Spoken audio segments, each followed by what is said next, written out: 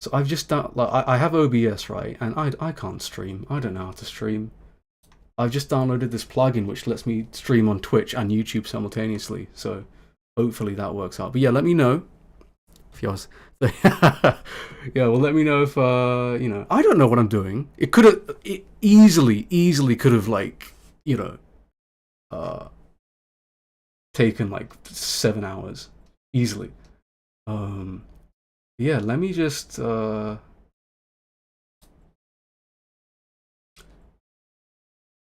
announce that I'm actually doing something right now. That'll be pretty good.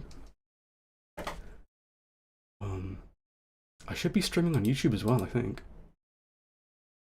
No? Hello. Testing, testing. Ma, hello Ma. First time chatting. This is crazy. See, I have the Twitch chat on stream, but I don't have the YouTube chat. But I have the YouTube chat in front of me. So unfortunately, if you're on YouTube, you cannot see. You can't see yourself. So yeah. Hi, hello, Isabel, Jewel. Hey, Julio. Hi. Okay, this is crazy. I actually haven't. Okay, I'm gonna let me do the thing. Let me do the thing. Let me know if you can hear me. Okay, testing, testing. God, I'm so fucking nervous. Okay. Uh, let's just wait until like 5 minutes for people to come in. And then fine, great.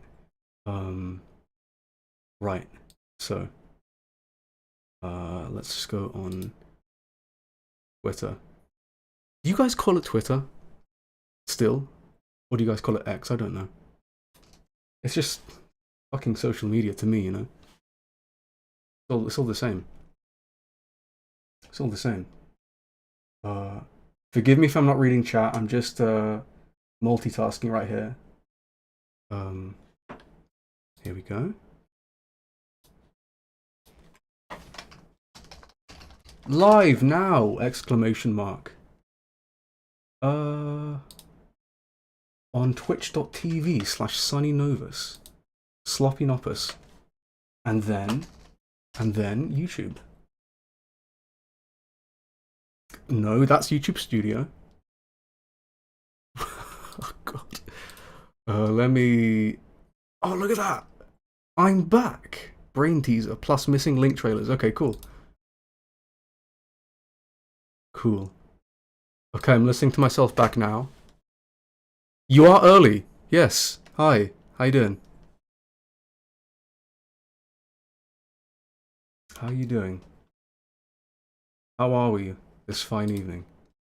Let's do this. Gonna be breaking down Brainteaser and analyzing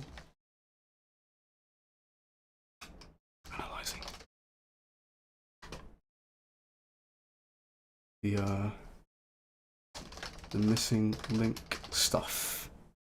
Come hang out or else. Smile. You're gonna be breaking down. I'm gonna be crying. I'm gonna be watching Brain Charity and I'm gonna be crying and I'm gonna die. There we go.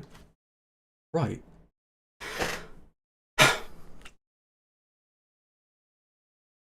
How are you guys doing? What's going on? Let's go on Twitch. Okay, let's actually pay attention. How do I get both of my chats up? Gee, this is gonna be so bad. Okay. Here we go. Now we're talking. Alright. Okay. Nice. Nice. And then we have this. Great. Amazing. So let's so we've got Ikana and Lans on Twitch.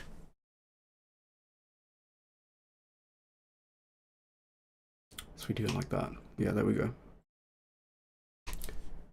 Cool. Nice. Hey guys, let me just shout some people out. Omega, SMH, Ma, Julio, Random black guy. You're not random to me, dude.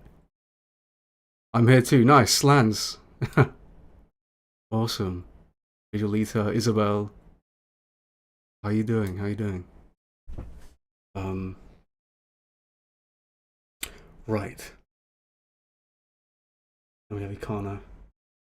Love your earrings. Thank you so much. Yeah, I got these. These came in like sometime last week. I have like. Hold on. I don't know if you can see that as well. The sun and moon. Sun and moon. Lean Isa. Lean Isa. But yeah. Awesome. So this is like my first stream that I've done in ages. And so I'm like, I have Twitch here on this monitor and I have YouTube here on this monitor. So Treehouse, how you doing? Treehouse. Treehouse _ TTV. Gonna say your full name because I'm at work. That's cool. Thanks, Max Time. Awesome. So you got 16 watching. Nice. Yeah. So I guess let's just start this thing. I suppose. Right. A little bit of context. I did a face reveal yesterday. And I kind of knew that I wanted to start streaming, and I think that like, you know, I was talking to like regular Pat about it, Demo, stuff like that, and I just think that if you're gonna start streaming, I think that like, you kind of have to show your face, and I think that it's just really good for like the engagement aspect of it, and I think that like, you know, listening to your voice alone is kind of like a little bit boring for people that are more like visual. So yeah, here I am. This is me. Awesome. Sounds like something Lucia would do. Yeah. Sorry if the camera's being weird. There we go. So what I wanted to do today for you guys is kind of break down Brainteaser, which is my latest video. If you're watching right now, I assume that you've seen the video, or at least partially, because it's an hour long, and you know, some people might not have the time to watch all of it, but I assume that you have, and if you're here, you're going to watch it anyway, and we're going to be breaking down some stuff for the thing. Great. So yeah. By the way, if you don't mind me asking, where are you from, Sonny? I swear I can't for the life of me place where your accent is from. So, interestingly enough, I am from London, but I went to school in Ireland because my mother is Irish.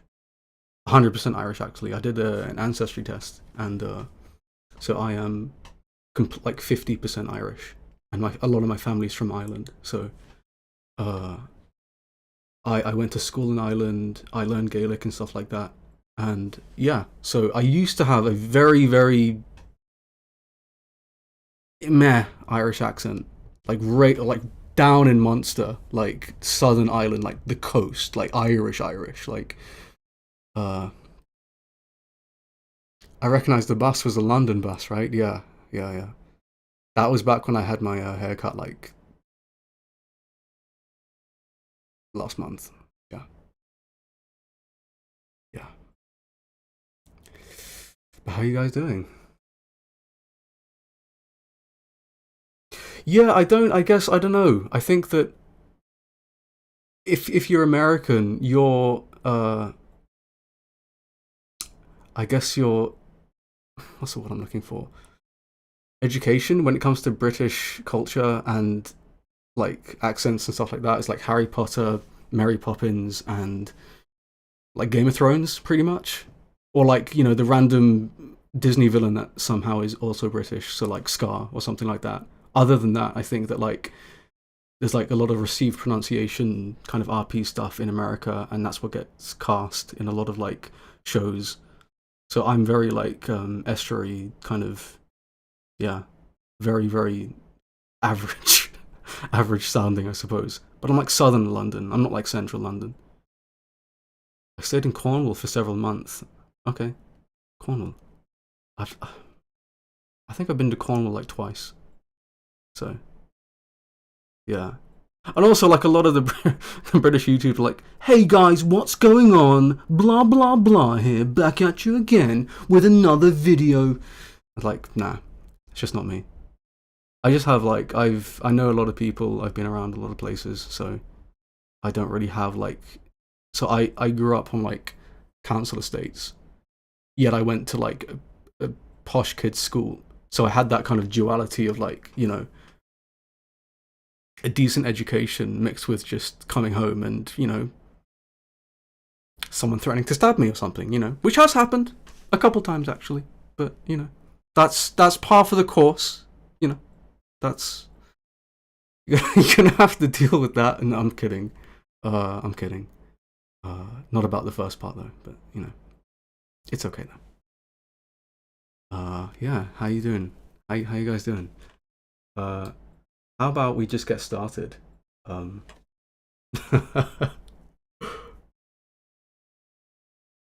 Argentinian, nice. This Calypso is fucking minging. Yeah. The thing about England is it's crazy. I was talking to my friend Chris Burns. If you don't know, Chris did the voice for the Master of Masters on Damo's dub for Union Cross, and he also did the voice for the Master of Masters in my first video on my channel. And I'm such good friends with him, and he's a voice actor, and he's American as well. And we were just speaking in a Discord call, and I was telling him that like the thing about this country is you can drive 2 or 3 hours up the country, and they'll have just completely different itinerary of accents and slang, and you just like you can. I hope you can understand what I'm saying, but if you go like drive 2 hours down south the country, you just won't. It's just not going to happen. You're not going to understand them. So like my nan as well. My nan had a very, very, very thick Irish accent, and I had friends that would come over and listen to her, and they just would not understand a single word she was saying. But like England, Ireland, like Welsh, that kind of stuff. It's like you have to kind of build an ear for it, I suppose. Oh yeah, I did Lushu. So I did like a Lushu fan up like a couple of years ago. I think it's on a playlist on my channel, a unlisted playlist. So if you want to check that out, go for it. But yeah. Oh. Is that true, Isabel? Where are you from? Oh, sorry. Cool. Man. Oh yeah. Oh, I did Sigurd. I voiced Sigurd for Damo's dub as well. And if you guys don't know, this is an insanely crazy story. So if you're on YouTube, you would know that I've been gone for quite a while now, and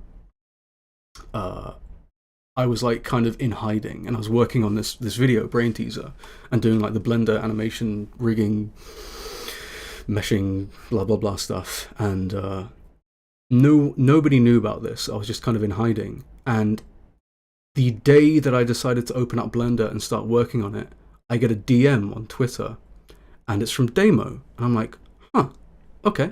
So I'm kind of still in his lexicon, so I'm, you know, pretty taken aback by that.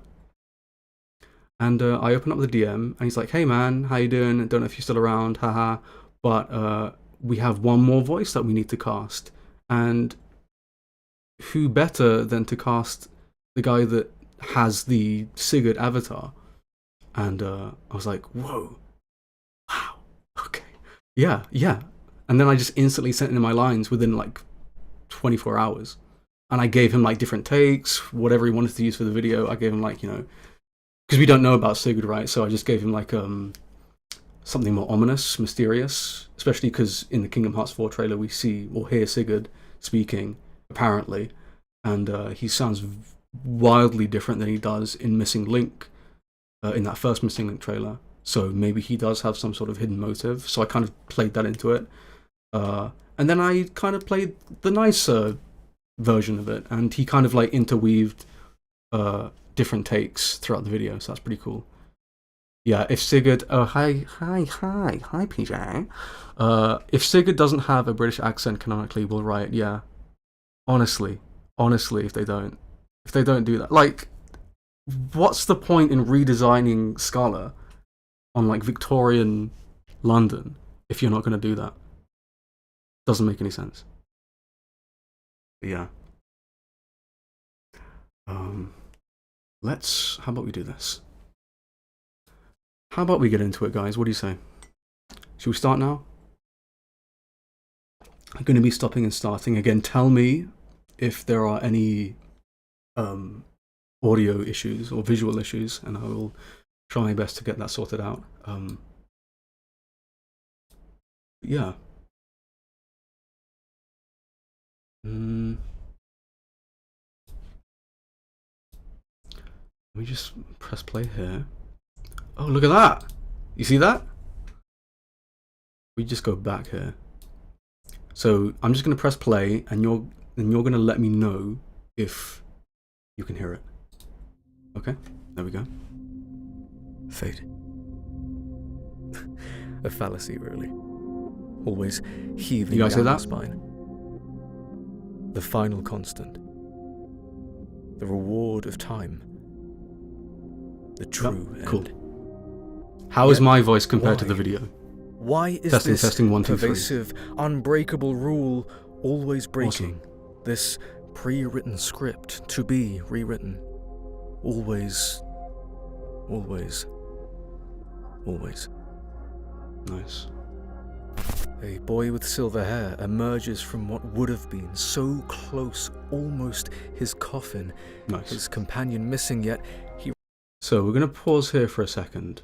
So there's something, a bit of context about this video. So obviously this is kind of late to the party, kind of, because everyone had their Brain Lushu takes right after the finale. And I kind of wanted to sit down with it, kind of stew on it for a little while before coming to like a grand consensus. And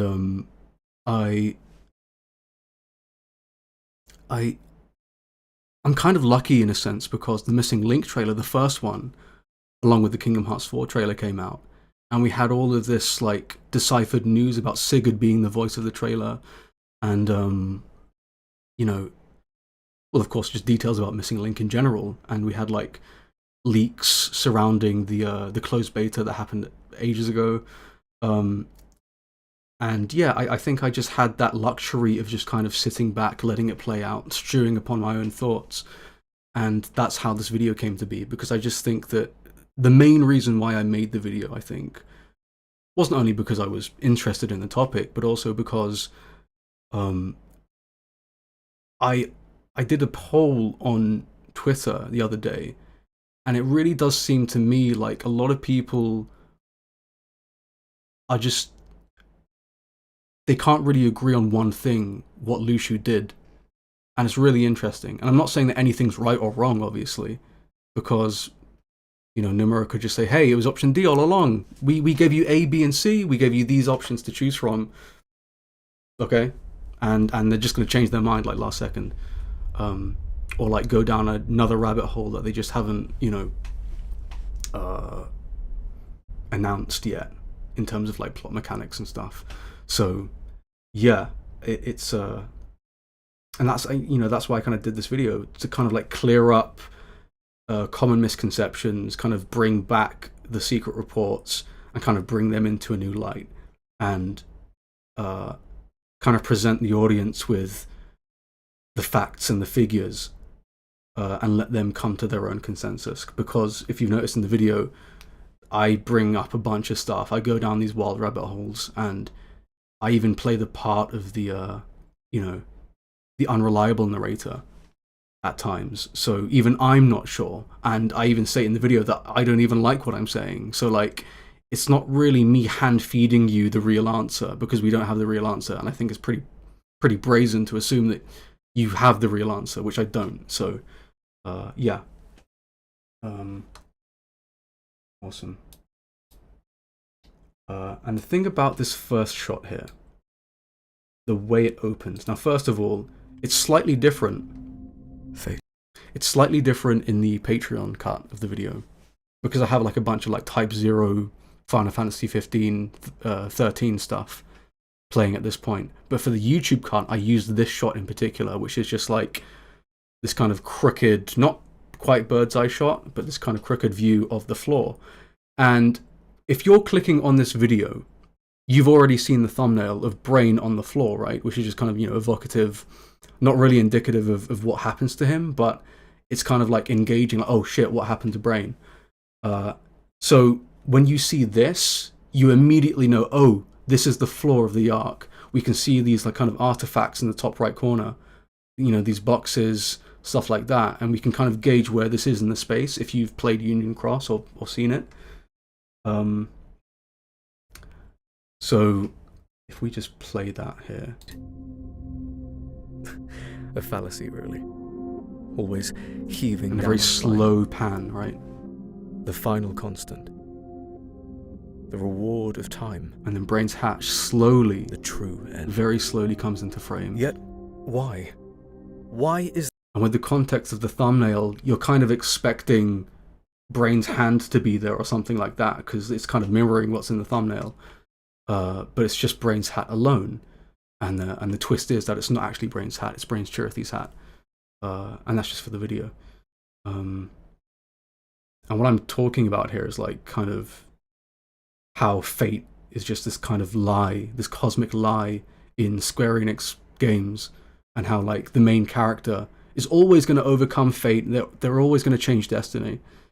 And that's just basically what I'm saying in this kind of opening taste. This pervasive, unbreakable rule always breaking. This pre-written script to be rewritten. Always, always, always. A boy with silver hair emerges from what would have been so... All of these shots were... I'll show you how I did them. So I have my phone, right? I have this little like tripod thing. I would attach my phone to the tripod and I just record my monitor. I just record my monitor, and I did that for an hour. And whoop-de-doo. All of the source material and stuff ended up being over 70 gigabytes. Yeah. And I do appreciate that some people have told me that it kind of gave them like motion sickness a bit, and I can understand that. And I guess like because I don't have motion sickness, I couldn't really gauge that. But I do apologize if you got sick by watching this video, because it made me sick fucking editing it, to be honest. So, there's that. So, yeah. Not 17, 70. 70. Not 17. 70 gigabytes to edit the video. But yeah. I downloaded this kind of like a VHS style text that I use throughout the video. So like for here you can see like the time. It says break there, for example, and then it says defender, just kind of conducive of what it's portraying on screen. So close, almost his coffin. Just gonna let it play. His companion missing, yet he rebuilds the world all the same. The evil fairy rebirths in the presence of those who wouldn't so much as dare utter her name. A boy with pink hair awakens in a radiant glade, but not a girl. No. So when I say not a girl, no, I framed it so that the butterfly kind of flies away at no. Like a fairy rebirths in the presence of those who wouldn't so much as dare utter her name. I wish I could A boy scrub with through pink the hair video awakens in a precisely. radiant glade, but not a girl. No. She wasn't afforded such comfort. A blanket of cold, of damp and lightning, she slumbers still. much like the boy with blonde hair, amply harboring the very thing he feared, now to be in the clutches of someone he will grow to fear even more. So this was fun. I made this video of like this what do you call it? Like not glitching, but like a sci-fi kind of screen in the background, and I put this red band here that says redacted, and I rendered this out separately and I put it in Blender, and it's the video that Chirithy's watching, which is really interesting. So I edited this in Sony Vegas, exported it, put it in Blender, imposed it on a texture on a screen in the space, and it's the video that Chirithy's actually watching in the thing, which is really interesting. A young man, keyblade in hand, traverses his master's keyblade in hand, traverses keyblade, one who can finally bear this bird boy with black hair. Faceless brain. I just thought it would look cool. That's it. I think it looks really cool. Well, like, if you've been around YouTube for a while, you know about creepypasta, you know about like analog horror stuff, right? And it was obviously inspired by that. And I just think that because we don't know who this person is exactly in the Keyblade Graveyard, we don't know who that person is exactly in Missing Link. It's like, is it Brain? Is it Luciu masquerading as Brain? Does Luciu look like Brain? Did Luciu body hop to Brain? Is it a data backup? Nobody, whatever, right? We don't know.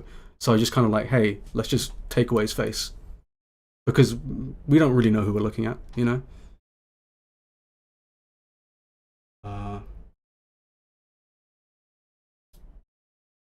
Yeah. Yes, it is revealed that that brain, Cut myself off there. Brain. Again, using that red band, redacted, kind of plays throughout the video. His vessel, his apprentice, instructed to bear this burden eons over eons. I was just screaming. I just screamed. It was very, very fun. The old switcheroo. His data. Yeah, so I recorded myself saying switcheroo twice as, like, Brain and as Luciu. So that's pretty funny. And it came out pretty nice. Backup, all to save his friends, sent his heart, took his heart. No name, he's gonna need a new name. What shall it be? Right, so this blue space with the word stop. So this was in the VHS pack that I downloaded just for editing. And I was looking at that and I was like, there's something ominous about just a blue screen and the word stop. To me, that's terrifying. I don't know how you guys feel about that. So I actually used that inspiration for the ending of the video when the Chirithys are talking, and also this blue screen comes back when it's Brain talking to Chirithy when he's like, "I love you too, pal." So this right here is I've done nothing to this clip. This is just, you can probably find this on YouTube. I don't know. But I've done nothing to this footage. It's just a blue screen with the word stop, and I retroactively added text to it and like edited stuff to make it seem more original. And you'll see that like in a minute right here. Redacted, coming back.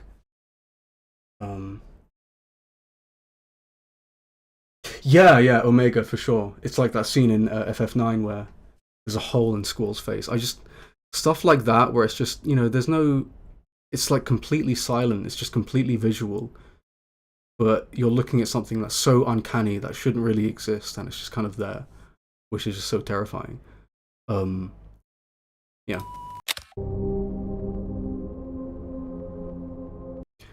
And coming up here where it says, you must be Brain, there's like blue flickering and flashes, right? And that was intentional.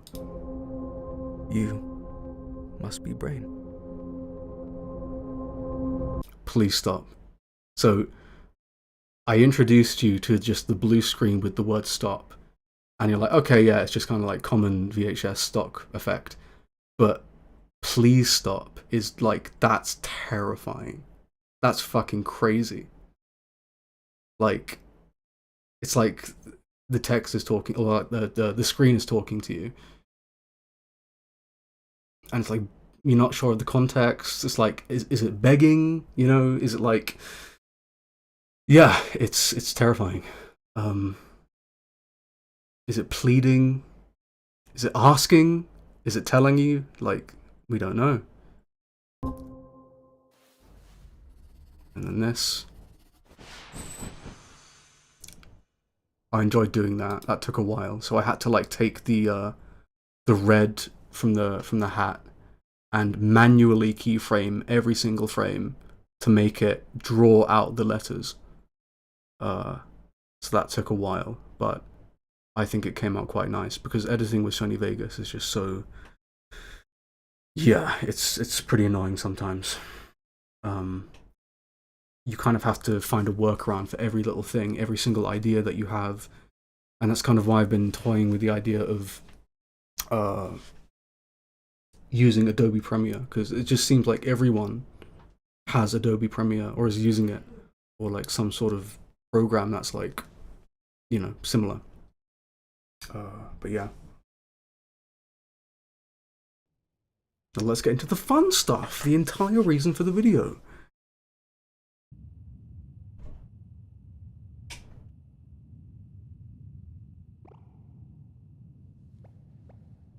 See the camera's shaking a little bit as well. Alright, so this is really interesting. I added like a sound effect for when his ears are twitching, but I didn't actually do anything to his ears. They just did that in the video, in the final export. I was like, huh, it kind of looks like his ears are moving. So I just kind of, you know, I added some sound to it, and it kind of looks like his ears are moving, and it just kind of adds so much personality to the scene. Which is just like, yeah. There's a lot of stuff like that where like I used the visuals to kind of cheat a message. I love this shot, by the way. So I'm playing with the depth of field here.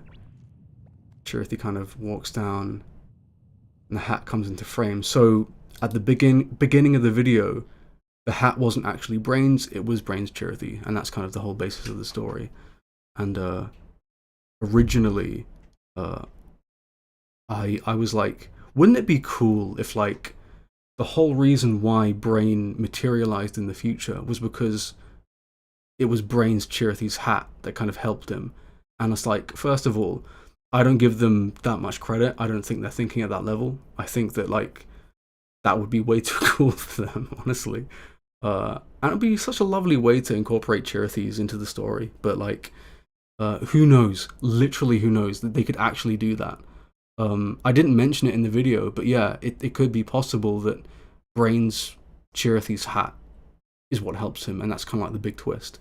But obviously, where would his own original hat be, right? Yeah.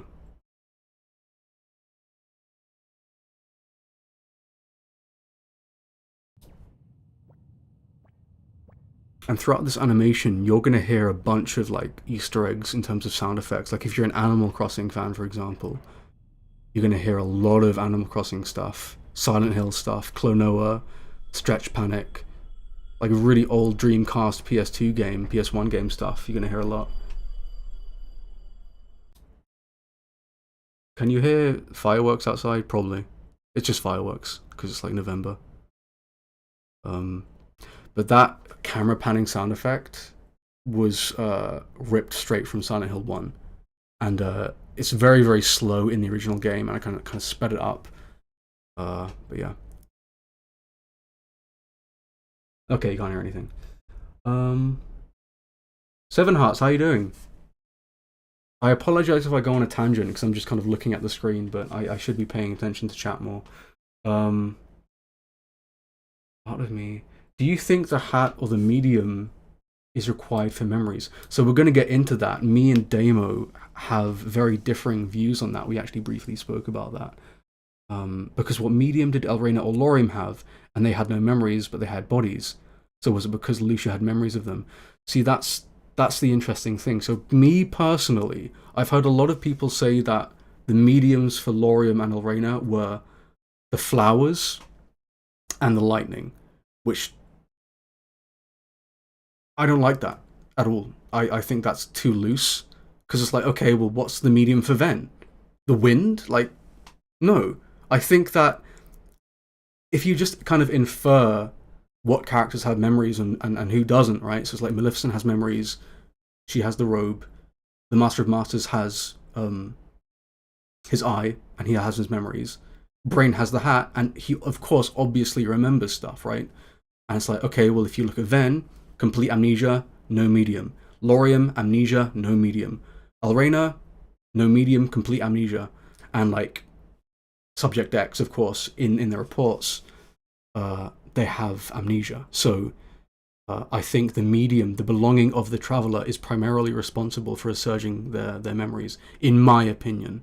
Because I think that assuming the flower bed is the medium for Laurium doesn't make a lot of sense, because they all materialized at the same time.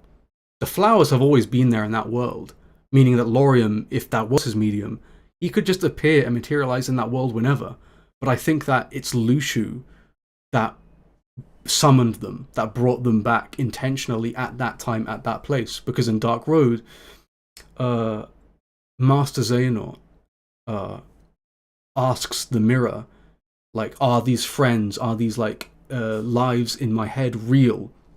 And the mirror's like, yeah, there's a boy in the desert, he's waiting there for you, pretty much. And he's like, oh shit. So I personally think, I actually recorded it, but I didn't put it in the video because I wasn't too sure.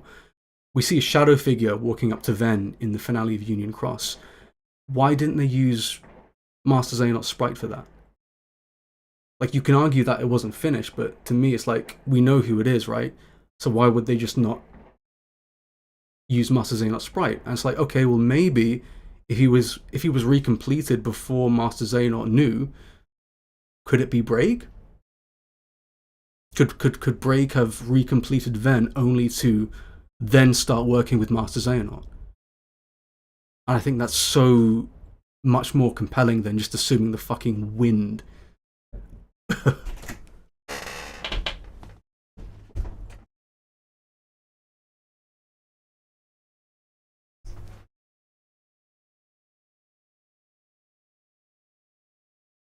Yes.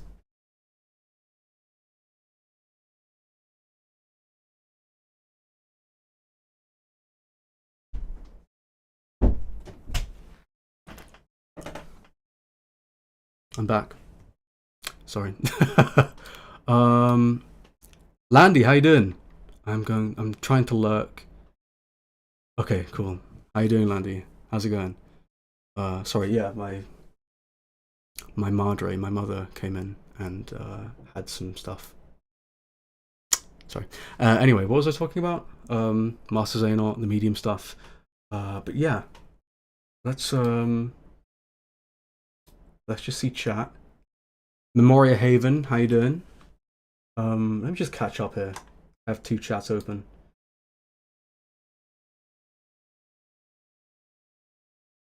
So the little sound from Chirithy getting up, and then the little steps reminded me of the Kingdom Hearts sounds when you pick up health orbs. I guess so, yeah. I mean, it's all supposed to be kind of indicative of what we see in the games, right? But most of the sound effects in this video are from like Animal Crossing, Silent Hill, Klonoa, Stretch Panic. I think that's it. I think. Yeah, if you're a fan of Animal, like for example, like Chirithy's going to be running here for a second, and like he skids, and that skid sound effect is directly from Wild World, so that's pretty cool. Yeah, I mean, Xehanort has memories of all of them, right? But do they count as memories, or are they just dreams? Like, because Xehanort is an old man, and Xehanort's been remembering these dreams and these kids all his life. But I think that the Union leaders, Ven, Laurium, and Elrena, they had to materialize at that place at that time for a specific reason, and I think it's because they were summoned intentionally by Lushu. That's what I think, because like the grounds are just too open to assume that Master Xehanort was the one to do it, and like, you know, the flowers or the lightning or the wind or something would be their mediums. But I think that me and Damo were talking about having like a kind of debate or like a state of the heart podcast chat about like our differences, and I think that'll be really interesting because, again, I could be completely wrong. This is just how I interpret it, but yeah, it could absolutely be like that, right? Have a look here. Are the mediums responsible for the restoring of memories after time travel, or the body? The Master of Masters does say that they need a medium to reform their body. So, if the memories are within the body, I assume the memories are with it, like come with it, I guess. Because the rules are like, you need to disperse your body, so you need to be done with it in order to become just a heart and travel through time that way. You need someone with memories of you at the destination, and you need a medium. But you don't really need a medium because Lauriam and Elrena materialize without one, right? So to me, I say it in the video, like maybe they're just kind of safe guidelines for a true recompletion. But yeah. Well, we won't be arguing, like, you know, because there's no point in arguing about anything about this series, because, like, we're all going to be wrong, guys. Let's be real here. Like, that's something you need to, like, understand about me or anyone, is, like, I'm always coming from the place of, like, this is just what I think. I could be so wrong. Boxing match. I don't want to box Damo. Damo's, like, what, 6'4"? I'm 6, but the difference is, like, Damo's massive, right? I don't know. Anyway, I'd let Damo beat me up. Yeah, that'd be, man. Imagine that, just going to reconnect and just like having a fight break out, like just Lands beating the shit out of everyone. That'd be so cool. That'd be my favorite thing.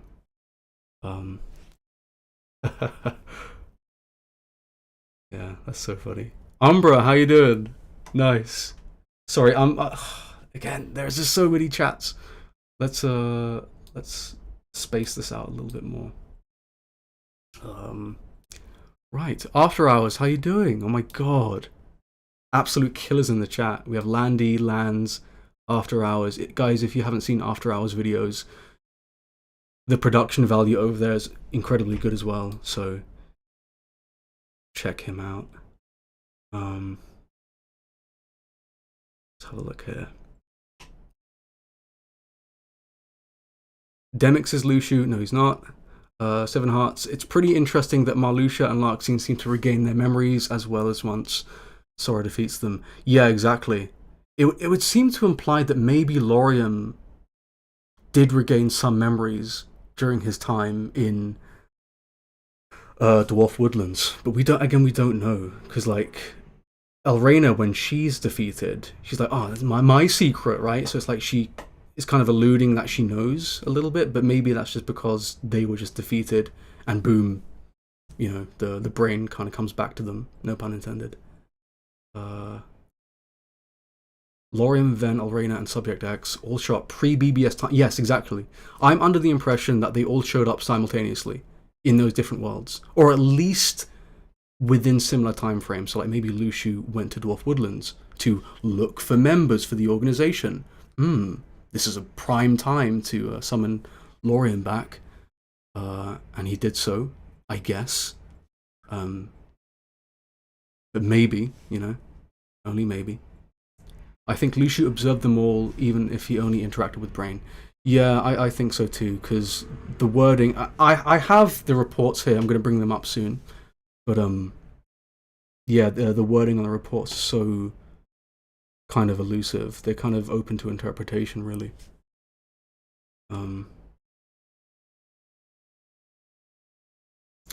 He did say, the Master of Masters did say that the medium is used to reform their body.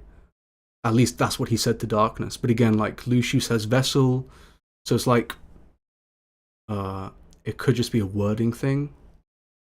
But it does seem like the medium is what rebuilds your body. But it could also simultaneously reform your memories as well. Because, like, you know, the person with memories of you, to me, is the one that calls you back. Because, like, there are going to be people with memories of you in the future anyway, right? So who's to say that you can't go to this point in time or that point in time? I think that the person with memories of you has to intentionally bring you back, to summon you back, in my opinion. Unless you're the Master of Masters, in which case you can just do whatever the fuck you want. But that's just the way I kind of see it. PJ, I am going to bring up those reports. I have to. Because, you know, people aren't going to do it. Obviously, people aren't doing it. Because I still have people that are saying that Luciu possessed Brain, which is, you know, kind of the reason why I made the video. Because I just don't think it's possible. The reports just don't allow it, unless you're willing to state that the reports are lying, which we will get into. We will be wrong, but isn't that the fun? Yeah, exactly. Yeah. I hope all of us are wrong, yeah. Yeah. I mean, it's like, it's so interesting to me because if any of you guys remember back in the day with Kingdom Hearts 1 Final Mix and the Xemnas boss fight, we had absolutely no clue who that was. And if you go back to old like forums and stuff, even back then people were theorizing that that was like a future Sora. Isn't that crazy? Like, even back then, 20 odd years ago, people were theorizing that that was a future Sora, and that idea has just persisted over time. And I think that's just insane. But yeah, that's kind of its own bag of tricks that I won't get into because I have a video. My first video talking about the Master of Masters, and we can, yeah. This is not about the Master, this is about Brain, this is about Luciu. Who intentionally summoned Brain to Scarlet? I believe it was Luciu. It could be someone else. We don't know who the person in the black coat is, holding No Name. I kind of break down that it must have been Luciu, or it could have been the player in their second life, but we'll have to wait and see, I think. I'd just like to know when Luciu lost the No Name Keyblade to Xehanort, or was it planned for him to get it? I mean, Luciu has always been by No Name's side, I think. I can't see a reality with him not being at least close to No Name at all times, or like kind of buddying with their new wielder with each coming generation, right? So I think that even Bragi wasn't sure if Xehanort was going to be the one, right? I think he was just kind of swinging for the ropes. Like, hopefully Xehanort is going to be the scapegoat that recreates the Keyblade War, and that ended up coming true, so I think that's all that is. But let's just go back to the video, because we aren't going to get through. So yeah, everything that you see on screen was hand crafted.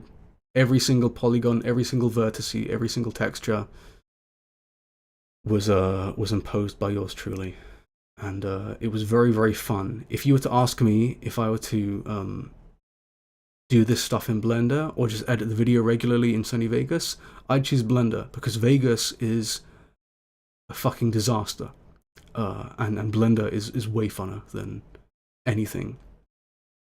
Because like you're seeing your creations come to life, and I think that anyone in the chat can pull up a YouTube tutorial and look at how to make a light, how to make a cat, how to make anything, right? As long as you have those resources to you, you can absolutely do that for sure. And that's kind of what I did. I just had, you know, Blender open on this monitor. and YouTube open on this monitor, and I was just kind of like having tutorials up my own ass, which is just, I think, the way to do it. But it was fun. Anyway, let's continue. Aha, so throughout the video we see these kind of Dutch bird's eye shots, or like semi, POV shots of someone looking at Chirithy, and this kind of persisting audio buzz, this ringing sound. And what's interesting is that early on in the conception of this video, I went through so many iterations of who it could be. Originally, I wanted it to be a Darkling, and I wanted to have like a chase sequence of Chirithy being chased by a Darkling, but I couldn't do that. It was just kind of outside of my depth of knowledge when it comes to Blender. So I was like, how about just darkness? I was like, no, because that kind of implies that darkness is here, and I didn't want to imply that. I wanted something more original, and that's how the Sigurd Chirithy came along. And I just kind of ran with that, and I was like, yeah, how about we have this kind of like, this voice that can't reach him? And to me, I kind of picture Sigurd Chirithy kind of speaking out to Brain's Chirithy in these sequences, but of course there are no words, it's just audio, just kind of ringing. There's nothing here, like no signal, right? And yeah. I have a little jump scare coming up in 3, 2, 1. Boom. And we have this redacted.mp4 playing. And this is what I was saying earlier about this MP4 file being imposed on a texture in Blender. And this is the video that Chirithy's watching. And if you listen to Chirithy's footsteps on the skidding, you're going to notice some Animal Crossing stuff. So that's very cool. Booting.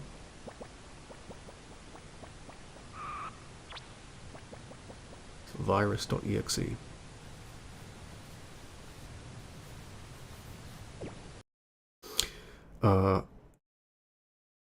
There's a lot of Chirithy's hat disconnecting from him, and I just thought that was a really nice touch. And my friend Chris was in Discord calls with me for like hours and hours, just trying to get this hat to just move the way I wanted it to move, and not clip inside of his ears or his skull or anything like that. So that was really, really difficult. And you can like track the hat with the head movement, but disconnecting the hat and having that kind of bounce, you had to do that manually. So I guess that was the hardest thing about Chirithy, other than like walking. And then we have the virus.exe. So this is, of course, alluding to Lushu's reports saying that there's a virus trying to overwrite the program that is this world's future, which is what Brain says to his friends. So yeah, I am under the assumption that Brain is the virus that Lushu was referring to, but I don't know what you guys think.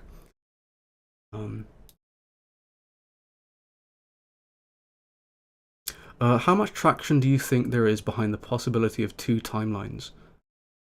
I will get to that later in the video. I think it's likely. What I was alluding to in my final thought was I think it's more than possible that Data Daybreak Town fell into sleep mode, and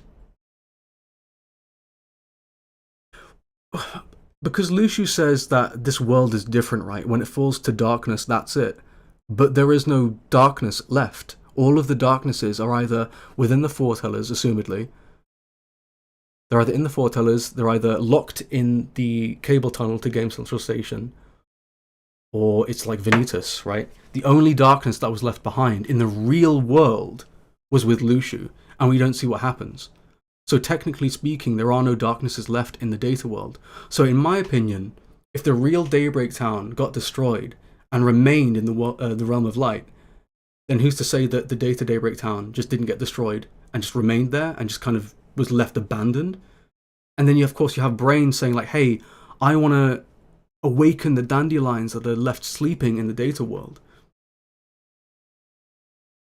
So like you can kind of infer that maybe he did do that, and the data Daybreak Town ended up kind of going through this like industrial kind of metropolis like infrastructure, and became Gothic Scala, and then over time became Quadratum. And I think that's why, in Remind, when Yuzora is like gonna fight Sora, there's like that kind of glitching like simulation of Shibuya coming in. And it's like, whoa, okay, we're in a simulation? Like, is this like the future of Data Daybreak Town? Whereas our Scala at Kylum, our Realm of Light, was based on the remains of the real Daybreak Town. And it's like, that's just something that I think is possible. And I think that a lot of people seem to assume that Data Daybreak Town is inside the box or something like that, or like some sort of connection to Unreality or Quadratum. And I think that at the end of the video here, I kind of look at the Kingdom Hearts 4 trailer, and we see a bunch of like Scala text, Dream Eater, Fabula books, and really evocative imagery that's like half data, half sleep. And it's like, that is Yuzora's entire thing, this kind of virtual video game-esque character in this world that doesn't really exist. And I think that harkening back to Data Daybreak Town is so possible. Do you think Nomura has some more reason for Brainteaser looking so different? I mean, yeah, that's that's kind of why I made the video originally, because I was like, what if like Brain's Chirithy was the reason for his recompletion? And that could still happen. That could totally still happen. But I just don't say it in the video because I'm a pussy. That's kind of it, really.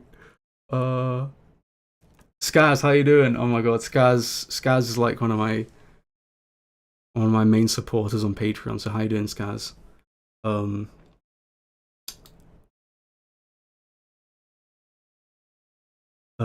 After Hours. I must know, did you do the infamous donut tutorial? I didn't. I did not do that. Because I'm built different. Evidently.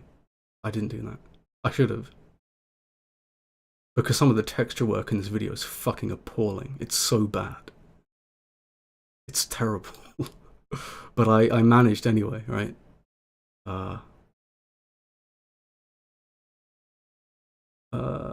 I apologize if this has already been brought up, but do you think it's possible that Lucio split Brain's heart like Xehanort did for his vessels, thereby sort of cloning him? I don't think so. Because I'm under the impression that at this point in his life, and we're going to be talking about Lucio a lot, at this point in his life, Lucio is still, even though he's a little bit cockier than he was back in that cover, I still think he has a good heart. And I think he still cares about the union leaders. And like, you could say like, oh yeah, he's just doing it for the greater good and saving them for later. But I really do think that he left Brain alone and intact to some extent. And we don't really have any reason to assume that he split Brain's heart.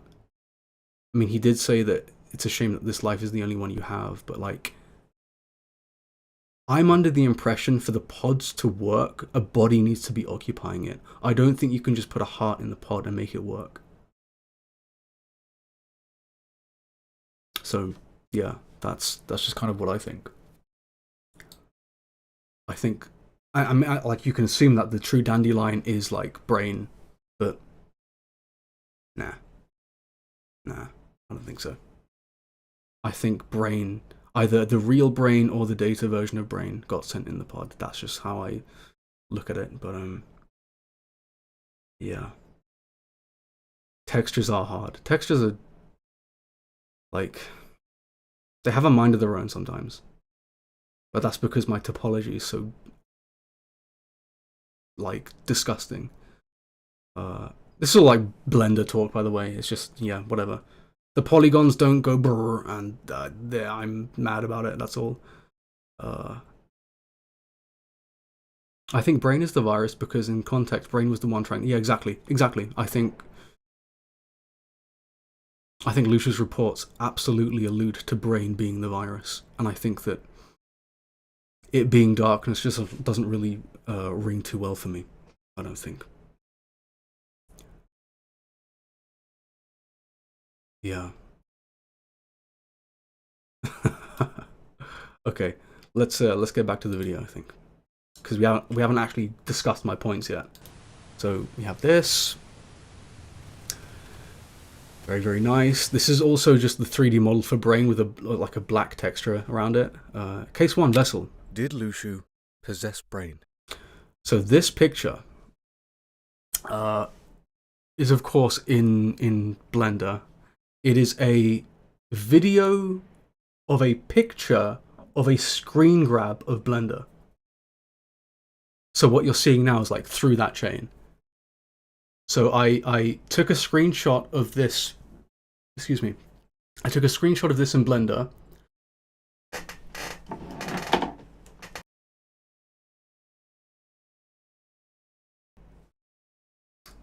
And then took a video with my phone of the picture from the phone. Then yeah. So it looks extra crispy and extra dog shit.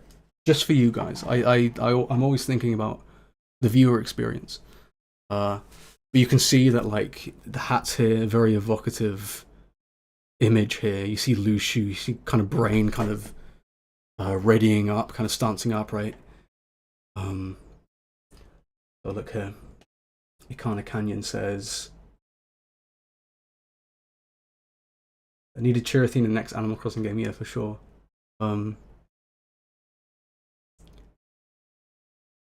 That being said, Brain does refer to himself as a virus, so he definitely applies. Yeah, for sure. The box has hope. Yeah. The box to me, you guys want to talk about the box? I don't really want to talk about the box. I don't really know anything about it. KFC box meal. How about that? I think it really does have a lot to do with future mechanics that have yet to be explained to us. That's just kind of what I think. But yeah. But I'm not sure. I'm not sure. I don't really talk about the box a lot in this video, but there we go.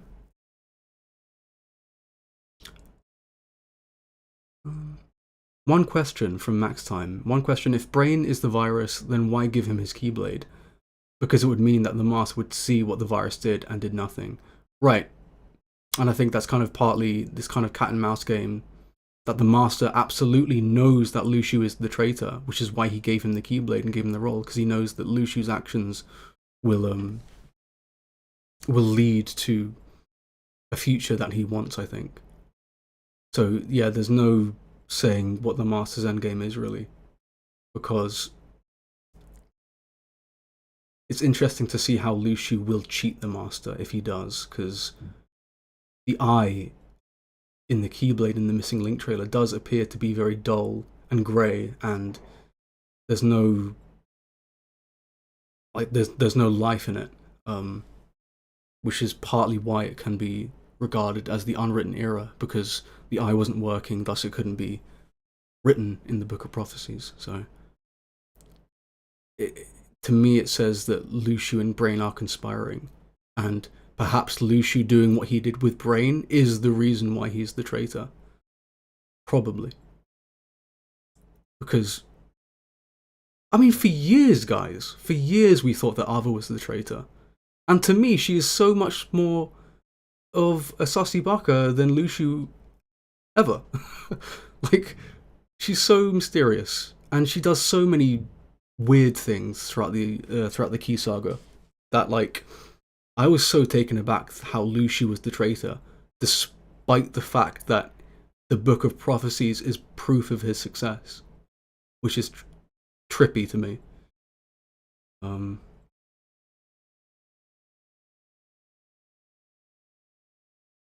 Yeah, the Book of Prophecies says that darkness prevails in the end, so it can't be a virus in the program that the Master wrote. Yeah, so like the virus can't be darkness. I think that Brain is the reason for the tear in the fabric of time in Kingdom Hearts 3, more or less. Of course, Sora got like a helping hand from Ephema, but I think that the events in Missing Link are going to tell us about like the convergence in timelines between reality and unreality, what happened to Brain exactly, if he still exists. But yeah, who knows?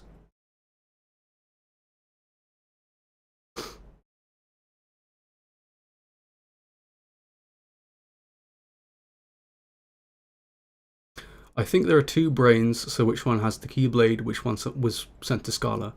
So in the video I talk about,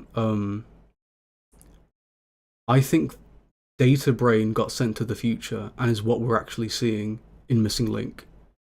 And the person in the black coat holding No Name is the real Brain and has used Data Brain as a waypoint. Like, you know how young Xehanort time traveled in Dream Drop Distance. And I think that unhooded, like, oh my god, you're me, like, you're like the real me, or I don't know, something like that. Because I don't like the idea of Data Brain being Lucia's apprentice, and I also don't like the idea of Data Brain being Ericus's grandfather. So I think that when the real brain does time travel forward, I think there's going to be some sort of like fusion of the two. It's like, you know, Data Roxas and the real Roxas kind of thing going on. Because I don't think that person in the trailer is Luciu at all. It doesn't make sense. Luciu would not be in a black coat. He'd be masquerading under a new name, under a new vessel. And he would certainly not be in possession of No Name at that point in time. Yeah.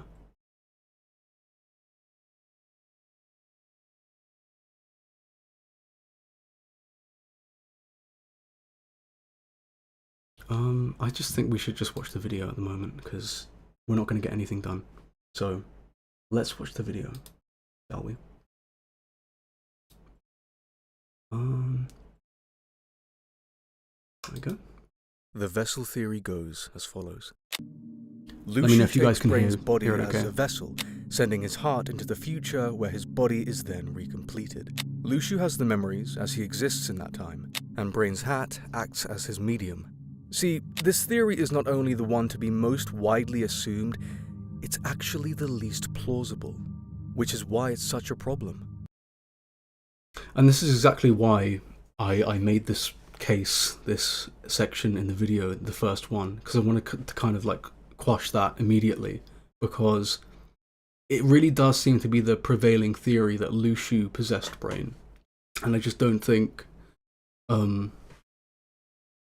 I don't think it's possible with what we have, the knowledge of what we have. Have a look at Twitch for a second.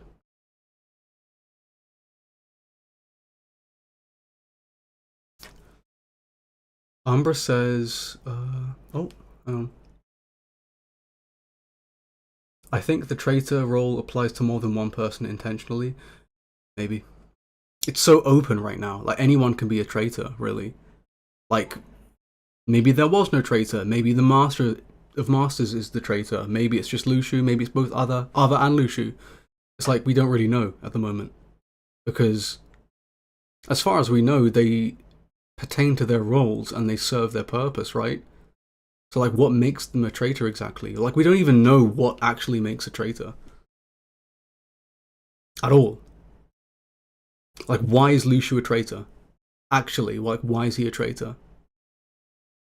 Is it because he was supposed to die in the Keyblade War? Like, because this is all unwritten territory now, guys. Like, this is post-Kingdom Hearts 3. This is post-final page of the Book of Prophecy. So everything at this point is, like, completely fair game. So maybe Luciu summoning back the Foretellers was him being a traitor. Like, who knows? Who knows? Yeah.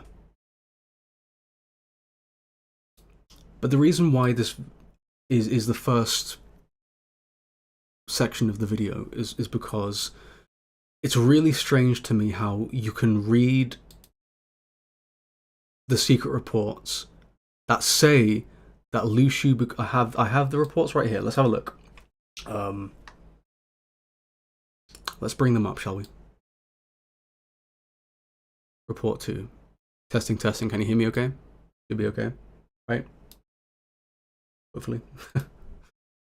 So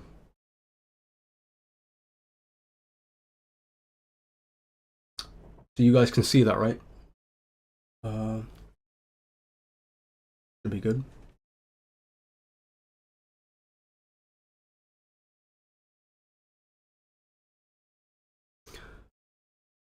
All good. Nice. So this is Observations X Sub 2, and this is the report that has the most amount of knowledge, or sorry, the most amount of information that we can kind of garner knowledge from, right? And it says, even on a world line with no Keyblade War, so this is talking about day-to-day Breaktown, peace is but a dream. In the absence of us and our master, a darkness arrived, one that shall surely lead the world to yet another demise. And this paragraph coming up is where it gets crazy, because it really does specifically pinpoint step by step Lu Shu's actions throughout this time, right? So amid the chaos, those 3 words, amid the chaos, what do you think Lu Shu's speaking about when he says amid the chaos? Like, what is the chaos he's referring to? For me, logically, it sounds like the chaos is the fall of Daybreak Town, right? The whole destruction, the world ending, right? I think, what else can it mean, right? So, amid the chaos, I bequeathed my Keyblade to one of the Union leaders. So, as he's writing this report, he has already given someone his Keyblade. That's what this literally means. I bequeath my Keyblade to one of the... I've already done this. Okay? Just as the master instructed. He says it right there. I bequeath my Keyblade to one of the Union leaders just as the master instructed. And I say in the video, his eyes in the Keyblade. He knows if Lu Shu is, you know, if he's done what he says, right? And again, the Book of Prophecies is proof of his success, meaning that Lu Shu, to some extent, did do this. He had to have.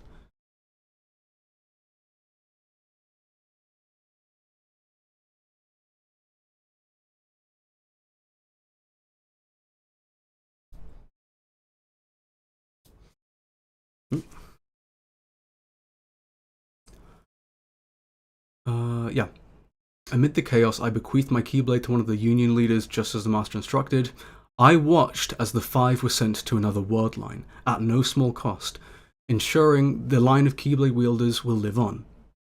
So he was watching, right? So that's already enough information to garner that Lu Shu can act as their, you know, waypoint, I guess, for being recompleted in the future.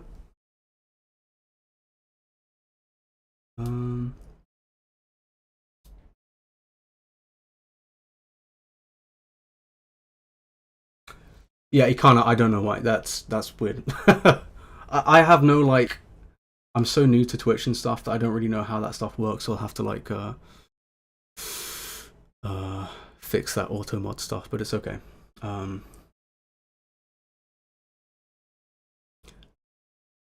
yeah, moving on. And now, Keybladeless, I must depart this land to fulfill my final task. This means casting my own body aside and sojourning my heart in vessel after vessel, as many as it takes. So, Lu Shu gave his Keyblade to someone he's only ever seen interacting with Brain, so we can assume it's Brain. Now, Keybladeless. So Lu Shu has no Keyblade, then he departs the land, which means casting his own body aside and sojourning his heart in vessel after vessel. Remember, this is the same kid that says to Darkness, damn, body hopping's kind of sad and pathetic, right? This, like, you suck. You are an absolute buffoon, a loser even, right? So at this point in time, we can either assume that that ancient darkness had a negative effect on Lu Shu's heart and his morals, or it wasn't until later on Lu Shu kind of was like, hey, I have to kind of set aside my own morals here and just fulfill my role and take vessels, despite the fact that I don't like it, you know. But regardless of what you think, what happened was he gave his Keyblade to someone, then he was Keybladeless for some time before he started taking bodies. And this paragraph is the entire reason why it's so confusing, because if we see Brain in the Badlands, like post Lushu, right? Of course people are going to assume that Lushu took his body, right? But reading this is like the absolute linchpin in every single argument. This paragraph, amid the chaos, I bequeathed my Keyblade. This says, he's not, like, I'm under the impression that a lot of secret reports aren't actual tangible, physical pieces of paper that we find, that Sora finds, splintered across the world. I think they are just gateways into the minds of characters, specifically for the players, for the writers of Kingdom Hearts to kind of give us, you know, some more information about the knowledge of certain characters. And I think that, like, it's the only lie I can think of in any secret report is in Kingdom Hearts 1 with Ansem, because obviously Xehanort Heartless took Ansem's name. So, like, that's not even really a lie, because in Kingdom Hearts 1, Nomura and Square Enix did not know that Kingdom Hearts was going to take off. So they wrote Ansem to be this kind of exclusively villainous character for Kingdom Hearts 1. And then when the series took off, retroactively they were like, okay, actually let's bring Ansem into this new plot line and make him Xehanort's Heartless. But other than that, there's no reason to assume why Lushu would be wrong or lying here. And it's text in a game. You know, if they changed anything, they could just go back, release a free update for Kingdom Hearts 3, changing the semantics of this text. So I really do think that, like, what we're reading here should be taken at face value as a clear-cut, step-by-step process of what Lushu did in the fall of Daybreak Town, during the fall of Daybreak Town. So he bequeathed it. He was Keybladeless for some time, by himself, his own original Lushu self. Then, sometime in the future, he started taking vessels. Let's just see what YouTube's saying at the moment.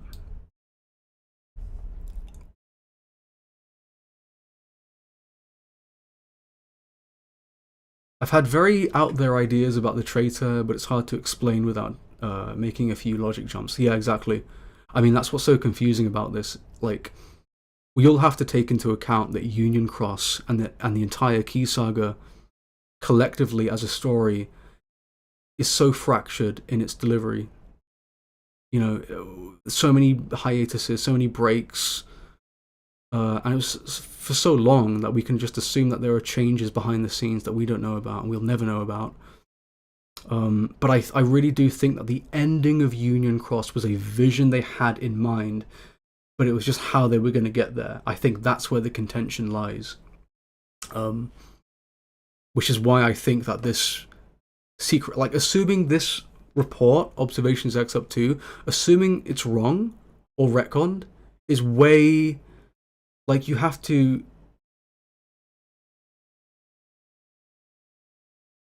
it makes it so much muddier than it needs to be.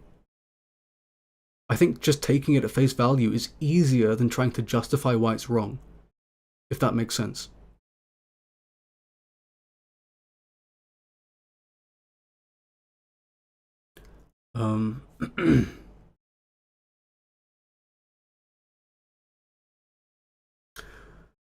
Secret reports should be taken at as much value as cutscenes. Yeah, exactly. There are things explained in secret reports in other games that are taken as 100% correct. Yeah. To my knowledge, I don't know if anyone can correct me on this, but to my knowledge, I don't think there is a single secret report that has been, like, flat out wrong or contradicted or lied. Because to me, the statement, I bequeathed my Keyblade, is pretty concrete, if you ask me. I think if they were going to lie about certain semantics or like kind of take certain phrasings and twist them, I don't think that sentence is one of them. I think Lu Shu absolutely, without a shadow of a doubt, gave his Keyblade to someone during the fall of Daybreak Town and was Keybladeless for some time before he started taking bodies. Which again confirms that Lu Shu, as a Keyblade master, can body hop without being a Keyblade wielder, which is interesting. But I will continue gazing upon each passing era, one onto the next, in time, be it years or decades, centuries or millennia, which just hints at, you know, how long Lu Shu's been doing this, right? Like, Lu Shu has been at this for a lot, like hundreds of years.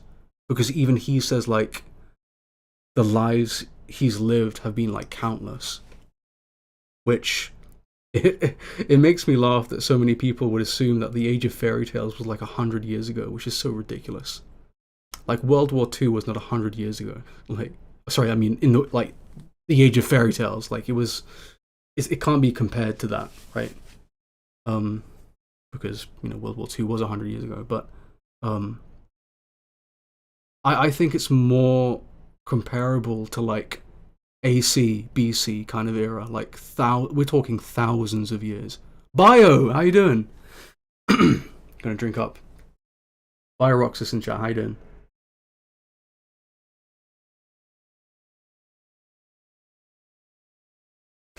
I will catch up to you guys, don't worry.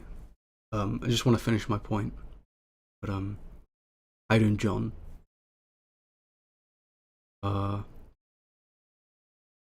What the fuck was I even talking about? Probably some dumb shit, right? I don't know. Oh yeah, the time for like Lu Shu's life. So if we look at like, if we look at like Lu Shu's phrasing when it comes to how long he's been alive, let's just say, like hypothetically speaking, that Lu Shu has been living full, rich lives in each of his vessels, so like 80 years, right? That would mean that he's roughly living about 10 to 12 lives per 1,000 years, right? Which isn't that much. 10 to 12 lives is not that much. But, you know, we can assume that maybe he had to, like, leave certain bodies early. So, like, let's just give him the benefit of the doubt and say, like, 15. So, like, 15 lives per 1,000 years. That isn't, like, that's pretty quantifiable to me. So for me, Lu Shu, I think, has to have lived at least in hundreds of bodies. Which means that we're talking about tens of thousands of years. Which again, it's up for conjecture, really. Like, we don't really know. But that's the way I take it. Like, the age of fairy tales is like this unquantifiable time that just cannot be measured. It's just been so long. But that's just the way I kind of feel about it.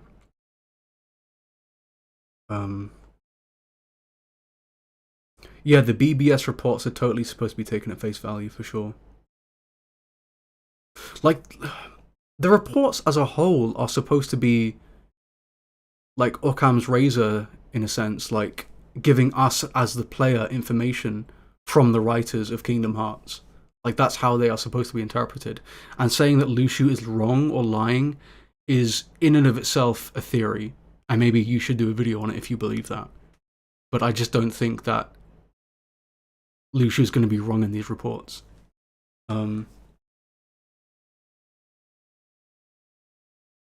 We've really gone off track. I was planning on watching the video and just reacting to it and just like pinpointing out certain things, but I really dislike this series, by the way. It does something to my brain. I don't know what it is. You can't be a Kingdom Hearts fan without absolutely despising this series to some extent. I think that's I think that's a given. Let's just catch up with YouTube. How about that? We're going to catch up with YouTube, and we will continue with the video, I think. But yeah. God, this series is so shit, right? This series sucks. Easily one of the worst games to have ever gamed. Let's have a look.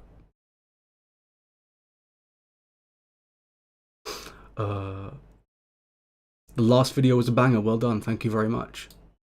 I hope it banged you quite well. My out of left field thoughts about the traitor is that Lucio disbelieves the mom while committing to complete. Yeah, I think this is again just speculation, but I really do think that Lucio will betray the master to some extent. Because I don't think the Master of Masters is going to be the final boss of Kingdom Hearts 4. I think he's going to be end game. So I think that like Lucio could be Kingdom Hearts 4 final boss. I'd love to see that. Lucio final boss. Would another side be his battle theme, do you think?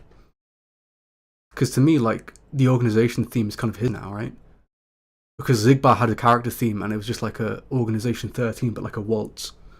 It's like maybe he's just going to take on that mantle of Organization 13's motif, and another side is going to be like his battle theme, which is really interesting because that's what plays during BBS when he fights Aqua. So that's really interesting. The heart has always been essential for existence in Kingdom Hearts. If one side of reality has the heart of all worlds in the sky, and the other side of reality does not, then unreality by definition doesn't exist. Yeah, that's pretty cool interpretation.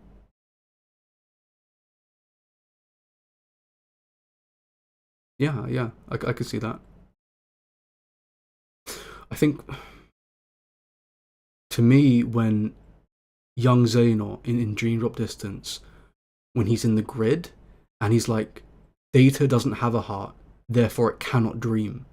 Which is really interesting that Brain would say that Data Daybreak Town is going to go into sleep mode.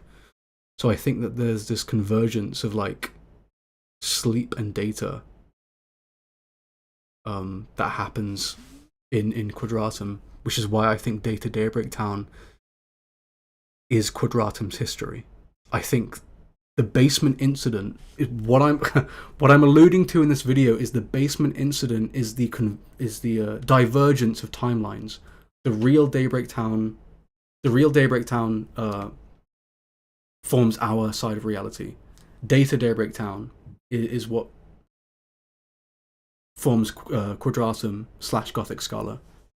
That's kind of what I think. I think that the first fall of Daybreak Town is what kind of creates this split in timeline, and I think Brain and Lucio have a lot to do with that. Whatever they conspired, I don't know. But in Missing Link, I guess we're going to find out if Gothic Scala is unreality or if it's just a prerequisite for unreality. Like maybe at the end of the game we find out that all the Keyblade wielders kind of settled down in this unreal place called Quadratum and, you know, did stuff, whatever. But again, completely up for conjecture. Like, how did Xehanort and Odin in Dark Road know about the plan to trap darknesses? Yeah. So, I think we can agree that Master Xehanort knows about the Book of Prophecies and the contents of it, at least to some extent, because of his lines saying, like, this is not what was written! Like,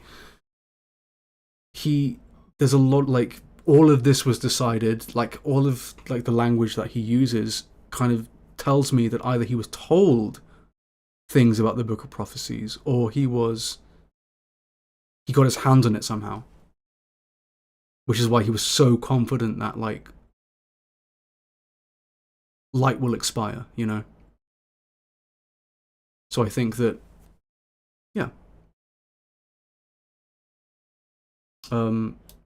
whether that was through Odin, I don't know, but I think in a report, in an interview, Nomura did say that Odin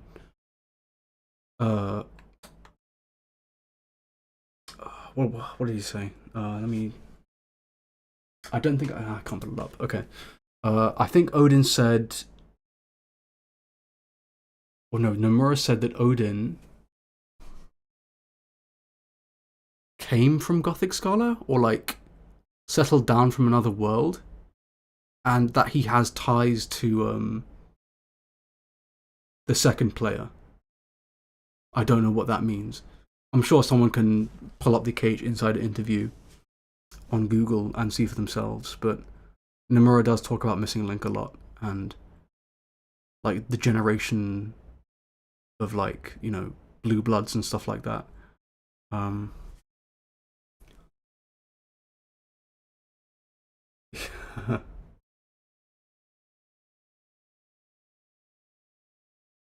Yeah, I mean, like, well, it's interesting because the Book of Prophecies says, you know, in the final passage, darkness will prevail and light expire, which means that, like, okay, well, why did the Eye stop recording events post Kingdom Hearts 3? And I think that's because something happened for Sora to win. Something happened to to create a tear in the fabric of time, and I think that had to do with either Lushu or Brain or both. Because Ericus is like, okay, well, what if light prevails? You know, it's like, what do you know, Ericus? Like, what did your grandfather tell you? And of course, you have like the mirroring lines in Dark Road with Xehanort and Ericus saying darkness can hide anywhere, which is exactly what Brain says. So that's interesting.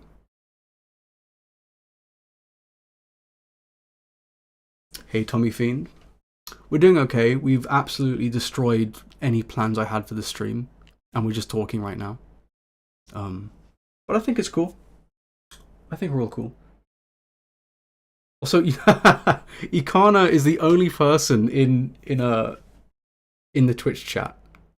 Yeah, Ikana, move to YouTube if you aren't on YouTube already, because like nobody's on Twitch. Yeah. Anyway.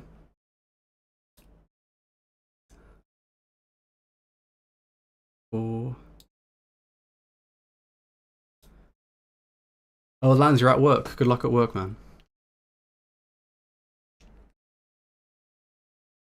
Dude, if Lushu is the final boss of Kingdom Hearts, I'd be very happy. Can I tell you something about Lushu, right? And why, like, Xigbar's my favorite character? I was so scared that after the Lushu reveal, they were gonna, like, retcon his personality and make Lushu, like, this kind of ominous, brooding kind of, like, character that was a mastermind behind the scenes, and he only put on that personality for the sake of it, you know? But the fact that Xigbar to the foretellers still says as if, and that Bragi as well is like that kind of cocky, to me it seems like throughout the passing of time, Lushu's sense of morality has become so faded and so skewed that human life to him is so expendable at this point. He really doesn't care about anyone or anything. And I think that maybe deep down there's a light in Lushu that's like trying to save people, but like I think he's so damaged emotionally and mentally that he's a really despicable character in terms of his personality, his view on humans and stuff like that. And I'm really glad that they didn't get rid of Xigbar's personality in Lushu, because that is Lushu. Lushu is Xigbar, which I really, really, really like. And they're keeping with that. Because to me, I don't know if you have like, there are Naruto fans in the chat, for example, but there's a character in Naruto, as soon as he gets unmasked, he stops being cool. He stops being that character. And the more we find out about him, he just doesn't hold the same weight anymore. And it's like, in Ocarina of Time, like Sheik is Zelda, and that was a huge plot twist back in the day. But as soon as Sheik revealed herself, boom, damsel in distress, Zelda, no more ninja powers or anything like that. And it's just like, isn't that sad? So I really like the fact that they are keeping Lushu consistent, and it's why Dark Road revealing that Bragi was Lushu is like the best thing they could have done, I think. easily. I mean, Tetra, I guess, still retained her like sassy nature, but yeah, I just really hate it when they kind of when a plot twist ruins a character's personality. I really dislike that. So I really hope that they keep Xigbar / Luxu really consistent over time, which it seems like they're doing. So hats off to them. It's why like Xigbar has been my favorite character since Birth by Sleep. I liked Demix, but Demix like it's because he's funny. But Xigbar to me is like Xigbar and Larxene for me are like these characters that have their own personalities outside of what the plot wants for them, which is really good writing to me. Because Xigbar, he doesn't have to act the way he does, but he's so antagonistic and he makes fun of everyone. Just like Larxene. He doesn't have to do that. He can just be a brooding, you know, he can just be like Xemnas, you know? But the fact that he isn't like that is so great for a villain. That he, much like the Master, he's just kind of a bag of tricks. This is just his personality at this point, and I love that.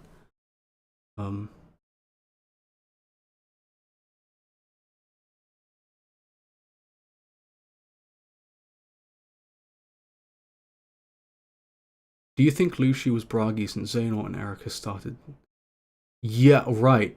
So this is also why Luxu is an irreparable piece of shit. And it's because he has no qualms with taking the life of a child. Because there's no reason to assume that Bragi wasn't always Luxu, just like Braig. So Luxu is this eldritch parasite that has existed for so many years. And you have this unsuspecting child. And just because Odin's there and like the no-name Keyblade is on the wall, he's like, okay, well, I'm Luxu. I'm just going to take the body of one of these children and completely strip them of their future. Because I released a poll on Twitter not too long ago, a couple days ago, and I think Keycast, if you guys don't know who Keycast is, he's on Twitter and he does a lot of great breakdowns of like facts and lore and stuff like that. And he brought up this interesting interview where Nomura was discussing what happens to a heart when Xehanort possesses it, and they aren't supposed to coexist with Terra. Like, that was kind of a one-off scenario. What was supposed to happen was Xehanort was supposed to allow Terra's heart to dissolve within his. So Luxu, being this ancient eldritch Keyblade god, essentially, who's had so much experience possessing people, I think that whenever he possesses a person, that's it. They conglomerate with his own heart. And what that means, I don't know. Like, maybe once you kill Luxu, all of the hearts return. Who knows? But for me, I think it's safe to say that Bragi was immediately done when Luxu took the body, which is crazy. And very, very dark. Very, very dark. It's also interesting because when Xigbar's defeated in Kingdom Hearts 2, there isn't like, okay, here's Braig, here's Luxu, right? It's not like there's two people. Like, in that scene where Apprentice Xehanort stabs Braig, we see one heart come out of the body, and we can assume that that's just Luxu's heart, which means that we can infer that each heart of a vessel that Luxu possesses just conglomerates and dissolves into his own heart, possibly making it stronger. Which is why I do think that Luxu has the strongest heart in the series, next to Sora, Riku, and the Master. I think Luxu is on that level of like, there's something special about this person, which is why I think the Master kind of gave him that role. Because I like to think that Luxu was the only person in existence that could do that. like to that extent. Like Master Xehanort had such, and you know, he had to use a Keyblade, and even still, he couldn't completely possess Terra. There was that internal battle, and with a Xehanort vessel, usually they either have the yellow eyes or the white hair. With Lushu, it's completely seamless. Completely seamless. And without a Keyblade too. Which says to me that Lushu is just on another level. And it wouldn't surprise me if Xehanort kind of learned of this ancient forbidden technique of a Keyblade master based on Lushu. Like, what if Lushu's actions are written in the Book of Prophecies and he doesn't know about them? Like, what if Lushu is the one that coined body hopping to that extent and, like, perfected that technique to the upteenth degree?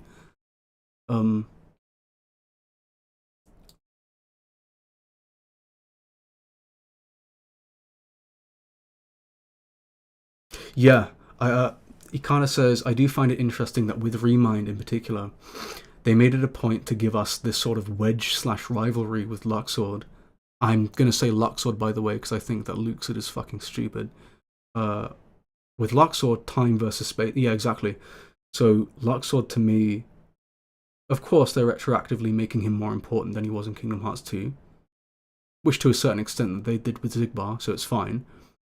But it wouldn't surprise me at all if Luxord body hopped, or like the original person was like someone else's heart.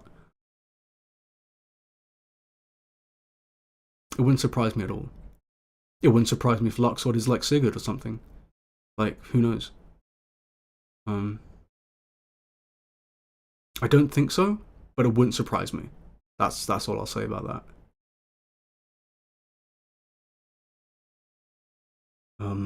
I am working on a new video, by the way. It's really interesting. It's not really a theory so much as it is like a hypothetical about what would happen if Terra killed Braig. So like, what would happen to the series, and where would we be right now if Terra, instead of just scarring up his face, actually like ended Braig? Like, what would actually happen? And like, the repercussions are so massive. But that's going to be a fun video.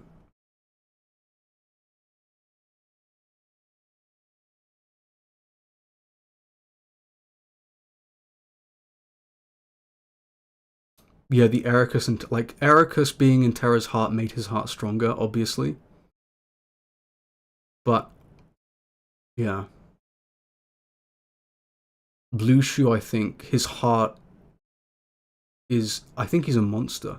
I think he's an absolute fiend, comparatively speaking. And the only difference between him and the Master of Masters is knowledge. That's the only difference. Because Lushu is ancient. He's hundreds of thousands of years old, potentially. And the Master has the luxury of power. He can just transcend time and space, because he's essentially a god. Or at least masquerading as one. So the Master has that luxury of just being completely impervious to the laws of space and time. Lushu is honest in his power. He has to follow the laws of time and space. Well, time. I mean, he has the power of space, but Lushu's heart is so battle hardened, and he's been through so much, and yet has persisted still. Like, what if throughout time Lushu met like a worthy opponent and his heart got sent to the final world and that was it? But he didn't, which means that either Lushu just kind of stayed away from any battle whatsoever, or he's just that strong, which again with Bragi and Boulder suggests that he is incredibly powerful, even as a child. So yeah, seeing Xigbar as Lushu with no name is going to be terrifying.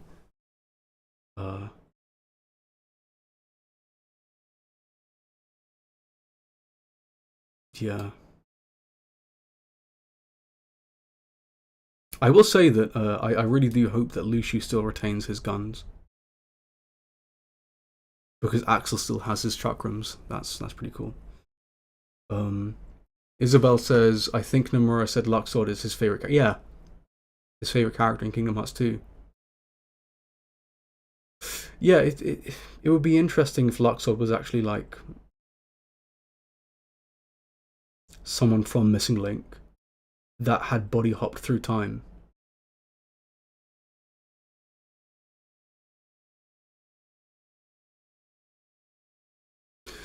But I haven't really thought about Luxord because he doesn't really serve a purpose yet. He's obviously being built up to be someone with a purpose, but we don't really know the purpose yet.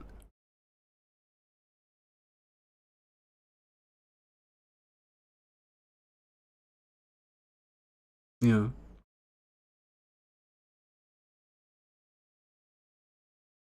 And also, like, for the new Starlight Keyblade we see in the Missing Link trailer, to be that rusted means that a lot of time has passed between Union Cross and Missing Link. At least a few generations. For it to be that rusted.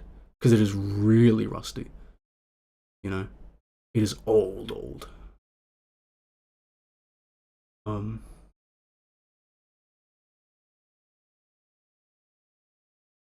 Yeah, the master. Like I've spoken about my thoughts about the Master of Masters extensively. Not just about his identity, but also about his personality. And I think that, like, I'm of the belief that he is just a crazy person.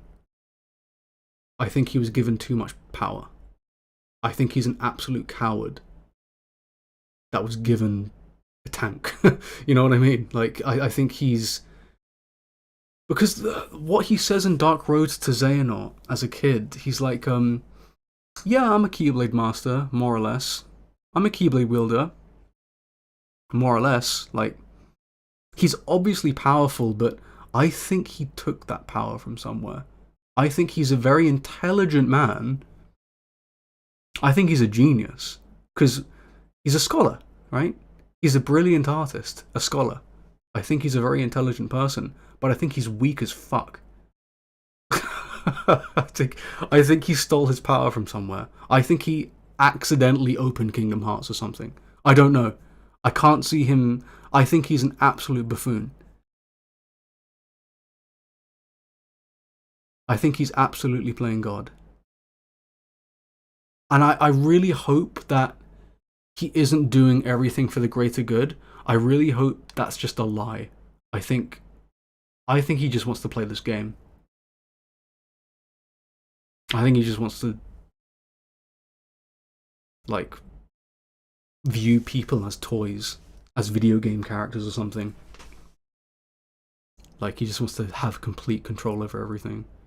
And I think that the duality between him and someone like Xehanort as villains would be so poetic, because Xehanort did want to start anew. He did want there to be utmost balance in the cosmos. Whereas the Master, he's like, yeah, haha, why not just sit back and watch it play out? Why not just, like, have light be the thing and get rid of the darkness despite killing thousands of people? Yeah, okay, backup plan, sure. Right. Is it worth it, though? Like, yeah. I really, I mean, much like what I've said about Lushu, I really do think that the Master should just be this irredeemable thing. this thing that just is just the embodiment of Lucifer, of chaos, of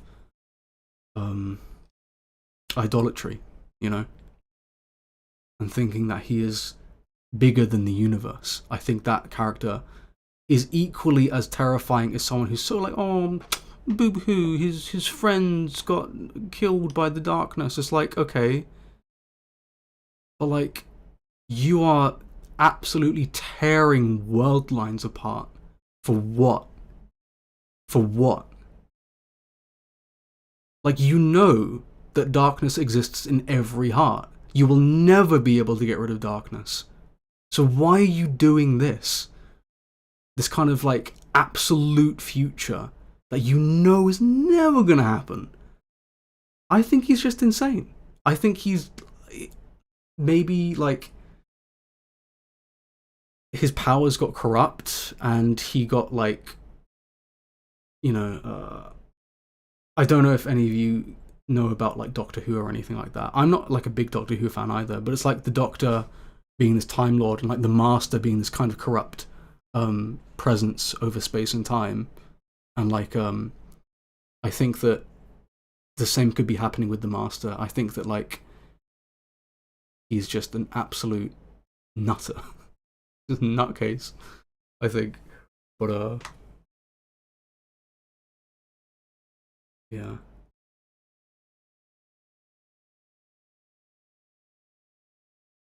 Yeah, his sin is pride, and he has such a like high. It's why I really do scoff at the theory that Sora is the Master of Masters, because how, to me, thinking that the Master is Sora is a complete bastardization of Sora's character, and Sora would never ever ever in a million years, no matter what ever happened to him, no matter the trauma or the strife, Sora would never do what the Master did. And of course, like the Master is like 7 feet tall and intelligent. Sora is not is not any of those things. I mean, Sora's fine, but Sora's not like this scientist. You know, he's not like this scholar. He will never be the Master, both in personality and in knowledge. You know. But yeah.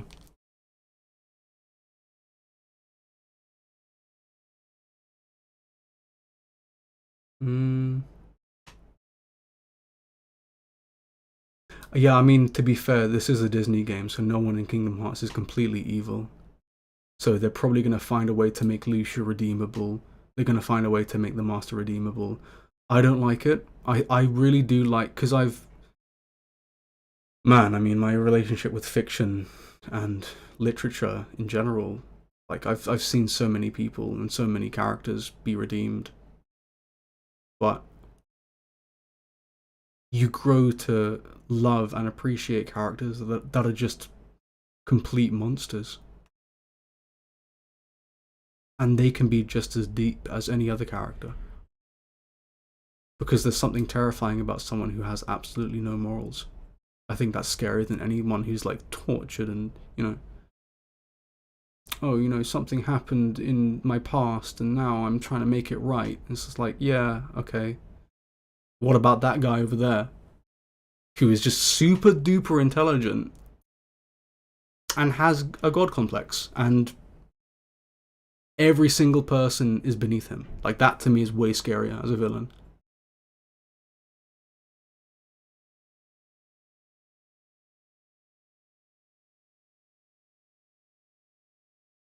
Mm.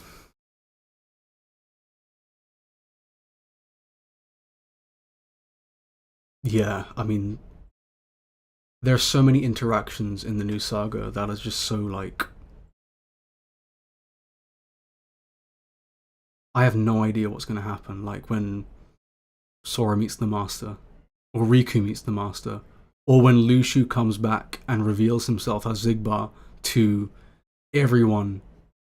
Like, hey, you know, like he has such a, excuse me, he has like a relationship with every single character thus far. Like Zigbar is, he's known by Axel, Roxas, Shion, Terra, Aqua, Ven, Sora, Riku. He's like, everyone knows Zigbar and Braig. So when he comes back and says, hey, all you guys, you Keyblade masters, right? You have no idea what you're doing. Let me show you. Like, that to me is like, you know, I can't wait for that. Personally, right, personally speaking, for me, I really want Terra and Zigbar to have a rematch. And I want Zigbar to give Terra a scar. And be like, you know, for a Keyblade Master, you're not very what's the word? Good. And then like have that Anakin scar, you know, that would be crazy to me. That's like my most fiended after interaction in the new saga.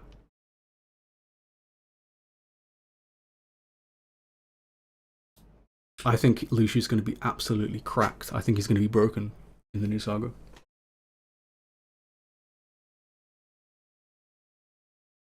For sure.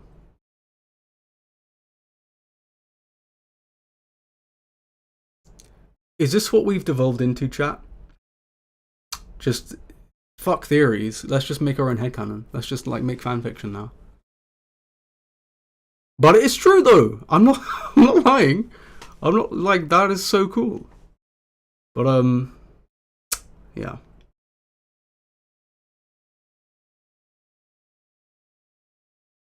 God.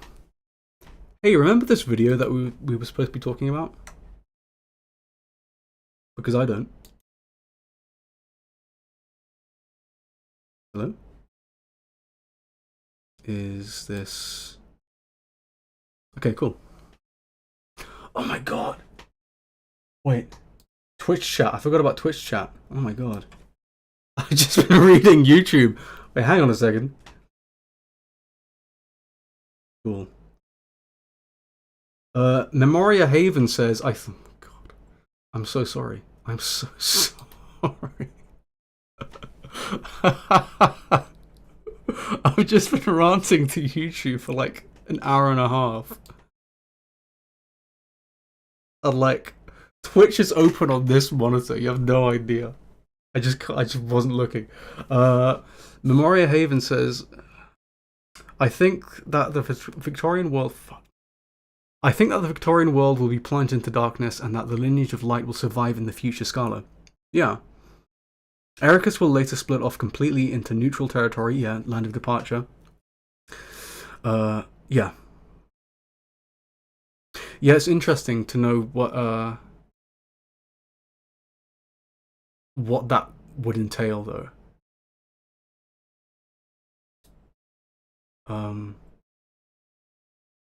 Because like there's something special about the land of departure for sure, right?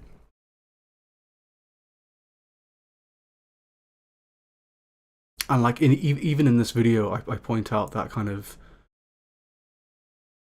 mirrored kind of protuberance in the missing link logo. That kind of looks like the land of departure, you know.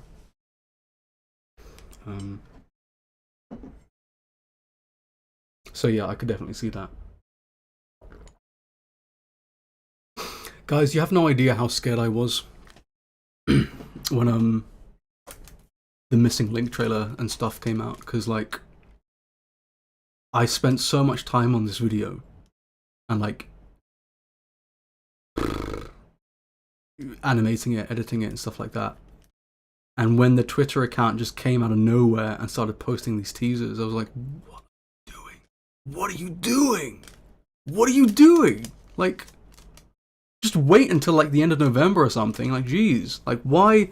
Like you had so many fucking chances to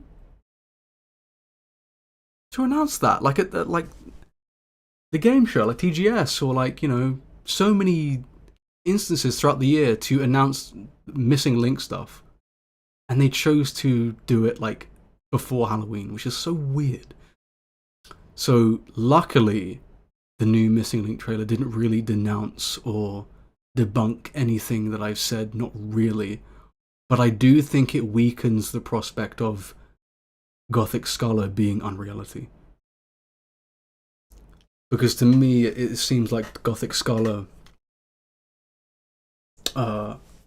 is more like a prerequisite for unreality.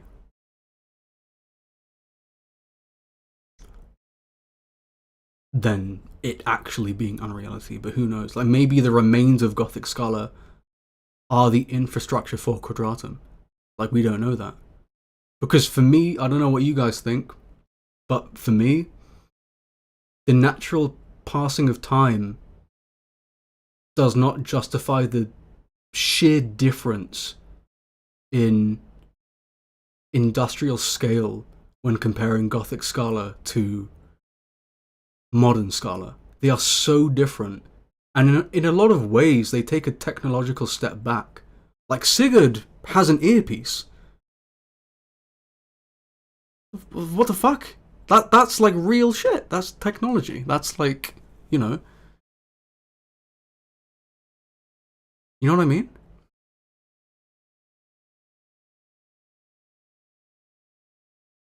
Yeah, light is a danger too. Light. I think that's pretty much where we're going, right? It's just like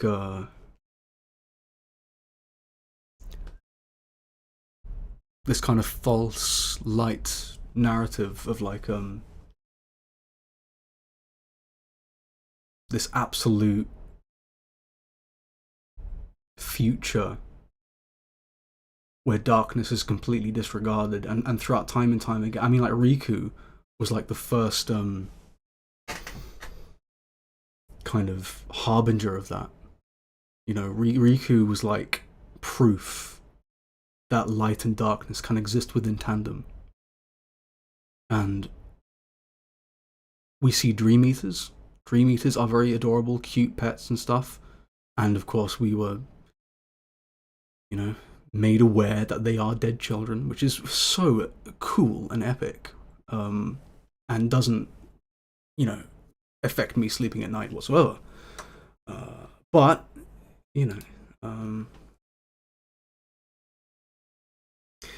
to me, I think they need to be careful about the foretellers, because, yeah, I mean, like, if you've seen, like, Midsommar, people can be very impressionable and can be manipulated into doing terrible things. But they need to be really careful about making the foretellers fucking stupid. They need to be careful. Because, make no mistake, the organization are cool. The foretellers are not cool. I'm sorry. They're just not. No, like, not right now. They have the potential to be, but just not right now. Like, it would be so terrible if, like, Aced or Ira or Envy were like, no, like, the master is right, you're wrong. It's like, are you dumb? What are you talking about? Are you a child? Like, come on. Like, there's already so much drama surrounding Terra. Imagine the entire villainous faction of the new saga being absolute dunces. And being like, yeah, the master is like, he's alright. I like him. He's funny. It's like, come on, man. Come on. You can do better than that. I like Aced. Aced's cool. My favorite is Ava. I like Ava. I like the idea of this, like, 4'10" tank running around, beating the shit out of people. I like that. It's funny to me. For me, right, this is my headcanon. When in Union Cross, when Luciu and Ava had that battle, the fact that Ava was like fighting fit during the Keyblade War says to me that she won. I think that, like, she absolutely destroyed Luciu, and I think that's so funny. I mean, there's no proof of that. It's just what I think. I just think it would be funny that Ava would absolutely be like this complete titan. I think that's so ridiculous. But I'd love that so much. I mean, we don't even really know, like, where Luciu stacks up compared to the other foretellers. I think now, because he's had thousands of years of experience, I think, yeah, he is stronger. But, we don't really know. Luciu, to me, is stronger than the Master, which is quite ridiculous to say out loud. But I think based on experience alone, again, as I said, the only thing I think the Master has over Luciu is knowledge. Is higher knowledge. That's all I think. Luciu has been gatekept from that knowledge his whole life.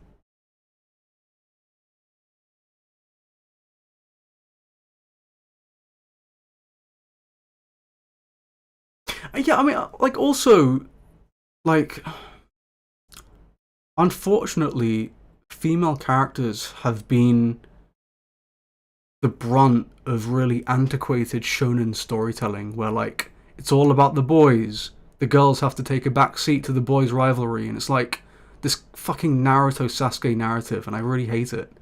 And I think that having female characters really demonstrate power is what Kingdom Hearts, not only Kingdom Hearts, but most series need, especially coming from Japan. Because, shonen means, you know, like, for boys, right? Meaning that, like, this story, in my opinion, before being a video game, is a shonen anime. This shares so many shonen anime tropes, it's ridiculous. Like Naruto Sasuke, Sora Riku, it's like, it's so ridiculous. Like like Deku, Bakugo. Is his name Bakugo? I haven't seen that show. I've seen season 1. I haven't seen the rest of it though. But yeah, like, you know what I mean, right? But there are, yeah, exactly. The girls are always relegated to that spellcaster, healer, mage thing, and it's like, I mean, granted, you don't have to be this brute force, right? But it's like, I mean, they've really flubbed Kairi. They've really flubbed Kairi. Kingdom Hearts 3 is a testament to that. And Melody of Memory was not the Kairi game that we wanted. It was not the adequate demonstration of her prowess, It was something, it was a nice rhythm game. That's all it was to me. Yeah. Mm. Namina, yeah. I mean, Namina is going to be my next video, if you guys don't know. So, I'm going to talk about Namine quite a lot.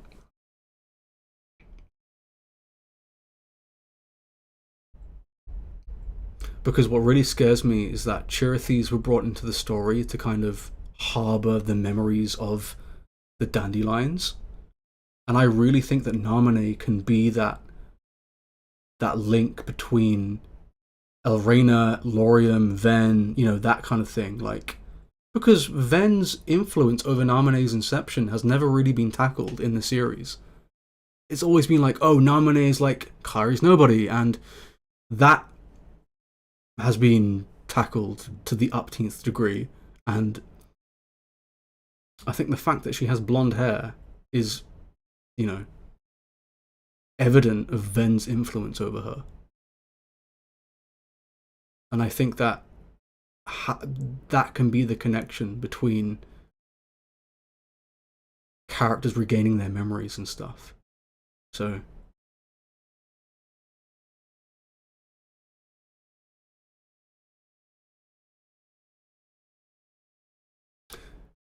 Tommy Fiend says, had a presentation in class about video games once and gave out little pieces of paper on which the class decided which class to choose out of the usual stuff, and the majority of girls chose healers. See, I think a lot of it has to do with fiction and Western media / Japanese media indoctrinating people into taking certain roles. And there's nothing wrong with being a healer, obviously. There's not, like, every story, if they're going to use magic, needs that narrative, right? That character to fill that narrative. But it's a very clear demonstration that Japanese storytelling hasn't really evolved in the past 50 years. At least that much. Or at least shonen storytelling, I shouldn't really be speaking in absolutes. But,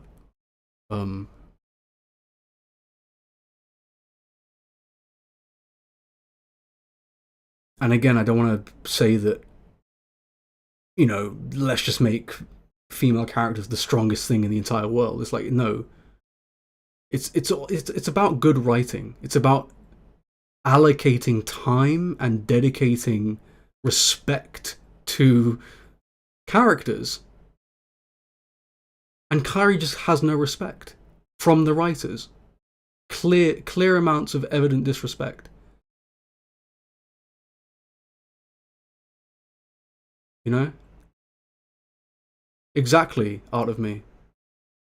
It's not about, you know, having Kairi be this Mary Sue and having her all of a sudden be stronger than Sora. Like, no. But there are ways you can do that through good writing. There are ways you can demonstrate a character's power and weight in the narrative. Which, you know, Namine being the connection between Lingering Will and Sora in the Keyblade Grave, you know, stuff like that. That's really good. Because that's bringing Namine into the equation. Yeah, Kim Wexler from Better Call Saul, yeah, for sure. It's not about physical strength, it's about narrative strength. It's about in writing and how they, you know,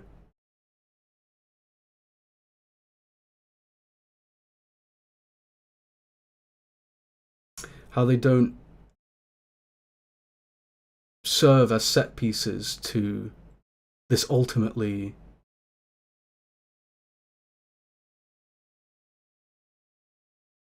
kind of like perpetually patriarchal like storytelling formula.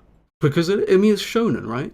Of course, in shoujo, you know, media for girls, of course, the guy is going to be this perfect, you know, bad boy or like this invincible kind of 6'5" angel, 6'5" angel. But like, that has nothing to do with writing, though, right? You can make a character like that, but it's about the writing. It's how you like demonstrate that, right?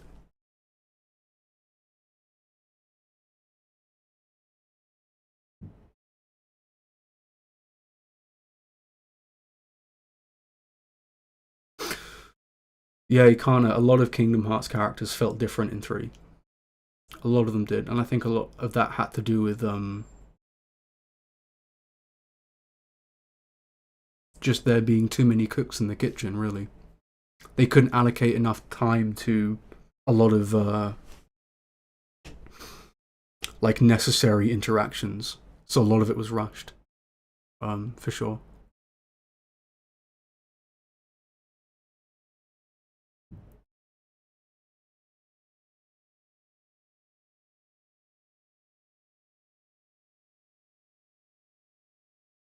Kyrie's grandma in a bikini. Hot dog.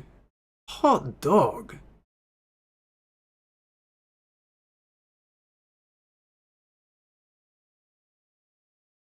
I think Nomura cornered himself into having to wrap up way too many things into one game. Yeah, for sure.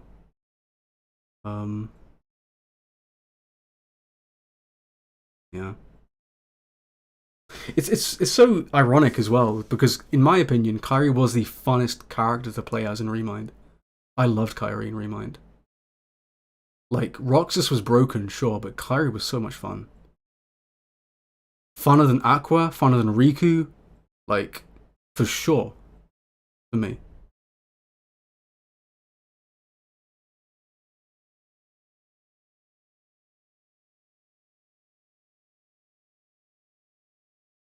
Yeah, it's one of those things where like I'd love to see more Kyrie centric and other centric videos, but like the plot doesn't give us enough to chew on. It just doesn't. At least not enough to kind of break out of just pointless speculation of like, wow, wouldn't it be cool if this was the thing? Anyway, guys, it's already been 5 minutes. See you later. It's like, you know, I've heard tell that maybe Kyrie and the Child of Destiny could be a thing. That's interesting. But unfortunately, it looks like, you know, Sora and Riku are going to be that kind of thing, you know? Personally, right? a lot of personalies here, right? I think the master.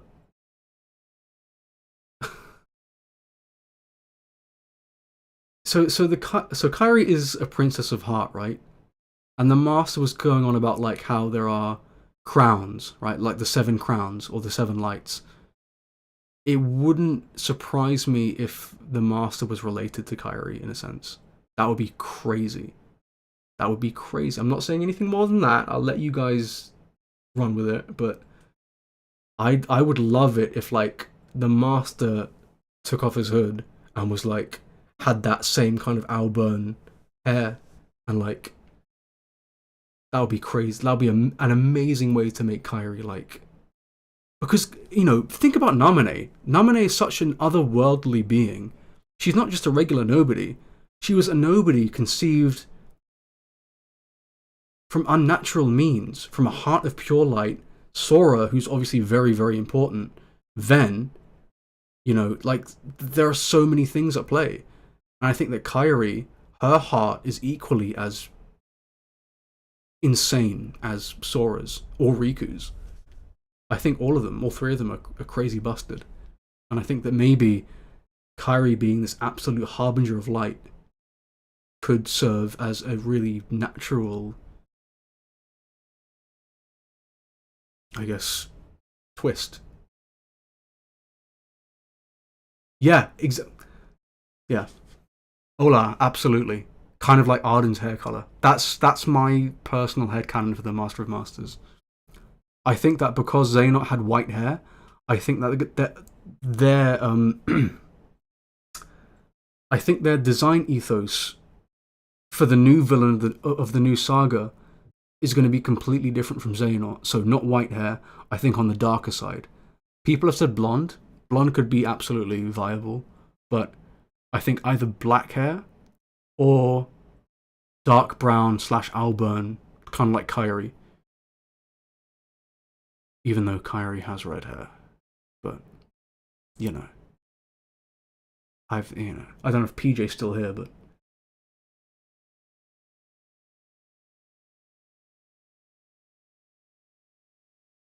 I know that we've had many a discussion about red versus brown, but it's whatever.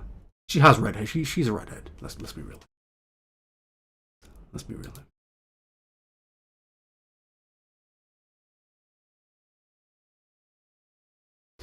Yeah, but it's interesting to see just how much they're going to reuse from Fabula Nova Crystallis. Because they can't just rip off stuff from Final Fantasy, They have to like find a way to naturally integrate it organically into Kingdom Hearts. But like you see the Chancellor's office in Type 0 being an exact replica of the Daybreak Tower. Like exactly. That to me it's just insane. And like the whole crystal thing, crystal stasis, that to me is crazy.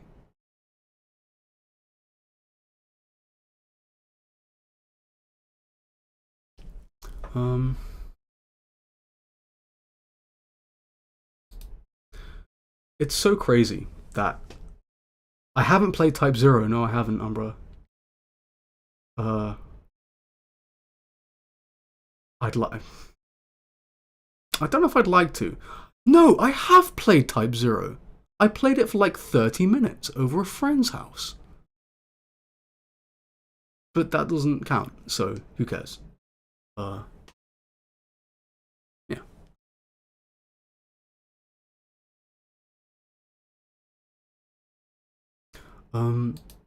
Isn't it crazy how I was gonna like watch this video and like deconstruct it? So people have just been watching a black screen for like an hour? That's crazy. Do you want to press play and then continue with the video? I won't like go over every single thing, but like I'll just like, point out certain things. Because we've just kind of divulged into like We are having fun. I mean, you're having fun. I hate this shit. I can't stand it. It won't leave me alone. I can't sleep at night. I hate it.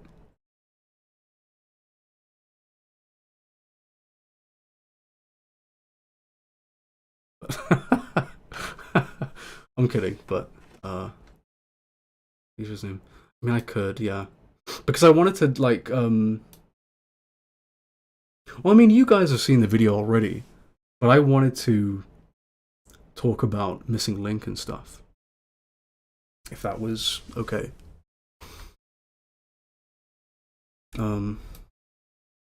I think we can just kind of skim through this video and see if there's any like tidbits and stuff.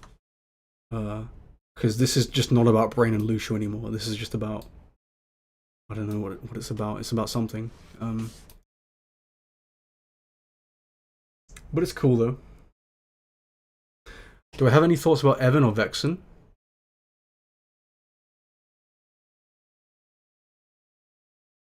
Yeah, he needs to get his shit together and make more, replicas. Because replicas, as a plot mechanic, are incredibly busted. Other than that, he's alright. It's so easy to garner this as truth because at the time of the finale's release, the hype of Lucio's ability to body hop, along with the rules given to us about the lifeboats, was so fresh in Let me know our if the minds that audio's this okay was the as most well. tangible explanation. But think about it for more than 5 minutes, and it immediately starts falling to pieces. First of all, let's introduce the single most damning piece of counter-evidence we have: Lucio's secret reports. In Kingdom Hearts 3, Observations Excerpt 2 has everything we need to know. Luckily, due to the tenses Lucio uses, we can surmise quite a number of details very precisely. At the time of writing this diary entry, Lucio already gave up his Keyblade. I bequeathed versus I will or must bequeath, but has yet to take his first vessel. And now, Keybladeless. Yeah, I mean, we just went over this. I say just went over this, I mean like we spoke about it like 2 hours ago at this point, but yeah, it's obvious that Lucio was Keybladeless for some time post bequeathing, for sure. Yeah. Moving on. I must depart this land. He not only recounts himself witnessing the Union leaders being sent off, but he also prefaces the entire paragraph with "amid the chaos," which undoubtedly suggests he passed on his Keyblade during the fall of Daybreak Town. Details and time frame are left surprisingly intact here. We will definitely be bouncing back to these reports a few times in this video. Now, there's absolutely zero reason why Lucio would be wrong or even lying here. Why would someone lie in their own diary? So it's interesting that I say that. I introduce the possibility that he could be lying. And a lot of people in the comments for this video are like, what if he's actually lying though? And it's like, they wouldn't really... There's no reason to assume that he is lying though. Because, like, I mean, we've already discussed how, the reports are meant to be like representations of the character's thoughts and feelings from the writers of Kingdom Hearts to us as the player. So there's no reason to assume that these reports have ever been retconned, because again, they are pieces of text in the game that they can easily release a free update for on the PlayStation if they were going to change anything. But to me, it says explicitly that Lucio bequeathed his Keyblade, was Keybladeless for some time, and then started body hopping. So again, the notion that he possessed Brain is incredibly unlikely, unless they just have fucked up. Which is like, are you really gonna believe that? Really? It's up to you. I mean, I don't write this shit. I could never write this. I don't think anyone could though, because Union Cross has been so like, I mean, think about it, so many years, so many changes behind the scenes, so many rewrites, like the splintered delivery of a gacha game, it's like, of course there are going to be mild points of contention and differences throughout the years, so, But saying, like, you know, fucking, that he's lying, that the reports are wrong. Like, he says he bequeathed his Keyblade. I'm pretty sure he bequeathed his Keyblade. You know? My next theory idea. I have a few. Shall I show you guys? I can't show you. I can tell you, though. So, I have a few. At the end of this video, I did tease that I want to talk about Namine for March Caprice, so that's going to be in March. But that's a long while away, so I want to do some other stuff. A Yozora video is coming. I'm going to be deconstructing what the soul means in Kingdom Hearts. We have the body, we have the mind, we have the heart. And soul, in turn, is guided by fate to its rightful place, and Yozora's connection to Sora and death, you know, death, soul. We're going to be discussing that a lot. Riku being the child of destiny, or at least the intended child of destiny. I want to talk about that, and I want to talk about how certain events came to be in order for Riku to fall to darkness and to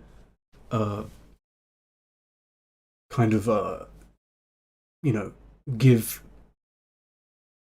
the kingdom key to someone else, I guess. I don't know. Guides, how you doing, guides? Good to see you. Amazing that you could catch us. But yeah, the Yozora Soul video is definitely something I want to give a lot of time to and a lot of research to.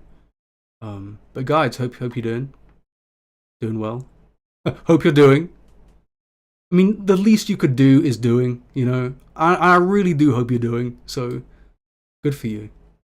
But yeah, we had Lands in here earlier. We had Landy. I don't know if Landy's still here. Yeah, I'm doing good.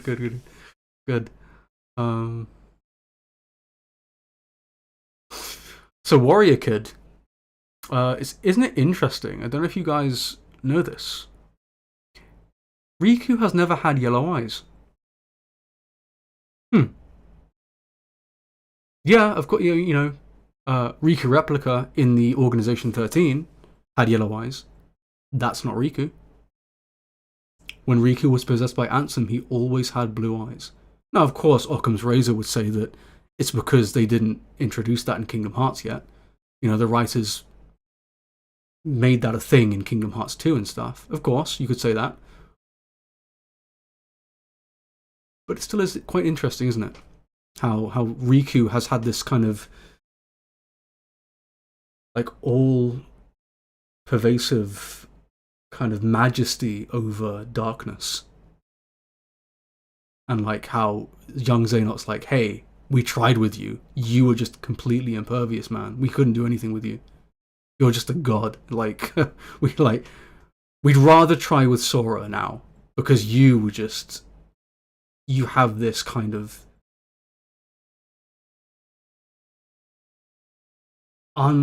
unforeseen control over the darkness, which is what the master is looking for. So,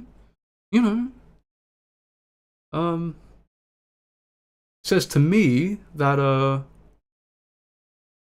that's some Child of Destiny shit right there, I think. And like how he was the intended Kingdom Key wielder, and how he has the silver hair, thus alluding to blue blood lineage. You know, I think that something happened for Riku to fall to darkness, which is why we see him in the Missing Link trailer at the start. That's what I think. But yeah. Yeah, man. Riku's eyes have been like, they have swapped colors so many times. They've been like the brightest blue you could think of. Like, what's his name from Jujutsu Kaisen? I haven't watched that show. But that guy with like piercing blue eyes. And then like in Kingdom Hearts 3 in the Kingdom shader, he's like had green eyes. It's like, okay. Good for you, I guess. I'm happy for you.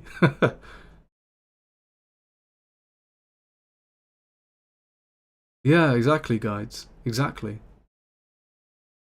Um, Axel's are green, yeah. I briefly speak about eye color in my nightmare video, but I don't really know how I feel about that these days. I'm not sure, but yeah. Um,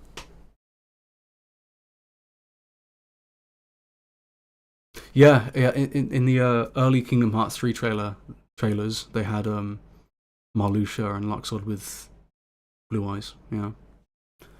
Um, it's really interesting. How about we try playing the video? Hmm?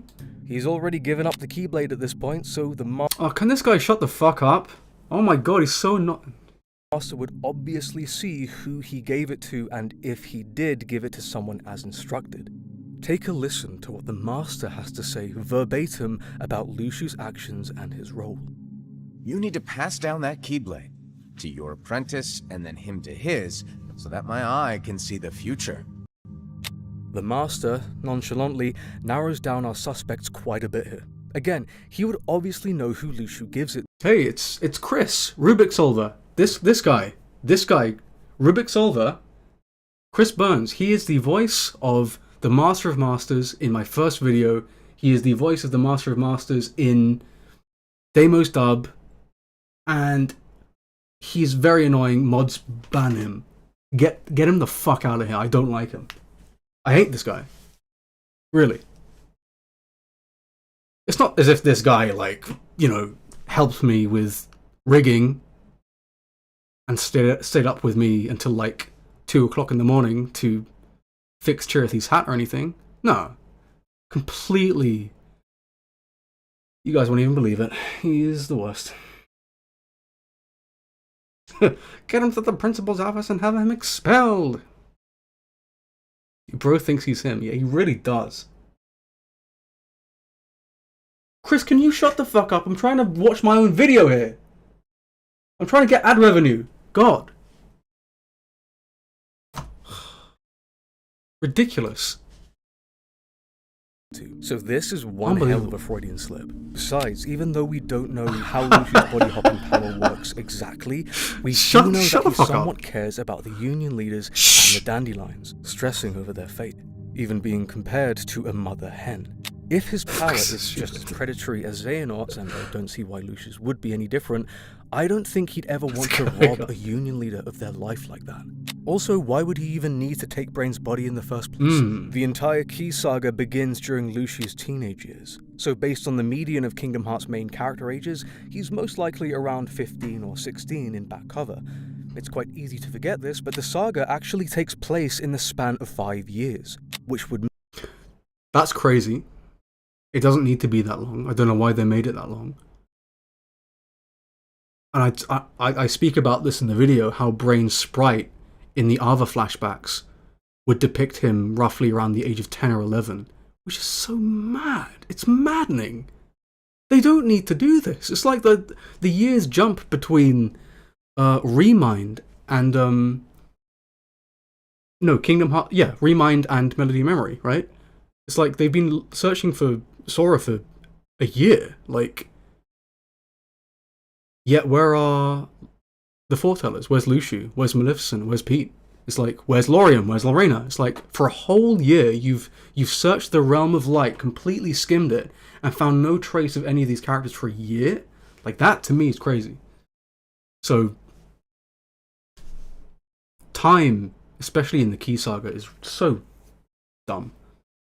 It is dummy thick. Mean that Luxu in the ending of Union Cross could be, give or take, in his early 20s, which might not only explain the distinct difference in height here, I'll get to that soon, but gives Luxu an edge when it comes to being his superior, perhaps even master.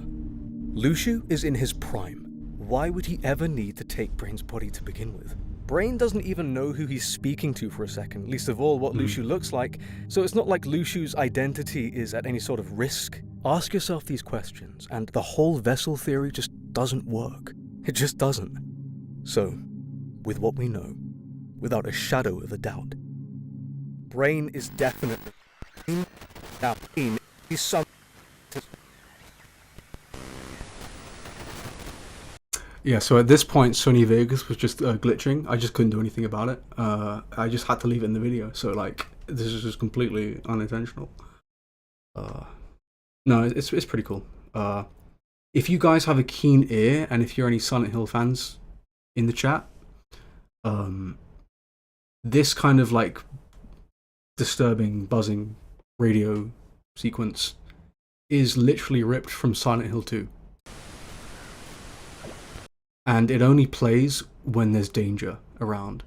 So I kind of had that going into it. And I love this sequence, by the way, of like Brain's Chirithy scurrying around. And if you guys don't know, the models for his eyes are completely separate from the body. So it has that kind of like that PS1 effect. If you've ever played Spyro and seen the NPCs in Spyro, their eyes are separate textures and models from the mesh, so it allows me to like blink and do some stuff, you know, move around. And yeah, that was from Animal Crossing, by the way, that sigh sound. Here we go. So what you're about to hear is from Project Destati, David Russell. He did a cover of Scent of Silence for this video, and it was amazing.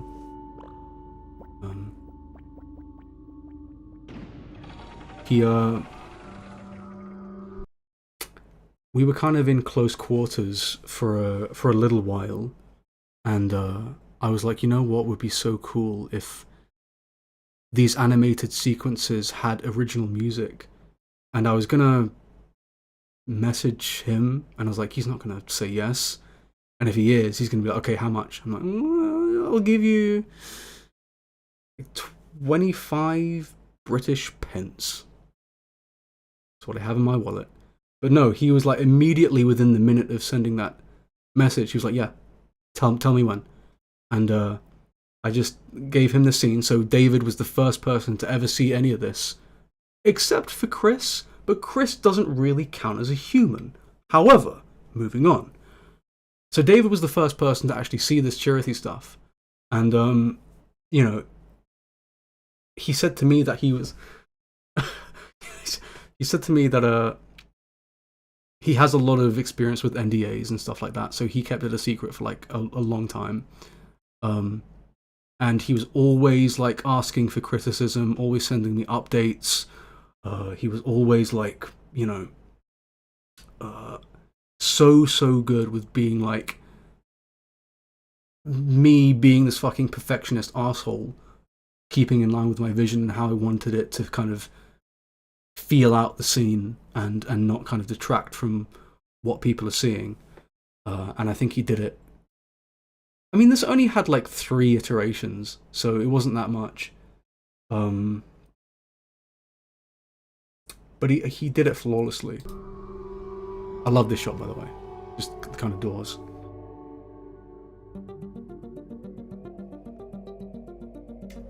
This is called Scent of Silence Scatterbrain.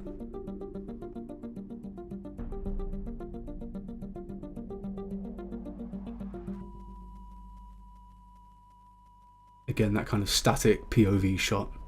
Chirithy's being watched.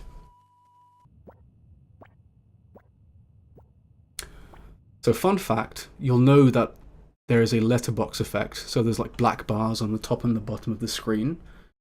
That wasn't how the video was rendered. I physically imposed them in post. And the reason is because when Chirithy's walking, his legs aren't actually moving. I cheated.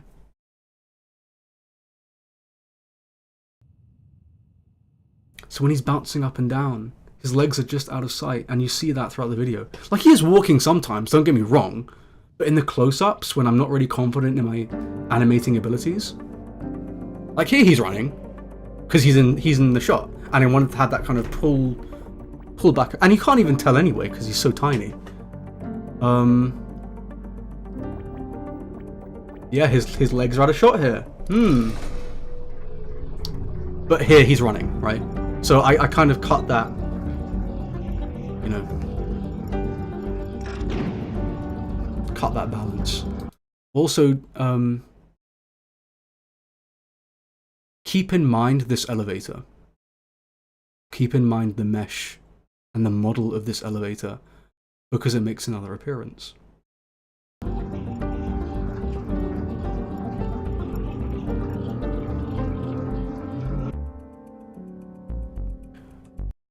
Something really unfortunate about this scene, I recreated the Foreteller's Chamber / the Master's Room, whatever you want to call it, and I accidentally saved over this blend file. So all of what you're seeing now doesn't exist anymore, which is kind of sad. But it's immortalized on YouTube, so that's nice. And here Chirithi's walking as well here.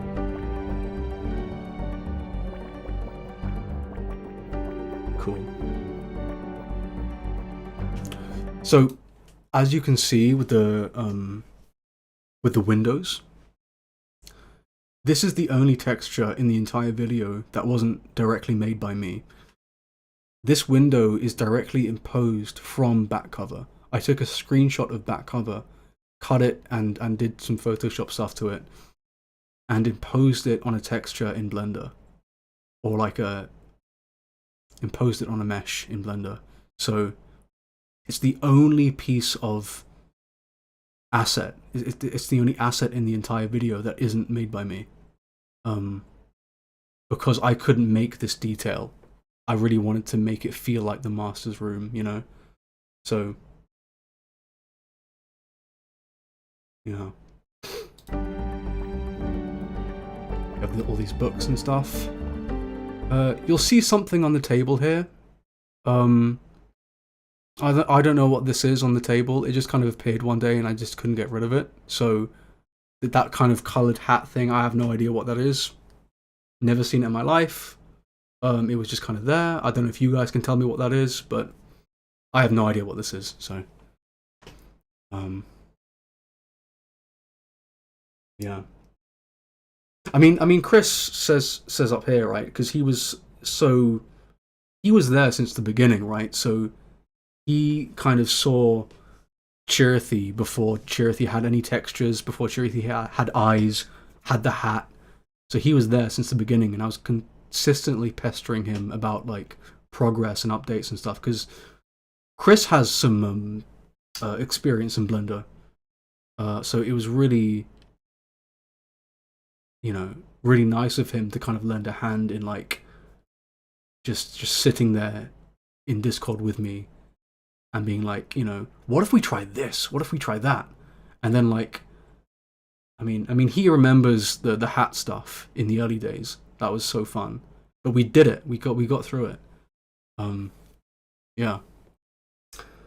And Tommy Fiend. I don't know what the fuck you're talking about. I don't. Who's Regular Pat? Chris is a Rubik solver in the Twitch side of things. His name is Chris Burns. He's a voice actor. He's a very close friend of mine. He is the voice of the Master of Masters in my first video on my channel, and also in Damo's dub of Union Cross. So, yeah, he's like, nobody can get rid of him, and it sickens me really. So he's just kind of around. David Russell. He is the mastermind behind Project Astarte, which is like a how can I, like a musical resurgence, like a project. It's in the name, Project Astarte. Just kind of celebrating Kingdom Hearts, and he gets like a bunch of musicians together. Like it's a collaborative project with a bunch of musicians. And if you haven't heard any of the stuff, just type on YouTube Project Astarte. It's amazing. And David is like the guy, and he agreed to do music for this video for me, which is amazing. And he was so so professional, like ridiculous. Like, it's especially because he wasn't getting paid.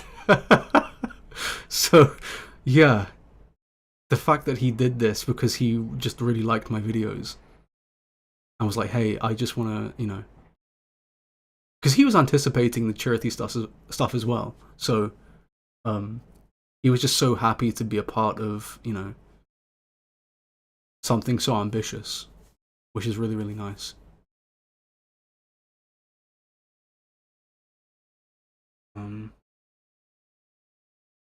Yeah, I don't know who that guy is, the Patricia, whatever you want to call it, but yeah. So this is pretty cool, and then we have this image right here. So this is the open book. I originally wanted to have Case 2 Apprentice written, but it just didn't feel right in conjunction with the rest of the video, so I just kind of kept it blank. And the image, the main star of the show right here in this shot, is Luciu bequeathing Brain No Name, and it's like, you know,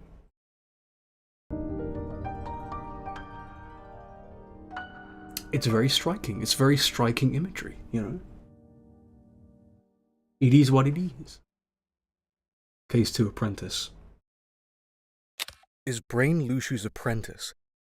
Unlike theories such as the last one, this one is by far one of the most sensible. It basically answers every question the previous section presents you with. It justifies Luciu's reports to a T, it verifies the Master's Freudian slip, reinforces Luciu's caregiving antics. Brain is the only Union leader who is seen interacting with Luciu during the fall of Daybreak Town, and, well, here's Brain, with Luciu's coat, and Keyblade, and box. It all makes far too much sense, doesn't it? Wouldn't it just be so easy? Of course not, because that's not how it ends. Immediately after this... And I think this is where the finale gets really confusing, is because if it just ended there, we could just assume so much. But it's the fact that it carries on and shows, oh, wait, hang on, Brain is here in future Scarlet Kylum. Like, what? So it's like, you can just infer so much by Brain being in the Badlands with Luciu's Keyblade. It's like, okay, well, did he possess him? Okay, maybe not, because the reports say otherwise. Doesn't really make sense for his character to do that at this point. So it's like, okay, well, why is Brain here? So who's that in the Badlands? It's like, okay, who knows? And also, sorry if you can hear stuff outside, it's fireworks. Fireworks, early November stuff. Guy Fawkes. I assume, I don't fucking know. revelation, we Also, take note of these statues. Take note of these statues.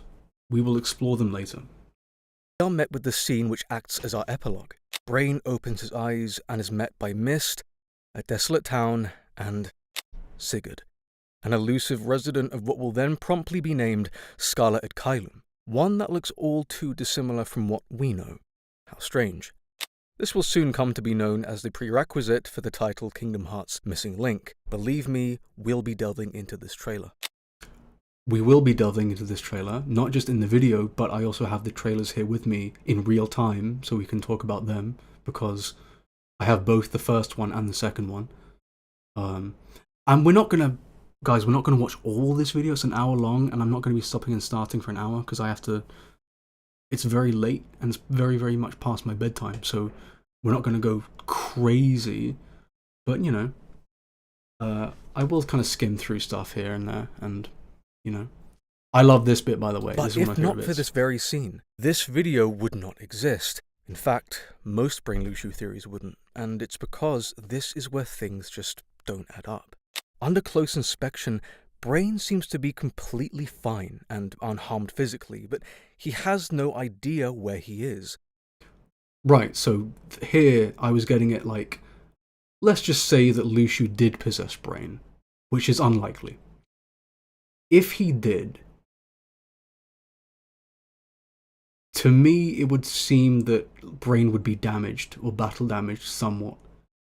But the fact that he is completely spotless says to me, and of course with his lines in this scene, his dialogue suggests that he travelled here directly from Daybreak Town. Which is so strange. Which suggests that it is the real Brain. You know?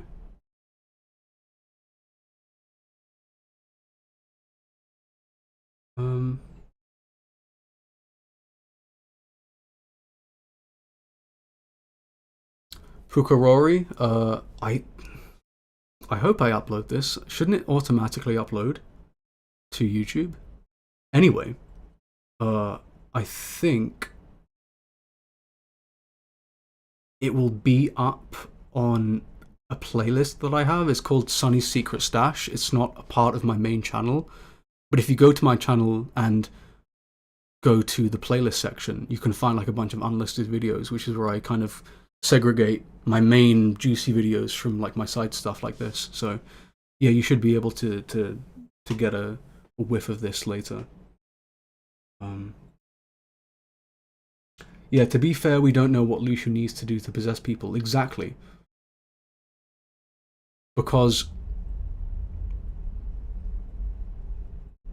it's implied that Luciu can body hop without a Keyblade, which again is a testament to how powerful he is as a person. But also it suggests that you don't need a Keyblade. You don't have to be a Keyblade wielder. Despite the fact that Luciu has wielded multiple Keyblades throughout his multiple lifespans. But I have the secret reports, his third report, which suggests that he was in possession of No Name multiple times, which is interesting. I'll get to that in a bit. Just remind me in the chat, like, to talk about Luciu Report 3, because I have it here. Sigurd enters, returning Casey, how you Brain's doing? trusty hat, which many of us gather to be Watch his this, watch medium. this. In quick summary, How in do you order do to- that? How do you do that? That's crazy. Yeah. That was really fun. time travel with the This was one of the ideas that I had before I even wrote the script for this video. I was like, I know I want to have this transition of like discussing time travel and just have it go from 2D to 3D and then have that kind of like spinneroonie. The spinneroonie. Time travel, you can see that that's like a very minimalist clock up there. already well-established rules we have, you first must give up your physical form, becoming only a heart. Yes. This is exactly what the incomplete lifeboats do. They travel at the speed of light, essentially disintegrating the occupant's body so only the heart remains. So the pods, in my opinion, in my interpretation of the literature, I think the pods need a body, a physical piece of something to trigger, which is why I don't really buy into the fact that Luciu flung Brain's heart into the future, because how could he do that? With the pod? No. With the box? Okay, well that's another theory. Okay, so are you implying the box can time travel with a heart or something? Like, saying that Luciu flung Brain's body into the future is saying so much other shit at the same time. Okay? So like, it's like why would Luciu send off the true dandelion in a pod, which is obviously a physical thing, a being, right? A body, if you can call it that. Deimos says that it's not a body, which is like, okay, fine. But it's something, you know? To me, it looks a lot like how young Master Xehanort, was holding Ventus in Birth by Sleep. But yeah. Handsome is handsome, how you doing? Long time no see. Wow. Handsome is handsome, first of all. True. Secondly, Handsome is handsome has been around since like the dawn of time for this channel, so shout outs.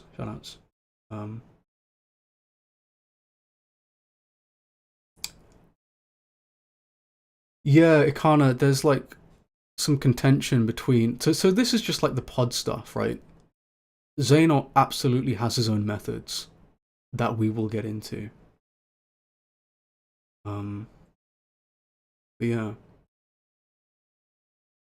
I feel as if a lot of the mechanics surrounding Xehanort aren't directly suggesting how to time travel, but it's more of like rules to justify why Ansem is at Destiny Islands when he is. Because they're like, oh, you can travel back in time if a version of you exists there, but you have to follow the rules of time after that. It's like, oh, okay, well, that's why Ansem's there at Destiny Islands in Kingdom Hearts 1. It's like, okay. But can they not just retroactively add more rules to it and kind of justify that and be like, actually, yeah, Ansem did do this, but he could have done this. And it's like, okay. Does that make sense? It probably doesn't make any sense. This is one of the reasons why Doesn't people make any believe sense. in the vessel theory. I didn't write this shit. As I we didn't. have already I'm sorry. discussed, it really isn't likely. Secondly, there must be someone with memories of you existing in the time period you wish to travel to. This is exactly why Maleficent was able to reform in Kingdom Hearts 2, as the fairies, in a panic, begrudgingly recall her name at that moment. Right. And last of all, there must be a medium, an object or belonging closely tied to the traveller, awaiting at their destination too, a la Maleficent's robe. This is what the Master of Masters breaks down to darkness. His eye in the no-name Keyblade acts as his medium, and Luxu bears the memories. So the Book of Prophecies contains a waypoint, a map in which he can open any page, select any moment in time where both the Blade and Luxu are present, and just go there, free of charge. How lovely. Right. So this is where, hopefully soon, me and Damo are going to have a chat about this, but I am under the impression that mediums, the objects surrounding or pertaining a person's identity, is what makes them remember things in the future. Which is why Brain has memories, which is why the Master and Maleficent have memories. Lauriam does not have any memories, Elrena does not, Ven does not, Subject X does not, right? They have no mediums. So you can logically infer that mediums are responsible for not only rebuilding their bodies, but also reforming their memories. I think the person with memories of you in the future, so like Luxu, for example, is the one that summons you, is the reason why you are called there at that time. If that makes sense. Yeah, exactly. Yeah, it kinda. Yeah, the pods were just. I mean, they were unfinished to begin with, right? So. Maybe that's why they lack memories? But Brain remembers, and he has his hat, so it can't be. Unless Brain didn't time travel with the pod.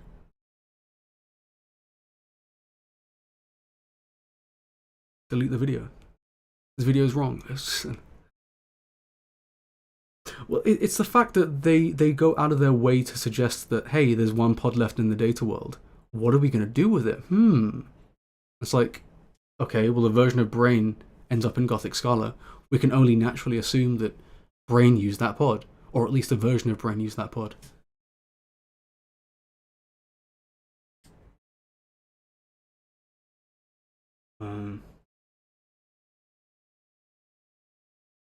Yeah, that's really interesting because Brain says, let your will to find Strelitzia serve as your waypoint. And it's like, what? You can just make something up and that can be a waypoint? It's like, the Master explicitly states that his waypoint is the Book of Prophecies. So he can see a moment in time written down where both Luxu and No Name are present, and he can go there. And again, retain his memories because of the eye and stuff. But like, there's a reason why the Dandelion/Union leaders arrive at that place at that time pre-birth, pre-Kingdom Hearts 1 Birth by Sleep. They all arrive around the same time. Because again, Lauriam and Elrena have to age up 10 years. So Lauriam and Elrena were in Dwarf Woodlands and Enchanted Dominion roughly sometime around the later stages of birth by sleep / after birth by sleep, right? They had to have been.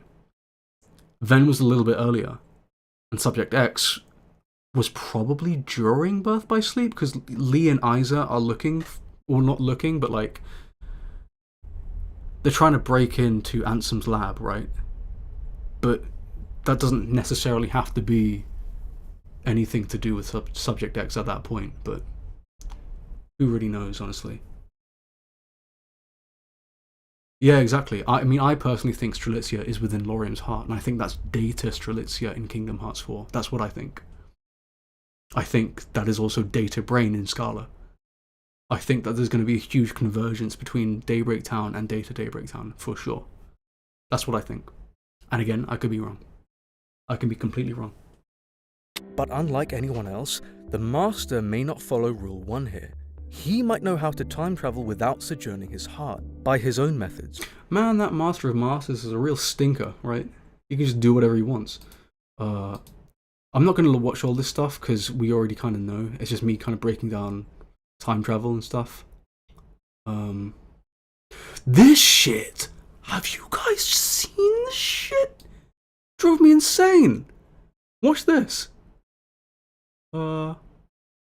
This is crazy. This is crazy. Watch this. Handed to Ephema all those years ago. The only caveat is that Brain was evidently glued to the Book of Prophecies, so wouldn't he read his fate and become aware of where he'd end up? Well, back when Ava handed him the book, he made this remark that he'd rather not read it if possible. Yet we see him enter the Master's room, prance up to his desk, open what seems to be a copy of the book which is already sitting there, and begin reading. It has the same cover and even some... Look at that. Look at it. Guys, what is that? Is he reading the Book of Prophecies or is he not? You tell me. I don't know. I genuinely don't know. Is he reading the Book of Prophecies or is he not?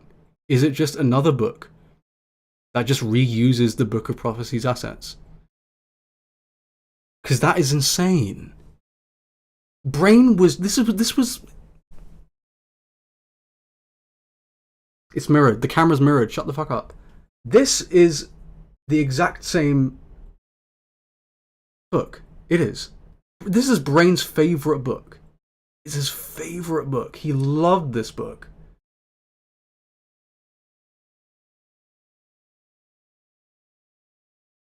Like, what gives?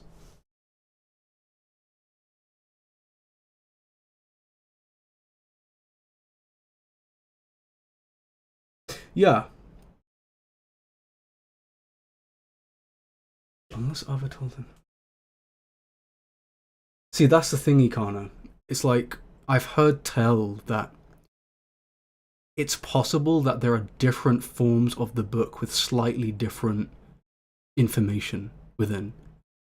And that to me is... I think it goes against what the Book of Prophecies is, because I think it's an intermediary between the foretellers and current times, so that they can get caught up. And also I think they would realize that, because even Envy in back cover says that like the events of the book are just being carried out, and Ava agrees with her. So like, I really do think the books do contain the same information, except for Gula's, of course, because of the lost page. But it wouldn't really make sense for me that Brain would be carrying a copy of the book that Ava gave him. He says ahead of time, I don't want to read this shit. I don't want to. I want to read it as little as possible. Yet, this book is his favourite book. He has his hat tilted down, you can't see his face. And, like, it's never really brought up again. And, like, I think it's really dirty and cheap if it is just another book that has nothing to do with the Book of Prophecies, which is just... is a shame, but it's completely possible. And I am aware of the secret Mel's theory of the imposter brain, and it's one of those things where, especially in a vacuum at the time, it made so much sense. And I'm not saying it doesn't, but how else can you justify this? You know what I mean? Like, there's something going on with Brain. Like, Ava can shapeshift? Is it Ava? Like, do you know what I mean? Like, Darkness took on the form of Ava when it had influence over Ventus. So, like, is it Darkness? Is it Ava? Like, but why though? Like, what? Like,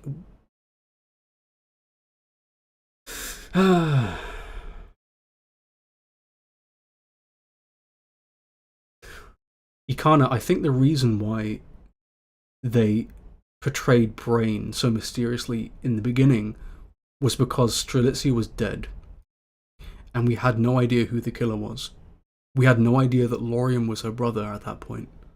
So I do think the writers wanted to uphold this mystery of who done it, you know, who killed Strelitzia. Because like we see Ven, and they play with Ven having like this split personality, but it wasn't that. It was actually Darkness. But if you go back in time and see all those theories at that point, I think that they wanted Brain to be mysterious. And also, like, when... That's my dog.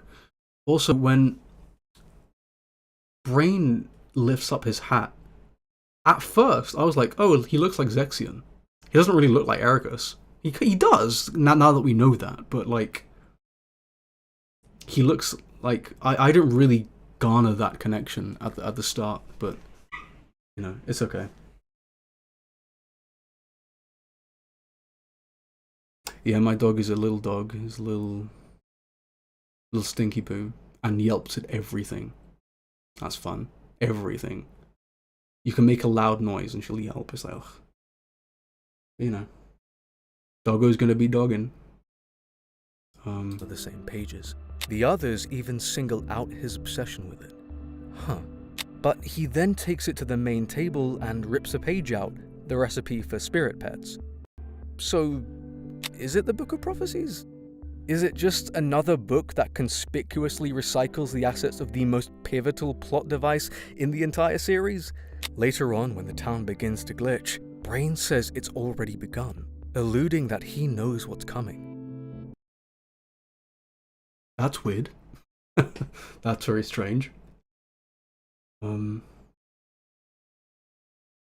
Yeah, Ienzo's really interesting to me, because Ienzo's just this, like, genius child character that was just taken in by Ansem.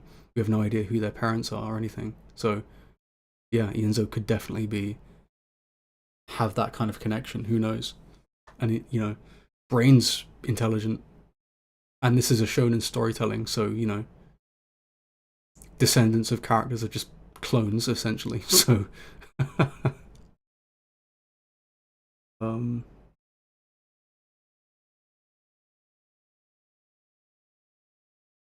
yeah. I'm trying to think of what I should do for this video, because we're not really kind of delving into it. Oh yeah, there's the Scold and Subject X, right? Or Scold and Xehanot's quote-unquote mother, who looks a lot more like Ericus than Xehanot, which is interesting. I still think her name is Verdandi. If you don't know why. There are 3 Norse gods of fate. Scold, Verdandi, and Urd. We have Scold. We have Urd. We're now lacking Verdandi. Right? And I think that Scold is part of the past, Urd is part of the future. So what about the middle, Verdandi? It's like missing link is the link between those 2 eras in time. So perhaps this is Verdandi. But again, complete conjecture, speculation, who knows. But I think it would make a lot of sense if this was Verdandi.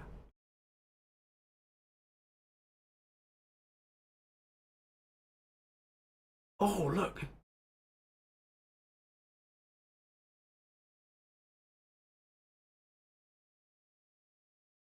Akashi? Akashi?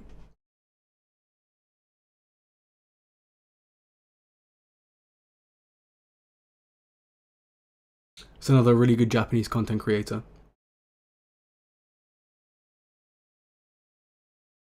Wait.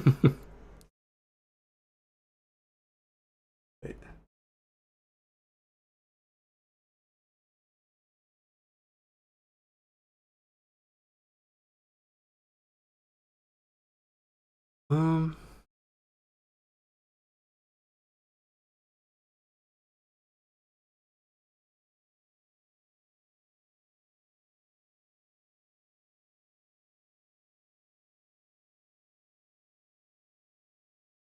Right, Ikana, yeah.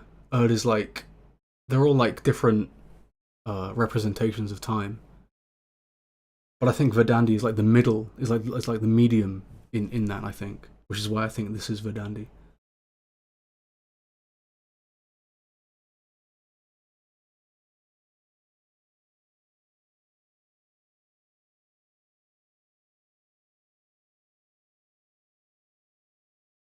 Yeah, I'm not saying this is Scold, Grace Kim. In fact, I originally thought that there was no relation. I just think that she just looks like Scold. But it's actually Dark Road that says, hey, you know, um, young or baby Zane or toddler Zane or whatever says, there's this woman from my dreams, like my mother, who looks exactly like, or like kind of like Scold, or, the black-haired kid, kind of like my mother, you know what I mean? So it's like, Xehanort made that connection, like, not us.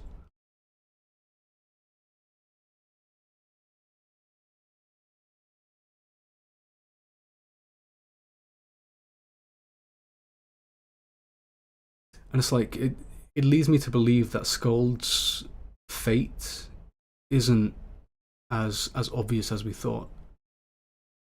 And I don't know what Missing Link is going to pull. Like, maybe Ava looks like Scold.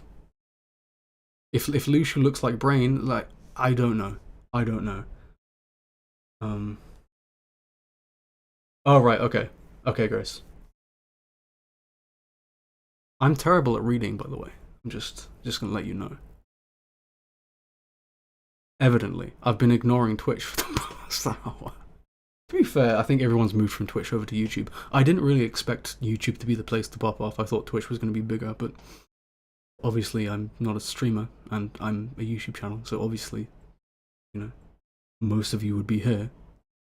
But, it doesn't really matter. Let's move forward. Yeah, just kind of, oh yeah. It's really hard to scrub through this because it's such a tiny, like, player. But, God, I hope not. I won't even dip my toe in the notion that Ansem could be in ancient darkness. I allude to the possibility that Ansem, Seeker of Darkness, is one of the ancient darknesses that sought refuge within Xehanort and shaped Ansem.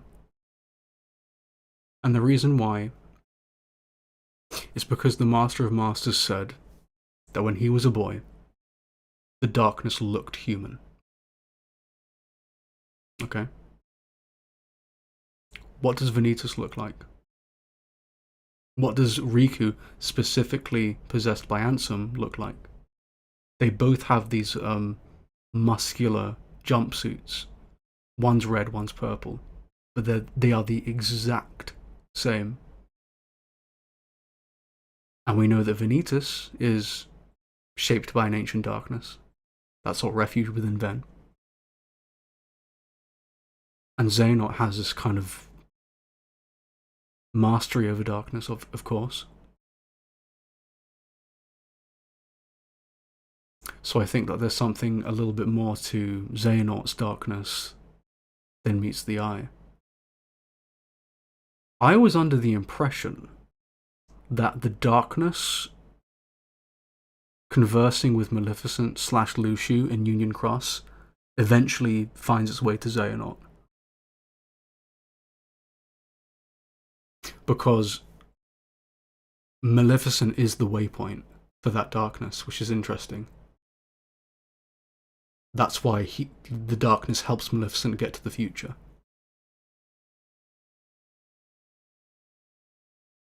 Grace, thank you so much for sticking around. Good night.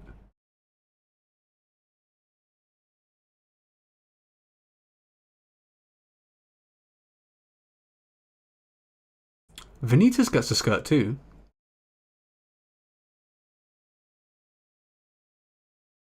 Right? Am I blind?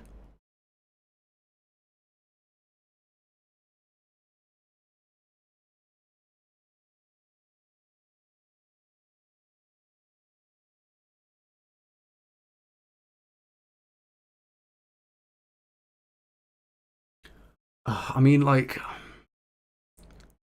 it's interesting to me that when Maleficent was defeated by Dark Riku in Kingdom Hearts 1, she got sent back in time and immediately met up with, well, not immediately, but like pretty close, met up with the ancient darkness that knew all of this stuff from the Book of Prophecies, that you were defeated by Xehanort slash Dark Riku and that you would arrive here today because the darkness had kind of read bits and pieces of the Book of Prophecies as it was being written, which is very strange.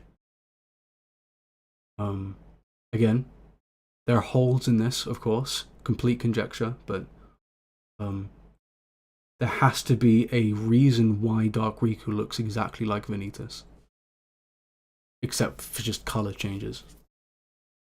And we know that Vanitas is an ancient darkness.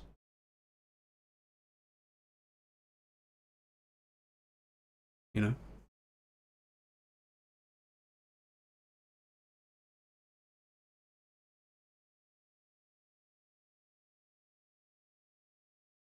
Yeah, I suppose she did deliberately time travel though. But she can only time travel because she was defeated by Dark Riku. I just think that has something to do with it, you know? That specifically being destroyed by Dark Riku. Yeah. I don't know. But like, she didn't know that, right? She didn't know that she was being sent back in time to that place though. She didn't, admittedly, you know, she didn't know where she was. She had no idea she was in a data version, you know, of that town. Which is weird. Why would she time travel to a data version of that town? Isn't that crazy?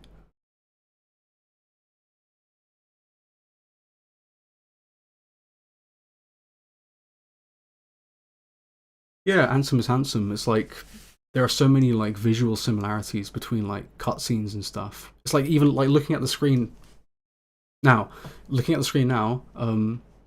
it's like the whole hand holdy thing. That's always been like a Riku thing, of course, as well. But like, it's interesting how they did this kind of visual mirroring.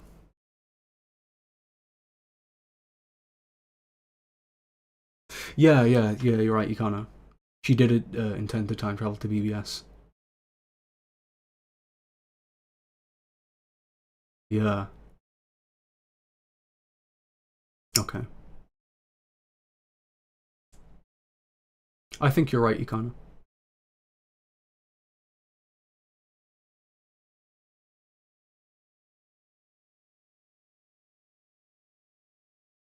Um, do you guys want to talk about Missing Link? Because we're not going to have enough time to do this whole video. I mean, I could talk about the charity stuff. That was fun. How about we just talk about the charity stuff for a second?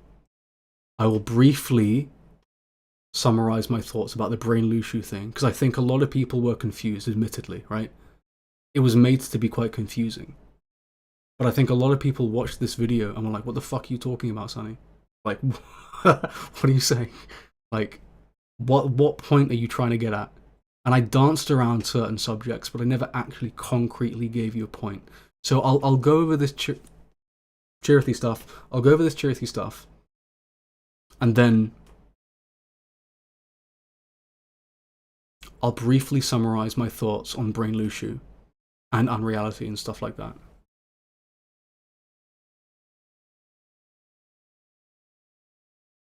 and then we can talk about Missing Link. Right?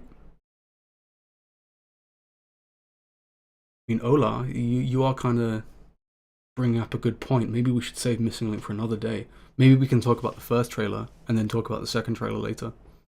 At like a later date. Maybe.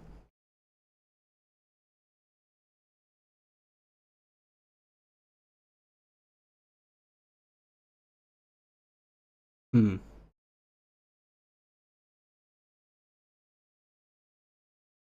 Cool. So anyway, let's just get back to the video. So we have this. No, with a doubt, Brain is definite. A very, very fun effect. I don't know how I can prove this, because basically there is this is crazy. So there is a green screen physically underneath the book in the blend file that moves when the book closes.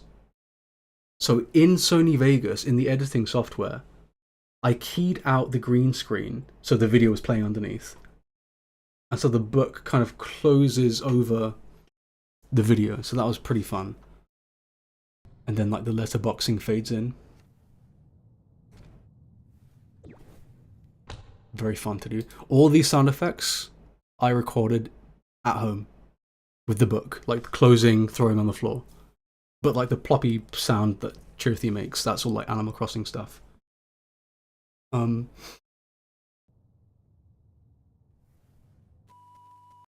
fabric moving as well with the cape, that was recorded from home.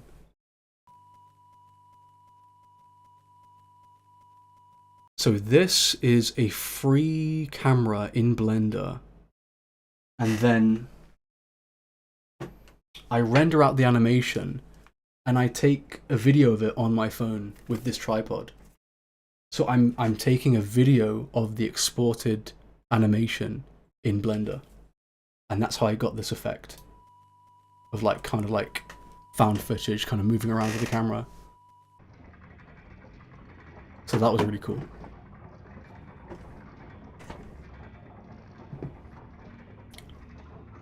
And Chirthy's very sad. This is also so interesting because at this point in the video, if you go back to the live chat, because it was premiered, a lot of people thought that Brain was Chirthy, which is really interesting. I had no intention of that. So depressed, look. Just at a loss. Has no idea what to do.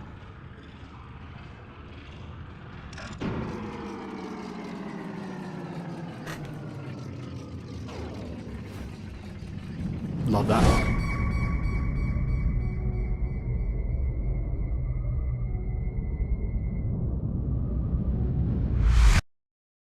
So, fun fact, that sequence of Chirthy falling was the very last thing I animated for this video.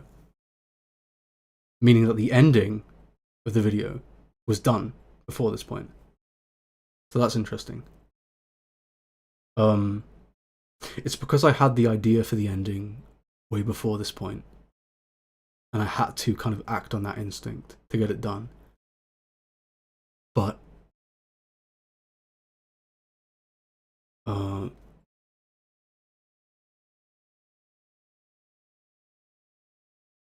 was I going to say? I guess that like I wanted to have an ending, like a finish line already stated before doing any of this stuff, I guess. That's just kind of how I like to work. So I also wasn't sure of how to do it, because like it's intentionally left ambiguous. Like, did Sigurd's Chirthy pull the lever, or did it break?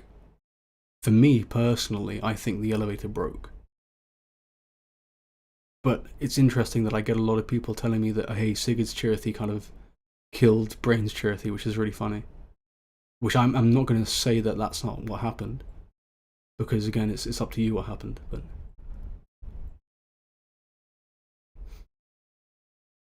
yeah, exactly. I always kind of wondered like what it would be like if Brain got sent to the future and his Chirithy got left behind in this kind of abandoned datascape, and like all of the people that he's ever loved and known in his small lifespan have just left him, and now he's just kind of here. And we don't know if Chirithys live forever. We have no idea. So, who knows? But that sound effect with Chirithy falling and that kind of like yelp is ripped directly from a game on the PS2 called Stretch Panic. And I kind of pitched it up, gave it a lot of reverb and stuff. And there are loads of sound effects from Animal Crossing, from Silent Hill, Klonoa, Stretch Panic, yeah. So.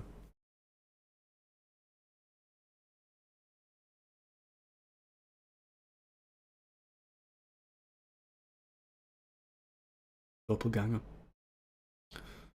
So here, this was really interesting. I kind of brought up the point of Lushu looking like Brain, and how like there's a lot of evidence suggesting that. Of course, there's a lot of counter evidence too, which is fine.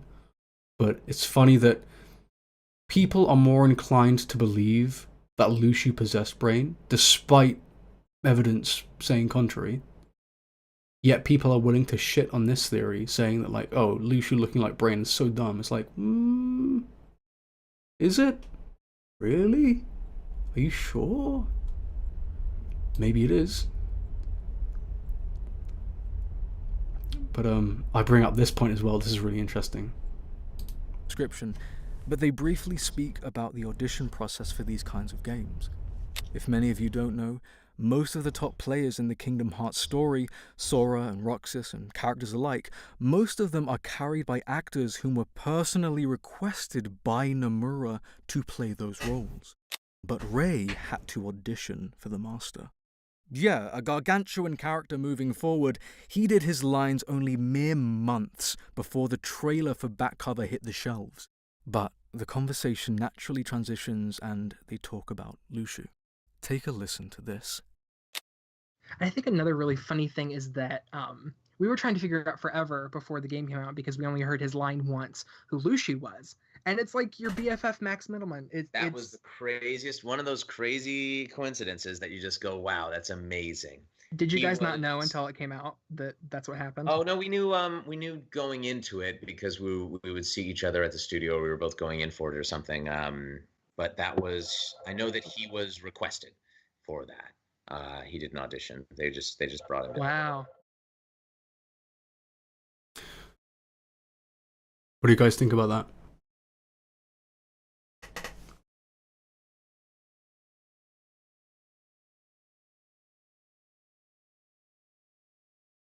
Because you can make the equally compelling argument that it's just a placeholder, right? But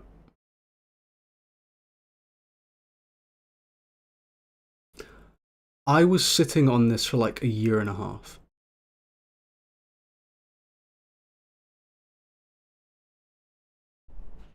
Because, I mean, this is a 6-year-old interview, but it was only after the Union Cross finale where I was like kind of looking back, and I wanted to make a Brain Lushu video.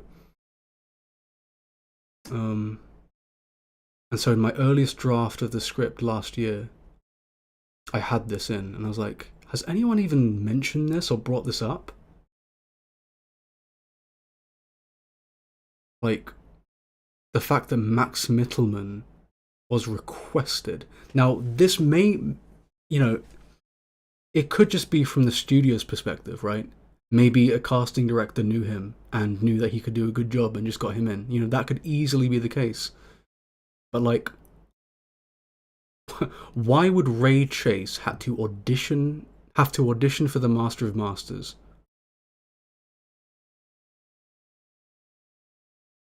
You can naturally assume that Travis Willingham auditioned for Aced, Matt Mercer auditioned for Era. You can naturally assume this stuff.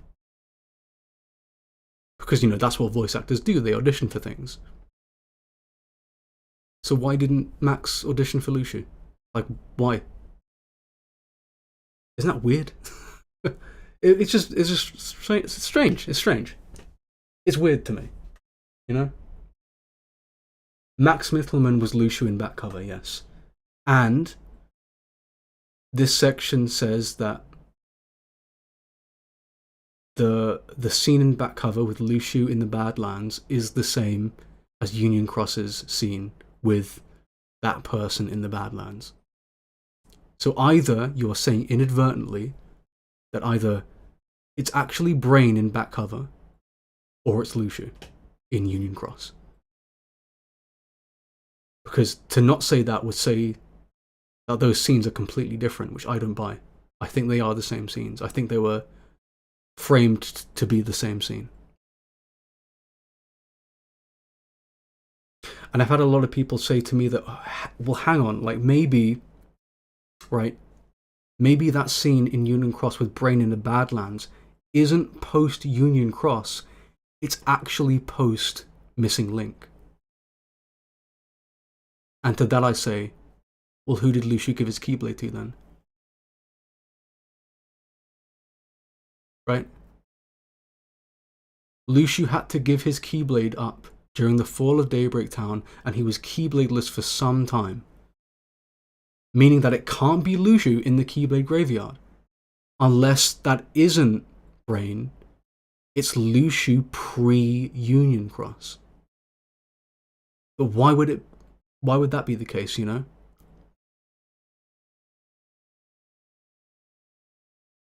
Yeah, Mark Hamill and Leonard Nimoy were also requested. Exactly, because they are important, integral characters to the story. And they are actors with a gargantuan amount of star power. Yet Max Mittelman is like, you know, he's a very prolific voice actor, of course, but he's not like fucking Mark Hamill, Leonard Nimoy level, right? I think he would attest to that if he were here. But again, as I said, it could just be like a matter of him being buddy-buddy with a casting director or like an agent or something. And they're like, hey, we've got this like cool side gig you can do. It's like a cutscene movie for a video game. It's like, okay, cool. Yeah, Ben Diskin was also requested. Ben Diskin's story for Young Xehanort is so funny. If you guys don't know, right, Ben Diskin was going to audition for Young Xehanort. But he wasn't cast because of his audition. He was cast because of his slate. And if you don't know what a slate is, it's basically when a voice actor, either before their audition or after their audition tape, before they send it in, they're like, hey, I'm Ben Diskin, I'm going to be reading for the part of Young Xehanort.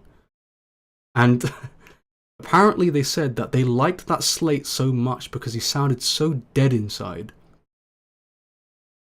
and so damaged and tired that they decided to cast him based on his slate alone, which is so funny.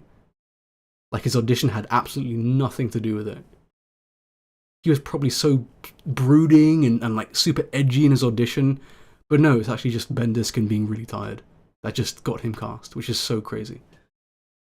So awesome.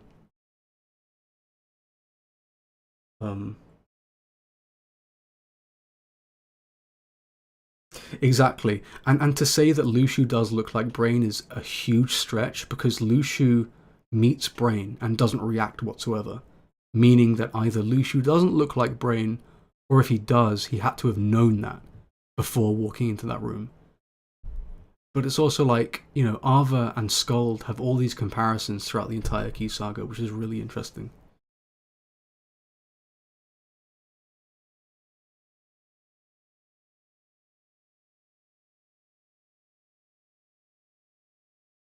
So yeah, I just wanted to, you know, see what you guys think about this, because it's really interesting to me, because like, it could really mean nothing. It could, you know what I mean? Like, it just could be so, you know, who cares?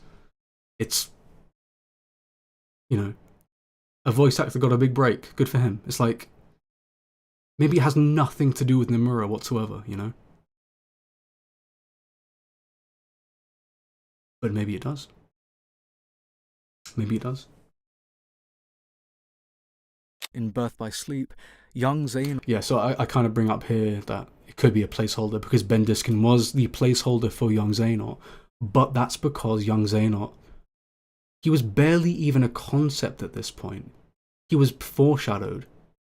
They had absolutely zero blueprint for this character whatsoever. That's the difference here. So Young Xehanort didn't have a voice. Lu Shu was a established character with a role and lines and a part to play in back cover. So why would Max Mittelman be a placeholder throughout that entire movie for Brain? It's like, that doesn't make sense to me. But I will say that in the newest Missing Link trailer, we do hear Brain's voice, and it doesn't sound anything like Lucia's voice.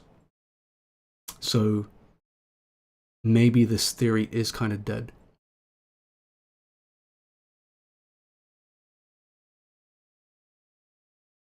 Because I was going to say, like, if we hear Brain's voice in the English dub for Union Cross and it's Max Mittelman,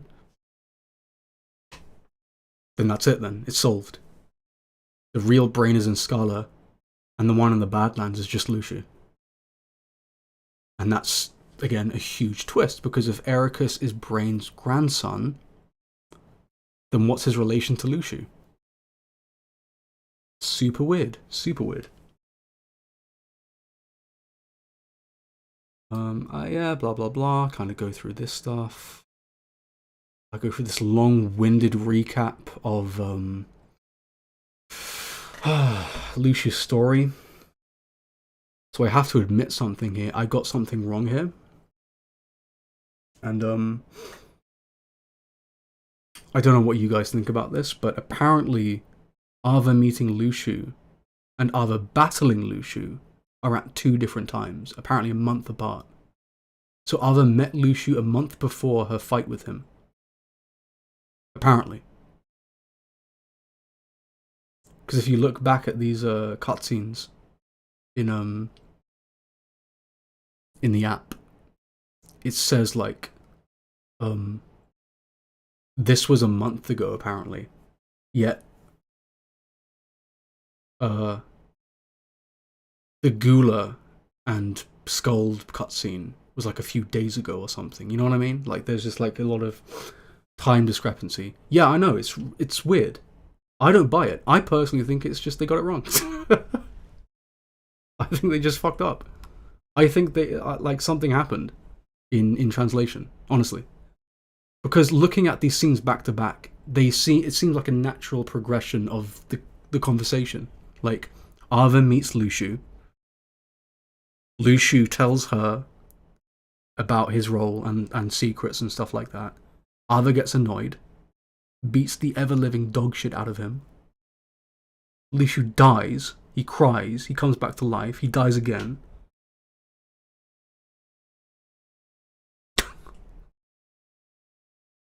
Okay, maybe not that part, but you know.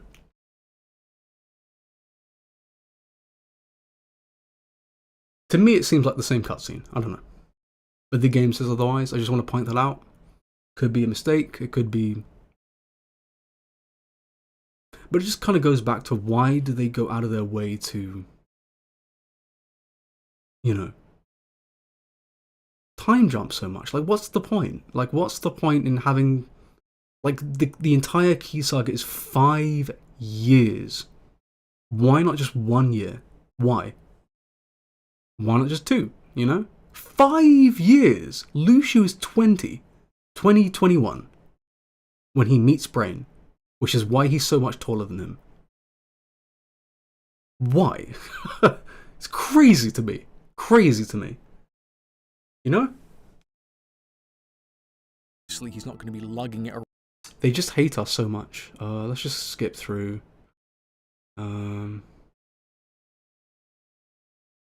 I mean, this is stuff you guys have already seen. This is interesting.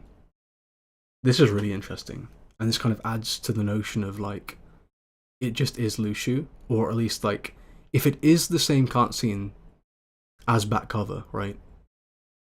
Then that would mean that Lu Shu at least looks like Brain. because you can see here that side to side, when Lucio has his hood up, it's just the Master of Masters, right? But when he has his hood down, it's a different sprite. So it depicts Lucio as being like younger, baggier kind of thing. So people were like, oh, like the height difference is clearly debunking that Lucio is Brain, or Lucio looks like Brain. But in Dark Road, this happens with Bragi, and it happens with young Xehanort. That when they have the hood up, it's just the Master of Masters, but smaller. That's it. So, yeah. Yeah, Max Time, it just doesn't make any sense to me either. It just doesn't. Because what's the point in making it a different scene? There's no point. And like, just looking at the dialogue and reading it and interpreting the interaction, you can blatantly see that the scenes are the same scenes, right?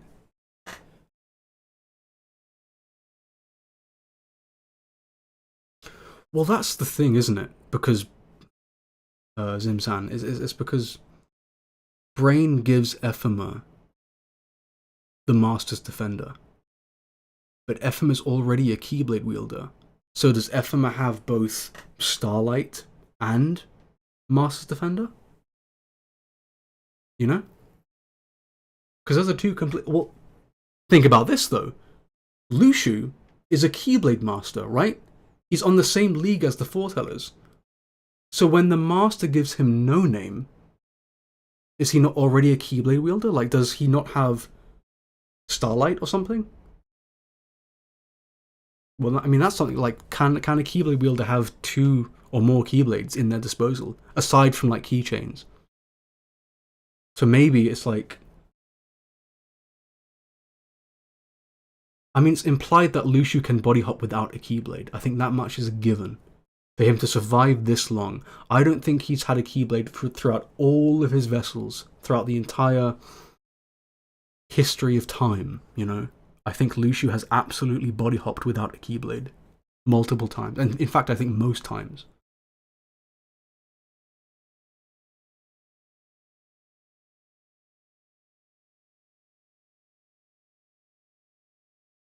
See, that's the thing. Lucio cannot be Brain as well, because that would actively cause a paradox, because Lucio would be passing on the Keyblade to himself. And if that's the case, there's no reason for the Master to give it to Lucio. It doesn't really make sense. I mean, you could say it's Data Brain or Data Lucio, because, like, you know. And that's already a fucking huge kind of worms, so, you know.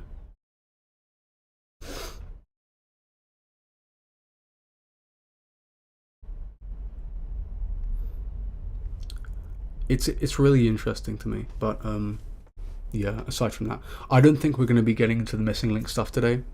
I think we'll have to save it for another day. Maybe the first trailer, but I think we said all we have to say about Lucio and Brain. Dead Cherothy. You know, that's pretty cool. Fucking died.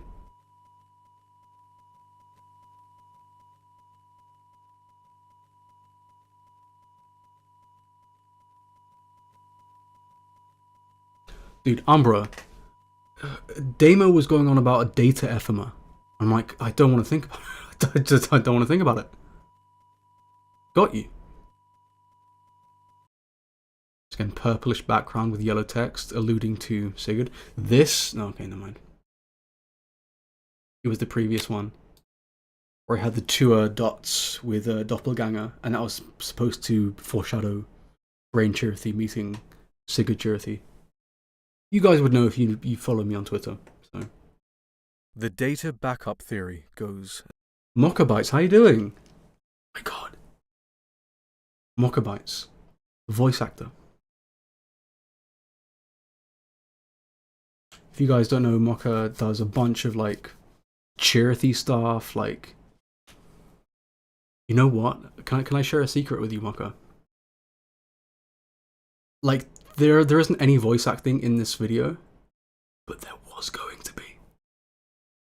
And guess who I had as my charity voice? I'm so sorry. I didn't like go with that. But I just want to let you know that you are in my mind. You are. So I just didn't go down because guy like Brain had a voice. I had John Patnode was the voice for Brain, and John's a fucking amazing voice actor who I've known for like years. You can see the teaser back on my like Twitter like years ago, 2 years ago. So the video was supposed to have voice acting, but I couldn't do it because, like, for me, David Russell doing the music for this video was already enough of a godsend. But if I'm, like, for example, I commissioned Perot to do the thumbnail for this video, I don't accept free stuff very often at all. If I'm gonna have, if I'm gonna collab with a voice actor or an artist or a musician or whatever, I want to pay them. And I just didn't have the money. I just didn't have the money. I really didn't. And I know a lot of people would like love to be in a Sunny Novus video, but like I would never ever want to take someone's time away for free. Unless it's Chris Burns, you know? The voice for the Master of Masters. Unless it's that guy. Other than that, you know, I have my morals very, very... Is he even still here? He probably isn't here. I'm kidding, by the way. Chris is a very good friend of mine, and we've been doing voice acting together for fucking years. God.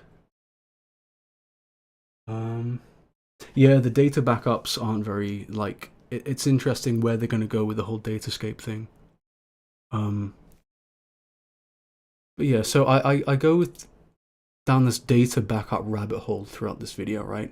I love this. This is the only part of the video where you see the pod actually get rendered in 3D. The texture work is fucking abysmal, which is why it's slightly blurred. So there's that. But if you look, there's like a kind of a texture on the arc itself, like the blue parts, the rims. It's because I went in there on in every polygon and hand painted every single texture on this arc. It took me 3 days. Like 72 hours. Like estimated 72 hours of just texture work for this arc. And if you guys don't know, Ephema, who is modeled but didn't make it in the YouTube cut because of copyright reasons, because I used him in the intro and the song I couldn't use it, so I couldn't do it. It's in the Patreon, but I modeled Ephema, and Ephema's scarf alone has more polygons than the entire arc. So that's pretty interesting. Ephema's hair alone has more polygons than Chirithy. Total. Ephema was a bitch. Like, making curly hair in a low polygonal style is so impossible. To the point where it just wasn't low poly anymore. I just couldn't do it. Like, I tried making low poly, like, curvy hair, and it looked hot. Like, you can imagine, like, Ephema's hair looking all jagged, and, like, it wasn't good. It was not good.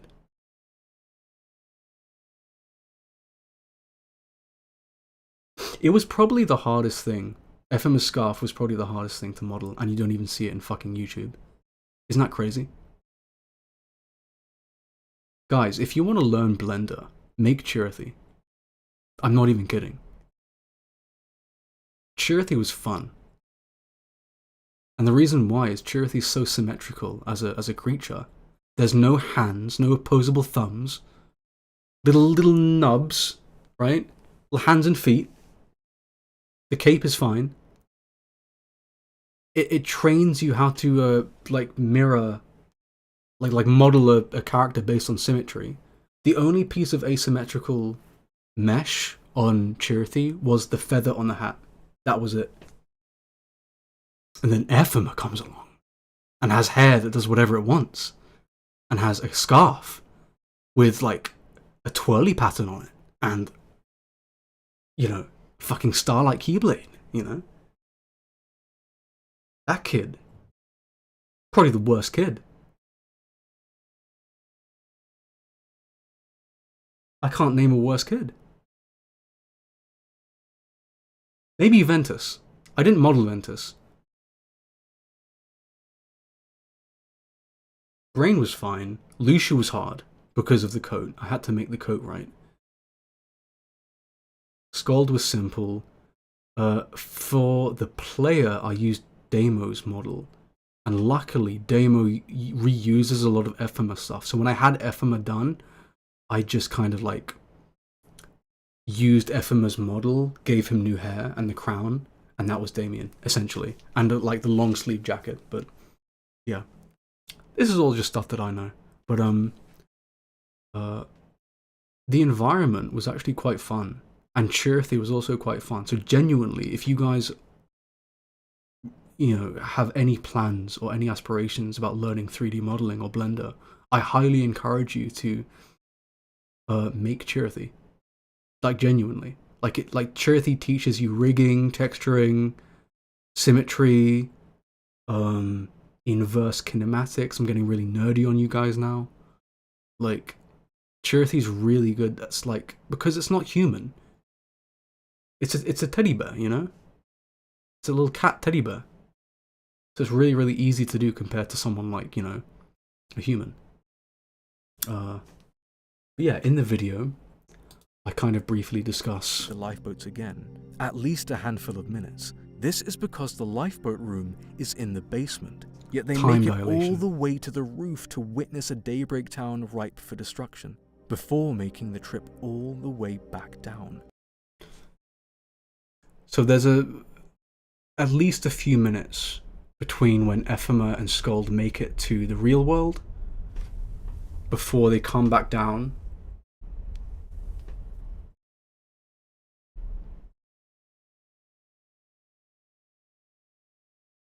And there's a little bit of contention there. Like maybe Lushu and Brain took the pod from reality's side before they came down. That could still be possible. But the thing is, they were gone when Ephema and Scald arrived. Meaning that I think either, again, Brain got sent on his merry way in the real world as Lushu's apprentice, while he momentarily tampered with his data backup. Or they went back to the data world simultaneously, like they made that switch. Yeah, Secret Reports, if you guys don't know, they are the reason why I exist as Sunny Novus. They are the reason why I made videos in the first place to this degree and quality, was because they pushed me. Mel has been my disgusting obsession since the channel's conception. I mean, that sounds a bit weird though. I mean, like, I revere their work. That's that's what I'm talking about. Relax. But like, I have studied their videos. You guys have no idea. I am their biggest fan. My favorite video of Mel's is the Bray recompletion one. I love that video. I love the intro sequence. It's simple, but the theory, again, still, it's so original and it still holds up. Because there's some really weird... I'm going to talk about it in the future, surely, about Braig and young Xehanort and their relationship.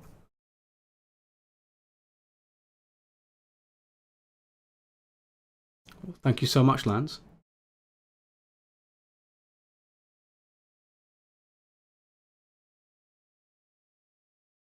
Well, I mean, it's like, I think we're all wrong in a vacuum, right?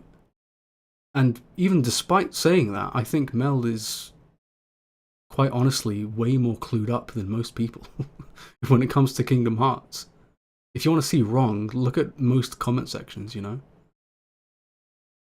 And it's like, we've all been wrong. Like, there are, like, is the Master of Masters' name going to be Astrum? Of course not. Fucking no. Moloch, Sol, no. No way. It's just kind of using logic, you know? And it's using logic and in an illogical series that is constantly breaking the mold and hand feeding you new plot mechanics constantly throughout the years, where it's impossible. Like, how many of us, right? How many of us thought that the player reincarnated into Xehanort? Be honest. Be honest. Why did you think that? Well, obviously you thought that because it was framed that way. It's like the player says, oh, looks like I'll be, you know, in another life. The cutscene, you know, frames itself to show Xehanort's early life.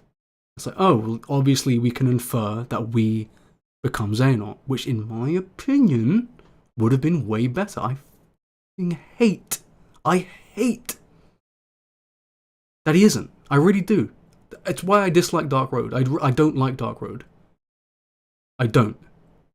I think it did so much wrong. So much. And the thing is, Mel, it's like, yeah, sure, Ava is darkness doesn't really hold that much weight anymore.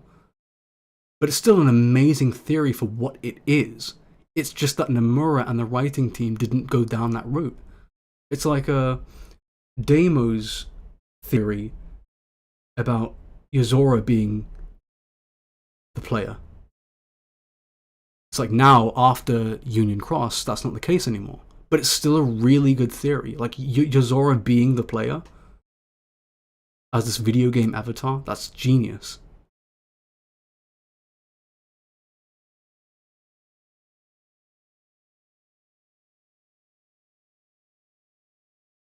It's like that Xehanort being, you know, a descendant of Ephema plot twist. It wasn't a plot twist. It was a lie. They lied to us. They intentionally misled us. There's a difference between subverting expectations and lying. They lied. There was absolutely zero way for any of us to infer that Xehanort or like the player was the blue-robed figure, unless you count the vaguely teal color of the robe. Like, the cutscene is obviously framed to suggest that Xehanort is the player, which it would have been amazing. Narratively speaking, would have been the best course of action. Like, how crazy is that? You know? Keynote! How you doing? Keynote, if you don't know, I'm ignoring Twitch for some reason, because everyone is obviously on YouTube, and Twitch is over here on this side of the screen. So I'm really sorry if I don't read your stuff, but I have read your stuff. Cool, Keynote, thanks. It's up to you. I mean, you could stay. I just won't read your stuff. It's up to you. But yeah, no. What's going on? What's going on? We're just bitching about Dark Road, I guess. One of my favorite things to do. I hate Dark Road so much.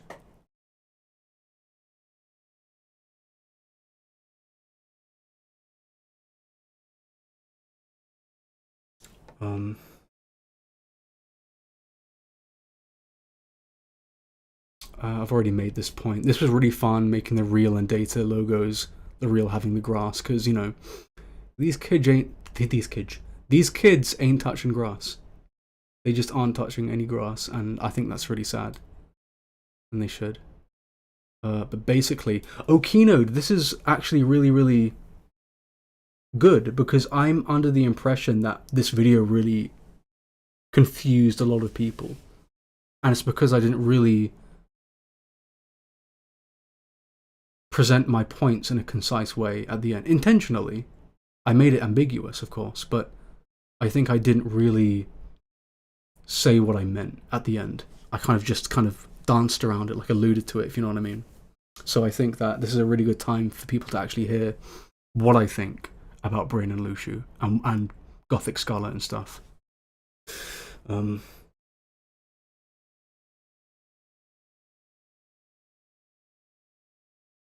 Yeah, I think a lot of old characters in Kingdom Hearts are disgustingly, abhorrently useless. So here, after this, right? So, in my opinion, if Just we've listen to this already point. gathered that Lushu has the means to travel freely between the towns, naturally he might have travelled back to the data world with Brain. This is where the data backup comes in. If Lushu gained access to Strelitzia's data, he probably did so with Brains. So what then happens to a pod that can't make it back to reality? This is where things begin to diverge. Nothing here. It's okay. I was gonna quit the video anyway. So yeah, what I'm getting at there is so the data backup comes in, right? I'm alluding that Brain took the pod from the data's Daybreak Town, right? He didn't take it from reality's side. What I'm alluding to is that Data Daybreak Town and the real Daybreak Town are the prerequisites for both reality and unreality. So we have reality, Ephema, rebuilding it. Okay, the real Daybreak Town serves as the foundation for Scarlet Kylum, and Data Daybreak Town serves as the prerequisite for Gothic Scarlet Kylum. Okay, reality, unreality. One goes into modern Scala, one transcends time, right, and you know, follows the laws of time, and through industrialization becomes the metropolis as we know as Quadratum. That's what I think. That's what at least what I thought during this video.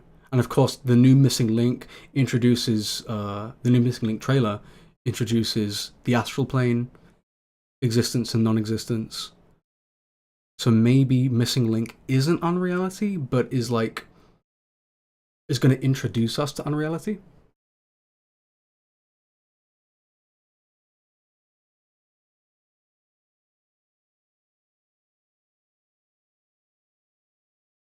Right, so art. When Lucius says Data Daybreak Town is different, when it falls to darkness, it won't go into sleep mode. That's it, it's kaput. There is no darkness left in Data Daybreak Town. Okay?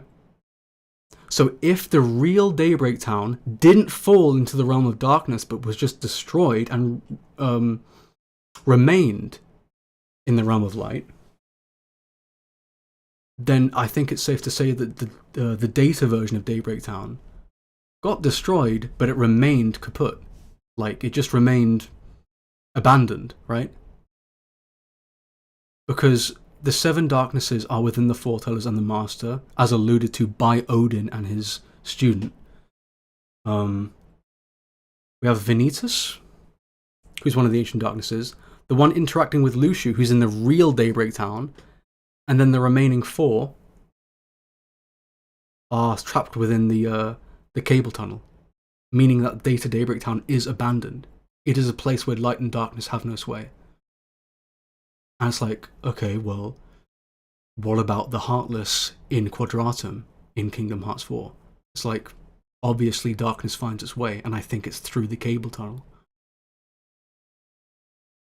I think that's where the whole video game virtual reality thing comes into play.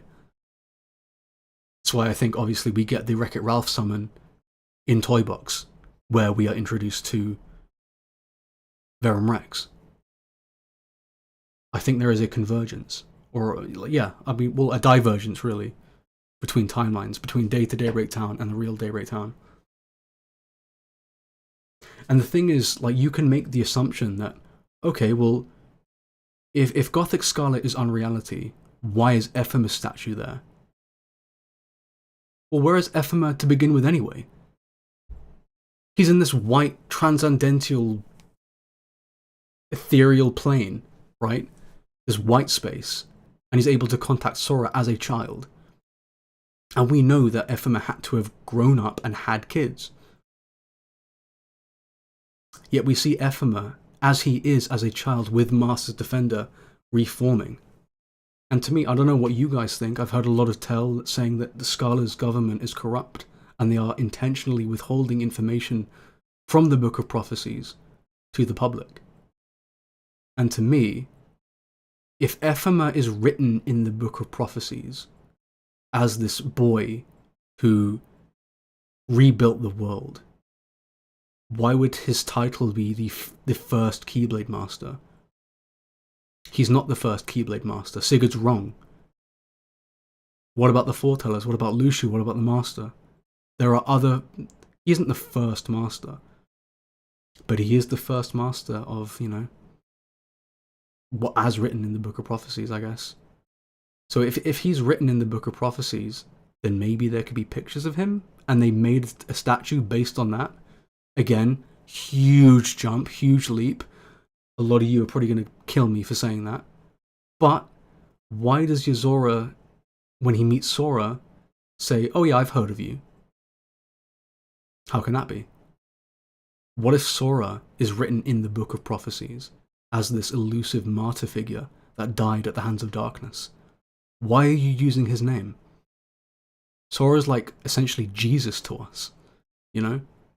He's written in this Book of Prophecies that's been handed down generation via generation as part of this ancient Keyblade lineage. Why are you using Sora's name? Sora died at the hands of darkness. If you are who you say you are, then my path is clear. You know? I think maybe Quadratum / Gothic Scala, that kind of side of reality, has those black-robed figures as like this kind of secret Illuminati-esque society that knows the truth of the Book of Prophecies. Again, this is all fucking wild speculation, but it's what I was alluding to in this video. It's why I made that comparison, because Nomura said there's a secret in the box art of Kingdom Hearts 3 that only he knows. The protuberances on the corners of the clock tower are actually black-robed figures in Quadratum. We see black-robed figures in Missing Link, in Gothic Scala. So, to me, there's like this high society in unreality that is intentionally withholding information from the Book of Prophecies and trying to replicate and streamline a narrative to the public. Like, hey, here's Ephema, here's Ephema. Look at this, he's the first Keyblade Master. Let's build a statue of him, which is conspicuously missing from modern Scala. Ephema's statue is nowhere to be found. Now granted, obviously it's not in Kingdom Hearts 3 because Union Cross hadn't finished by that point. We didn't know that Ephema had Master's Defender. That was a twist for Union Cross. But Dark Road had that chance. If Dark Road was going to say, hey, Xehanort is the descendant of Ephema, okay, then wouldn't they have a cutscene where he stumbles upon this old, decrepit, dilapidated version of Ephema's statue and was like, hey, who is this guy? And Ericus is like, oh, beats me, you know. Maybe Odin comes along and says, like, hey, that's the first Keyblade Master. And then at the end of the game, when he's talking to player, or the player's second life, he's like, you know, you are the descendant of Master Ephema. It's like, you know, they could have had that moment. Yet it's not there. Why? It's almost as if they are two completely different places. Also, hello PJ. Your favourite person in Twitch.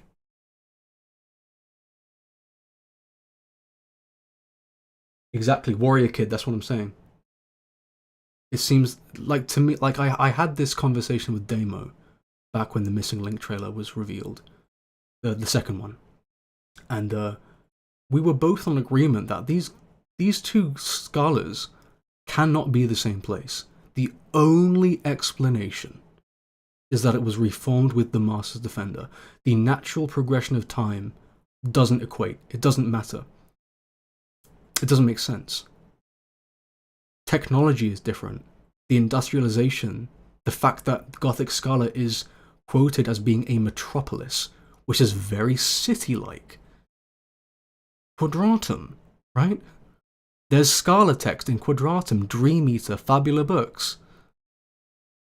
Data Daybreak Town falling into sleep mode because darkness has no sway anymore. The 13 darknesses are elsewhere, they are dealt with. Data Daybreak Town is this abandoned, skeleton of a world. And what is Brain's sworn duty? I'm going to remain here in the real world and awaken the sleeping dandelion, or awaken the dandelions in the data world. So I say in the video, like, what if Gothic Scala is inhabited by descendants of data backups, people that aren't real? Video game characters, I could see them totally doing that. And I think, like, it's I guess people don't like that, I don't like it. I don't like the Datascape stuff either.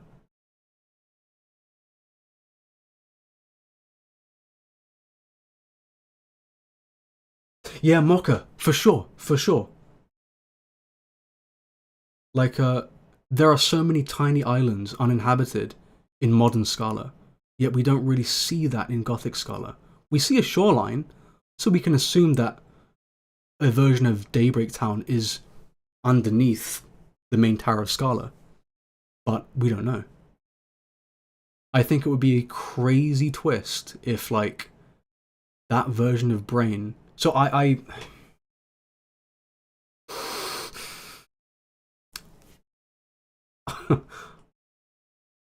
point out, thanks Mlink, I point out that the person wearing black, the black coat, holding No Name, which is doled out, by the way, it's completely grey and lifeless, alluding to the fact that this era is unwritten because the Master cannot see it. It cannot be Luciu. I suggest that is actually the real Brain. The data Brain is who we see in the trailer, but I think the real Brain is the one underneath the black hood. I think that's going to be the twist. The only other person I can think of is young Xehanort. After he meets the Master. That's the only other, like, because theoretically he can use his version of time travel since a version of him does exist there as the baby. But that would mean, because you can only travel back in time and then follow the regular laws of time as stated by Ansem. So it could be him. But again, it's like, well, if we play as the player's second life, who's obviously a child in Missing Link, yet Xehanort's a baby when that player is a decrepit, zombie, we can assume that cutscene takes place like 80 years or something after Missing Link. And it's like, okay, well, what if our player in Missing Link is a completely different character? What if that's the case?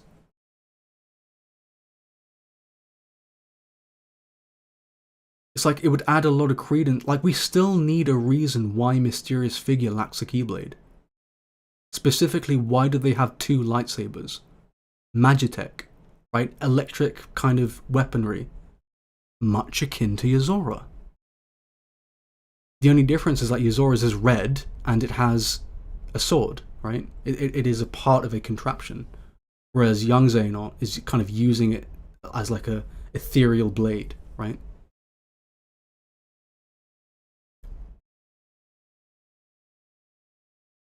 It's because Nomura loves Star Wars, obviously. And of course Star Wars is going to be in Kingdom Hearts 4, make no mistake about that.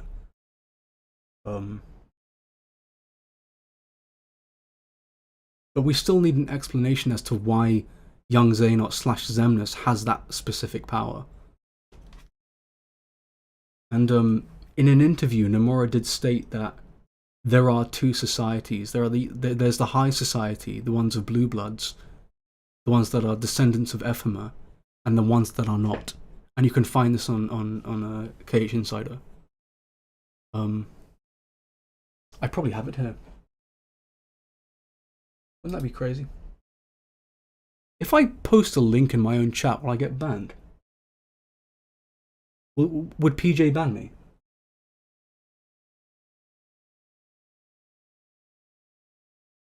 Let me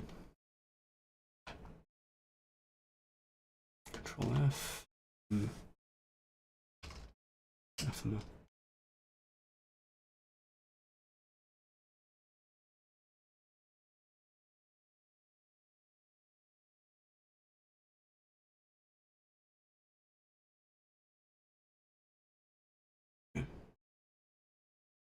Oh dear.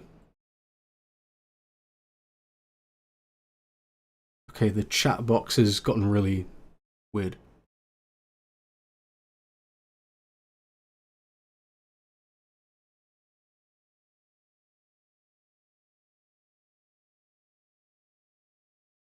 Okay, here we go. It's back now. We're back.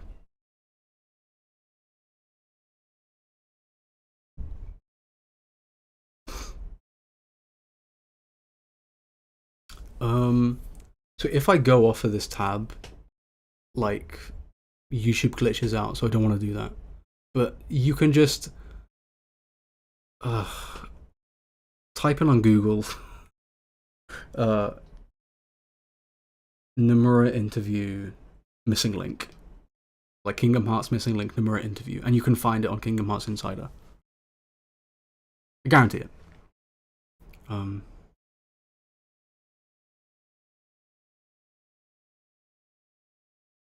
I mean, there are so many inconsistencies with Kingdom Hearts anyway, right? Like, it's like, for example, in Dream Drop Distance, I think Keycast posted this the other day. When Sora's in the dream and he wakes up and he sees Mickey in Traverse Town holding the Kingdom Key D, Mickey isn't supposed to have that Keyblade yet. So there are plenty of inconsistencies when it comes to like modeling and stuff like that. So that can absolutely play a part in like the whole Young Xehanort thing, right? Least of all the Key Saga and all the sprites and reusing of assets. So, you know, there are very, very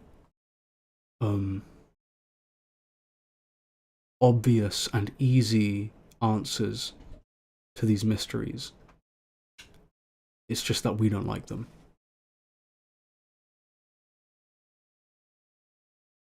So, well, isn't Odin from Gothic Scholar though? I think he says that in that interview. That Odin arrived here from another world.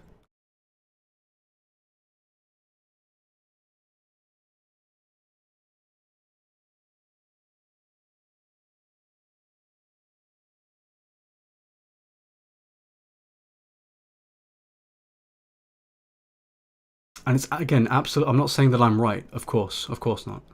But it's absolutely possible that Aqua did use the master. Sorry, not Aqua. The Master Defender was used to transform the Scala into a different one, like Aqua does with the Land of Departure. But it's so strange to me that why is modern Scala? Why does it have so many more buildings, despite the fact that there are so few people? Yet with Gothic Scala, it seems a lot more contained.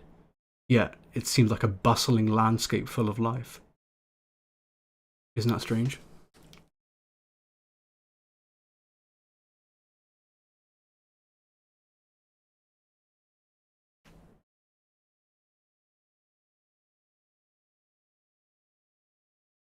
I mean,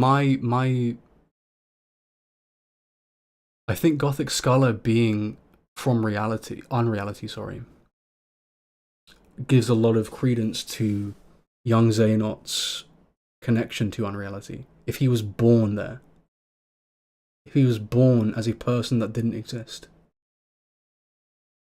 you know, it's like, why does he have all this knowledge of unreality? Like he's been like so,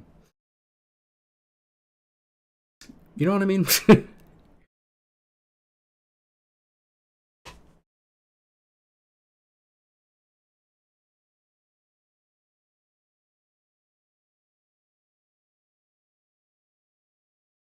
Yeah, I mean, I'm not saying that Gothic Scala couldn't be just the modern Scala from the past, but following the laws of the passage of time, the technology just doesn't match up. They are two completely different worlds.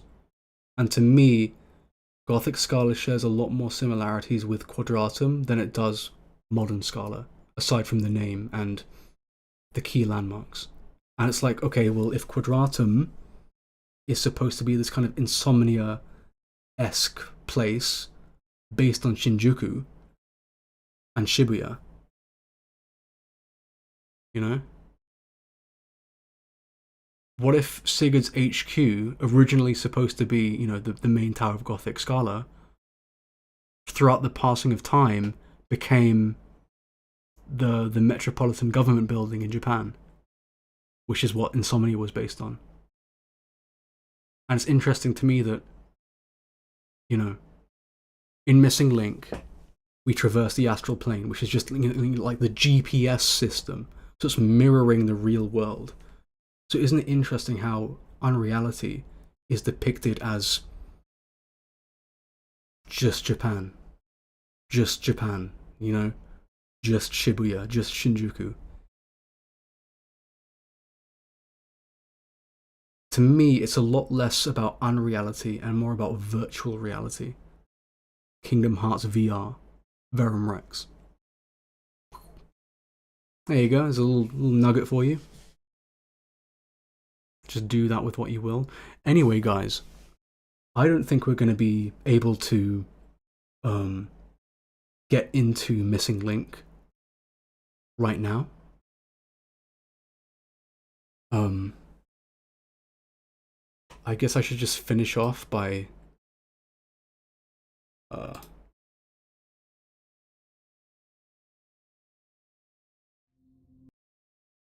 showing you the end of this video, which I really, really loved. So we'll just go through this and then we'll end stream, I think.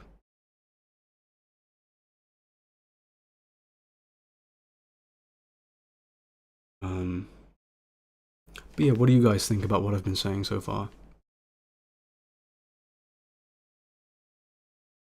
And again, this is all complete conjecture. It's just how I feel. It's why I made this video.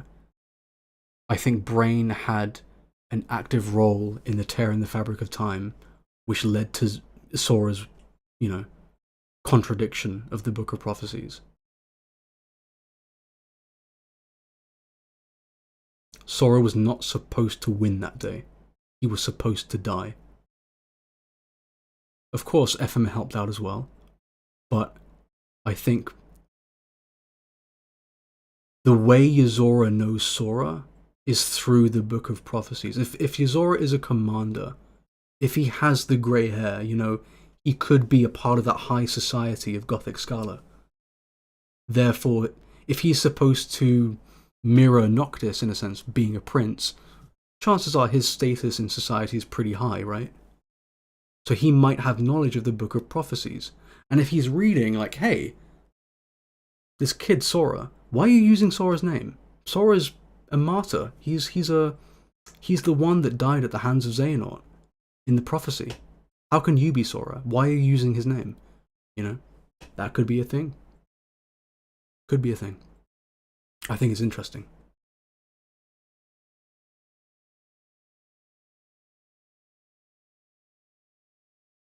Yeah, and of course Kingdom, yeah, exactly, Ola. Sigurd being this kind of intermediary between Gothic Scala and Quadratum is very telling. Like, who's he speaking to about another world? You know? It's interesting. Ikana says, by the way, silly question, ever noticed that in the Kingdom Hearts 4 trailer, when the darkness is grouping to form that giant dark side, on the reflection of the building windows, the darkness looks like light orbs? I don't. Gotta bring it up. Gotta bring it up. I don't have it. Fuck. Oh well. I'll take your word for it. Sure. Maybe. I only have the Missing Link trailers on OBS, so I can't do it.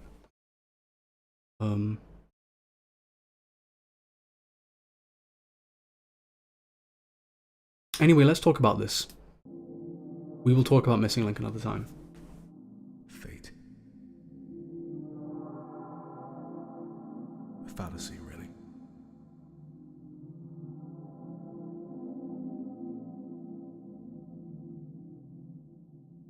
Thanks, Isabel.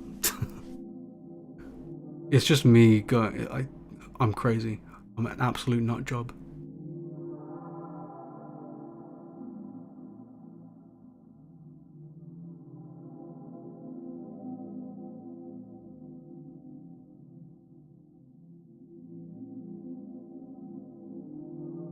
So you can see this stuff. It's supposed to mirror the white space ephemera used to visit Sora in Kingdom Hearts 3. These kind of like platforms are the elevators. They are copy and paste of the elevator model from Daybreak Town that I used. But they are made to look like dandelions, so they're like flowers sprouting out of the ground. You have like the gears, the cogs, you know. Kind of gives it this kind of ethereal vibe.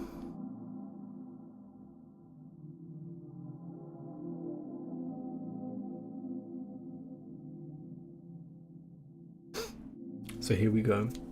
So you can notice there that if you look at Brainteaser, there's a lot of like vertex wobbling and like PS1 stuff going on. If you look at Sigurd's Charity, called Cigarette, by the way, that's the name of Sigurd's Charity. There's absolutely zero vertex wobbling or dithering going on. Sigurd's Charity is completely clean.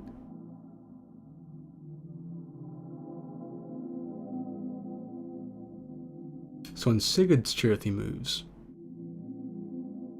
boom!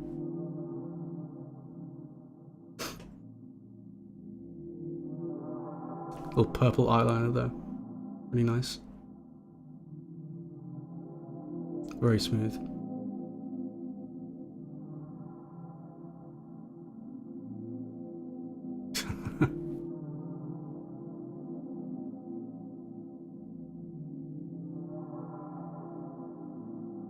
It's just a very slow scene as well, like you're not really sure where it's going to go until you get there, you know? Look at Charity move, like look at the hat and the weird dithering PS1 effect.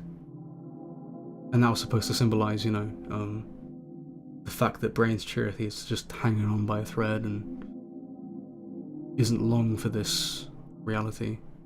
You can see it here in the feather, like, yeah.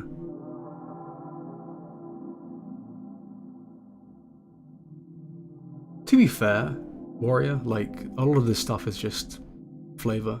Like, it's just cool to look at. I wasn't implying anything, like, theory-wise here, you know? Love this shot. So you're not sure who's actually upright or who's, like, gonna fall, you know? Because Sigurd's Charity comes down, right? My voice would not reach you, alluding to unreality. But now it's just vertical, you're not sure who's upright.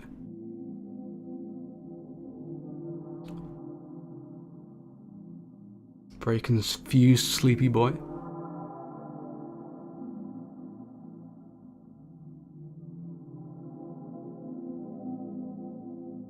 Have this mirror effect going on, so you have like half of Sigurd's Charity's face, and here.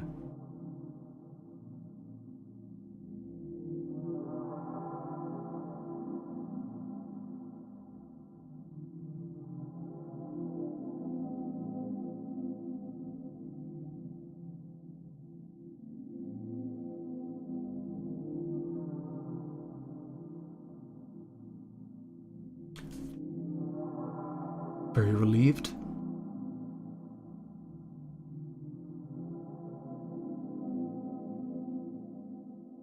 So this is all rendered in real time, like the whole world is huge and it's just white. There's no trickery going on. The white space is bigger than any room rendered in this entire video. they are in this place in real time, so it is really that big. Like, I could have cheated and made like a white screen behind some sort of, you know, background, but no. This is an actual huge white room that they're in. Huge. So this is David's iteration of Dearly Beloved, called Brain Fog. It's amazing. It made me cry when I first listened to it. I actually have the recording. So this is really cool. Travesty, how you doing?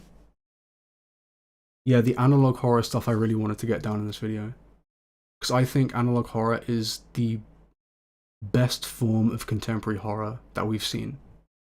It's just handled very poorly by teenagers on the internet, which is fine, but I think it has so much potential.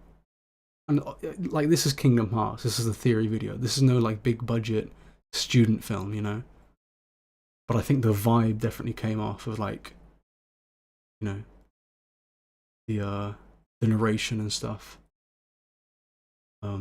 Cheney, how you doing?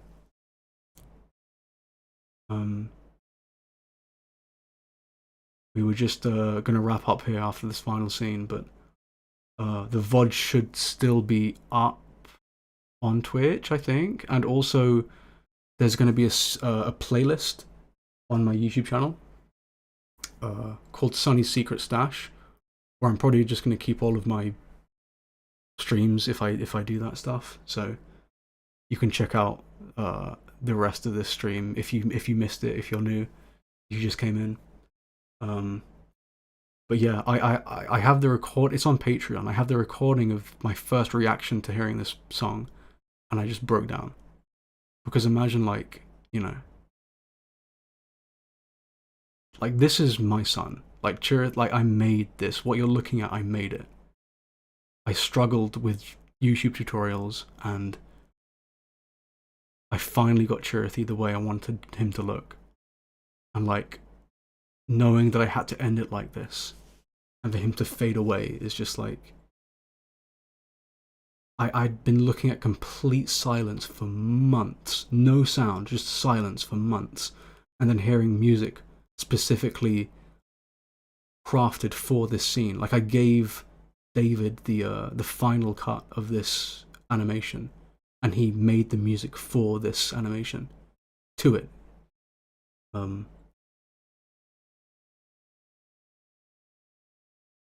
Yeah. So David was the first one to see any of this before anyone, like ages ago, and he kept it secret. So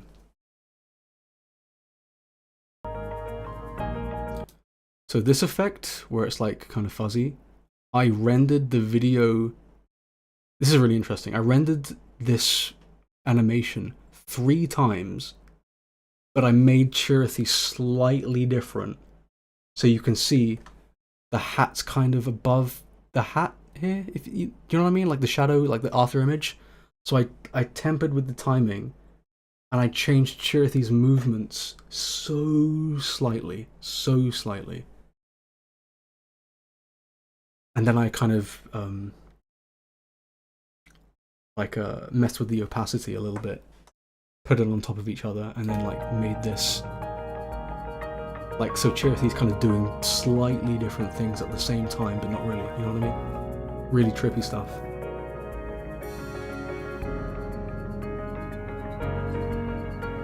None of this is real. And if you notice, Sigurd's Chirithy doesn't really answer any of Brain's retorts or questions. He's either silent or kind of maybe dances around it. He never really answers anything, and it kind of adds to this ambiguous nature. Like, you're not really quite sure what to make of Sigurd's Chirithy.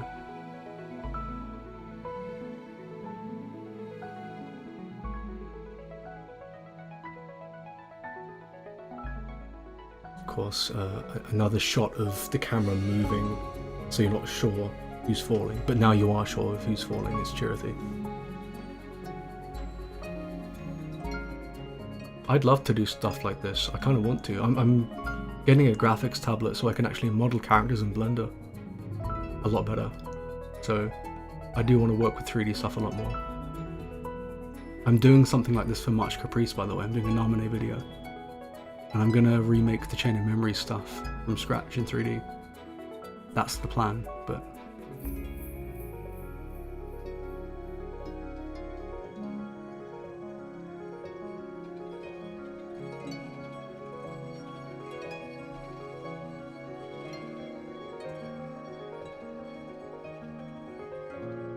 Also, David gave me a whole breakdown of his ethos for composing this that I can't put into words, only he can, so it's on my Patreon if you wanna check it out.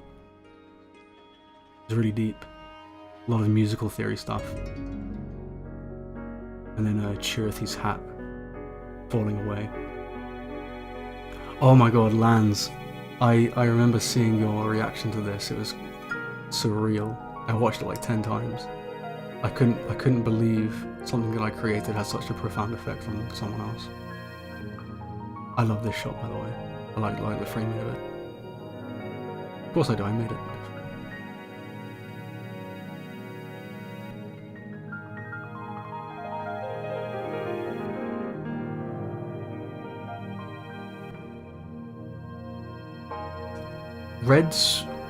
Red is the colour for Brain's Chirithy.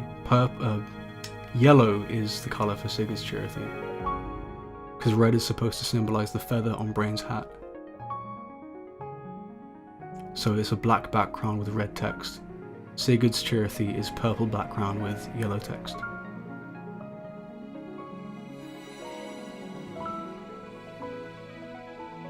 So this is crazy. So you can see that the background is changing from, of course, white to black. That's happening in real time, like the world itself in Blender. In animation, the world is changing color. It's not like a video effect or anything. Like the world is actually doing that. Everything you see is real time, and I wanted to do that because it wouldn't really feel organic if I just did it in post, you know, like a green screen or something. Like, no, this is a huge world that is changing, and the Chirithys are in this real space in real time. And, you know, those big dandelion gear things are all in... They are massive. And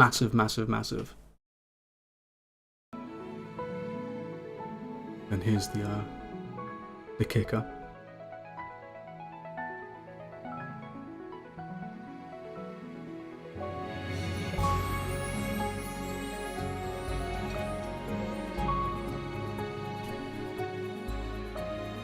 These are your tears right now. Right here, these are your tears.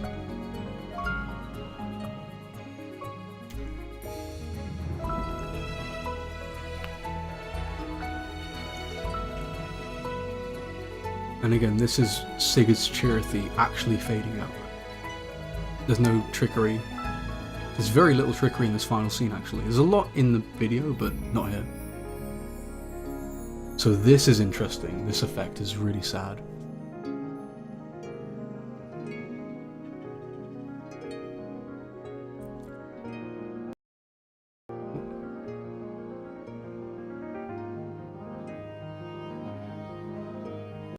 So to achieve that effect, I again rendered 3 separate animations.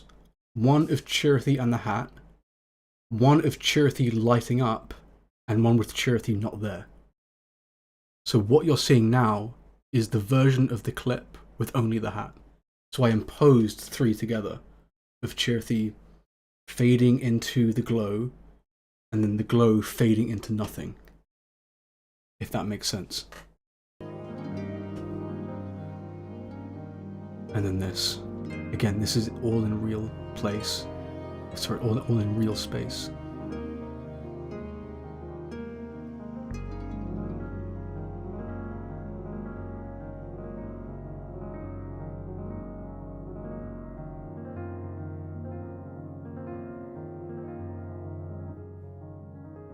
I love what David did here so much.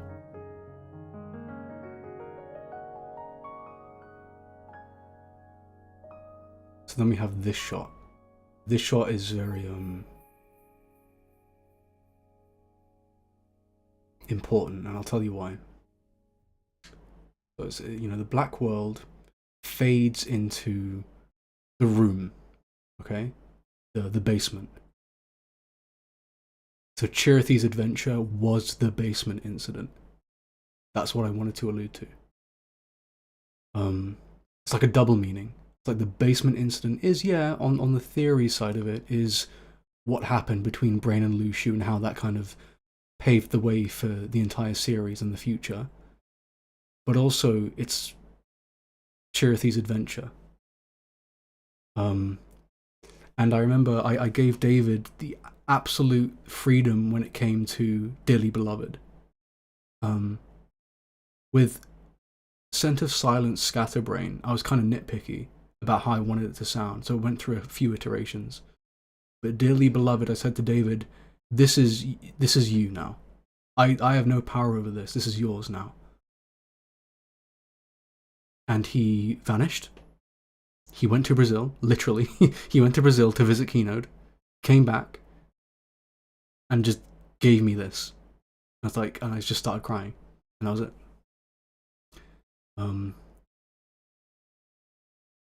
So this is completely David. That music was completely David. It had no input from me whatsoever. Scatterbrain did, but Brain Fog did not. I think I said, like, he gave me a test, and I said, like, make me cry even harder. That's all I said.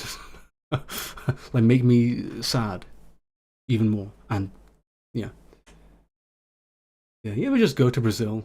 Fucking, you know, maybe. But so this shot is really interesting, because if I go to the beginning, it's supposed to mirror the beginning of the video. That's what the intent was, but it doesn't.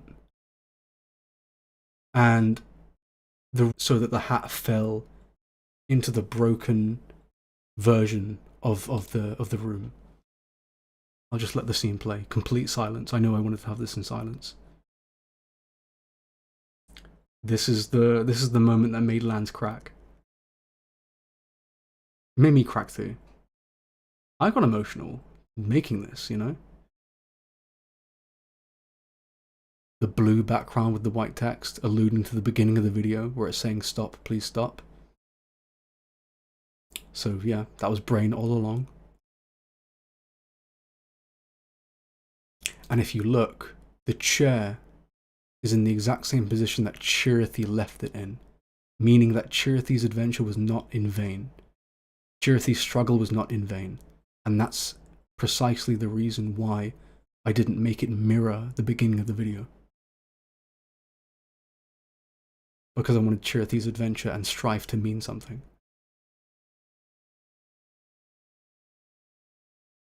So I made the hat fall in the broken, you know, in the destroyed version of the basement instead of the clean one at the beginning.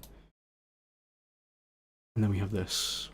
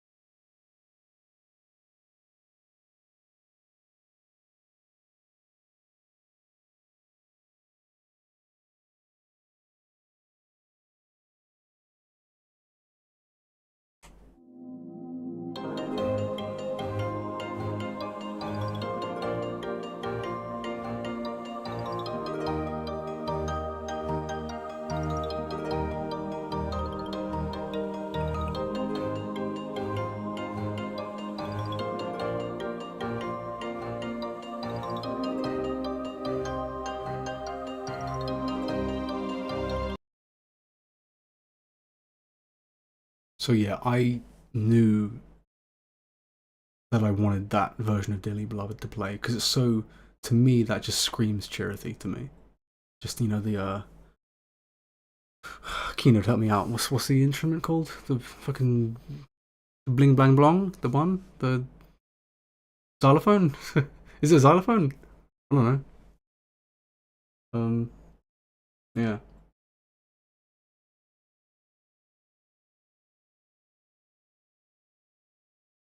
Is it a big stretch to say that there will be a mum boss fight in Kingdom Hearts 4? Yeah, I think so. I don't think we're gonna fight him until like a long time away. I think 4 is more. I think Lucio could be the final boss of 4, to me, personally. The Glockenspiel. Look at you, Cheney. Look at you. Glockenspiel. Think you're hot shit, huh?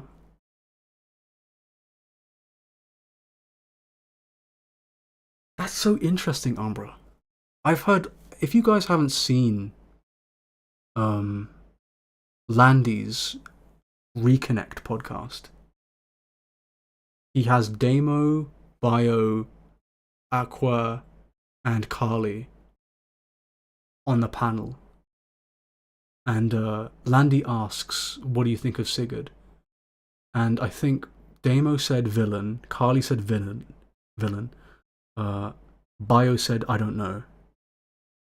And it's like, it's interesting to me that Sigurd has this reputation all of a sudden of being like this mysterious kind of. I mean, like purple is like the color scheme of you know, being mysterious. So kind of like, you know what I mean? But it's interesting that like there's this like overwhelming consensus from the fandom that like Gothic Scarlet is corrupt and they are withholding information from people and trying to overwrite the prophecy or something. It's like, it's really interesting. I'm not saying you're wrong. I'm not saying I disagree. I'm just saying it's just really interesting that Sigurd has this kind of villain vibe, this kind of backstabber vibe, isn't it? It's interesting. I didn't get that impression either. I didn't, but I'm not going to denounce it either, because I could definitely see that. Because I think Kingdom Hearts 4's narration is what kind of leans me toward that as well. Like, he sounds very ominous in Kingdom Hearts 4. Like, he sounds so nice and chirpy in the Missing Link trailer.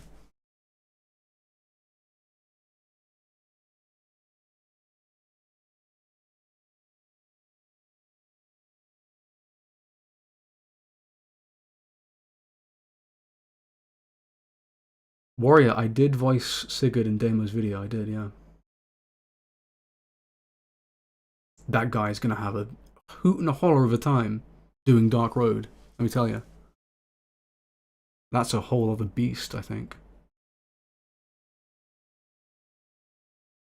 Exactly, Ma. Totally like villainous colors, right?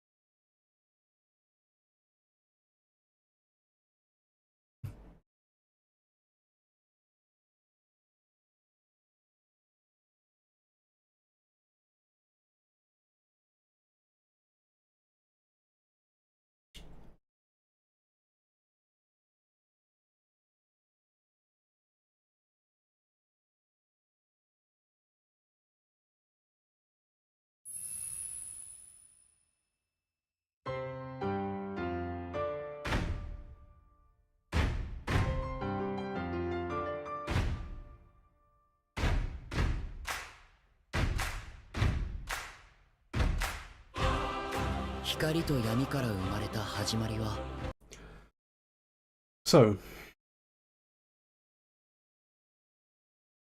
I won't go into the entire trailer, we'll save it for another day. But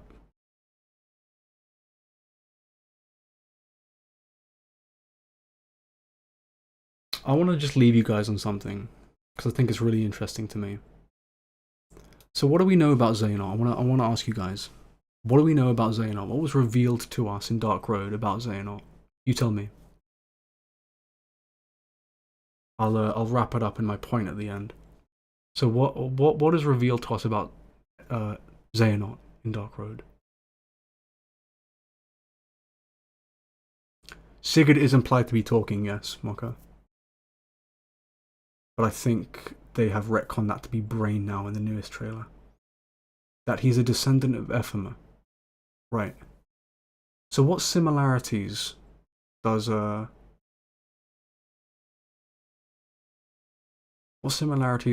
share with Ephema? You tell me. Just a hunch. Like what similarities do they bear? What's like the big striking similarity that Ephema and Xehanort share?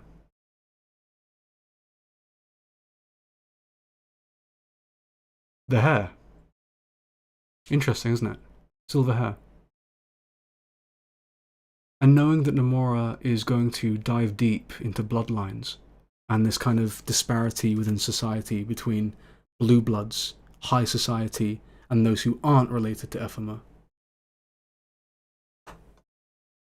Guys, who was the, please remind me, who was the intended wielder of Kingdom Key? Please tell me.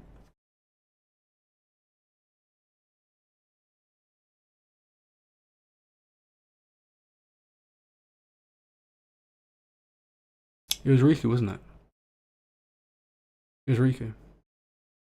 See, it's interesting because the player, in their second life, takes the baby known as Xehanort to Destiny Islands and says that you, without a doubt, are the child of Destiny. Who else is on Destiny Islands? With white hair. And is supposed to be the wielder of the Kingdom Key.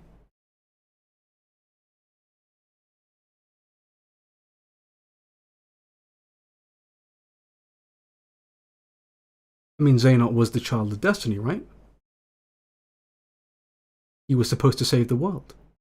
But he fell to darkness. Who else fell to darkness?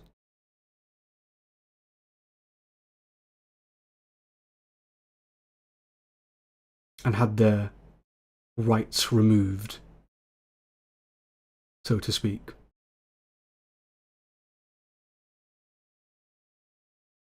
Riku. Right. Just wanted to clear that up. The Unwritten Era.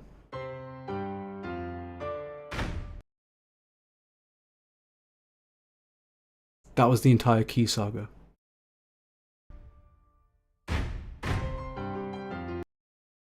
Guys, tell me, why is Riku here?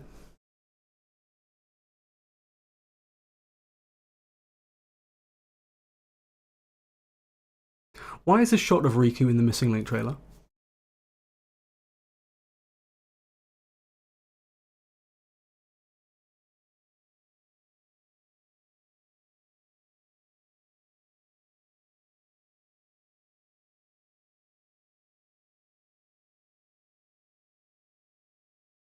Why is he looking at the door to darkness?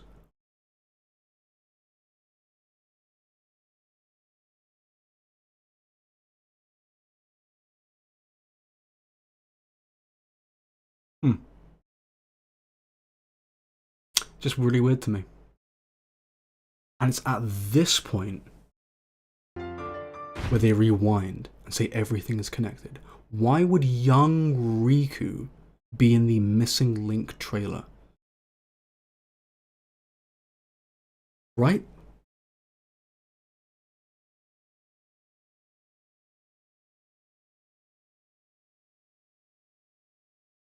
Why does Riku have this prevailing prowess over darkness, unlike any other character we've seen? Why does Yozora look like Riku?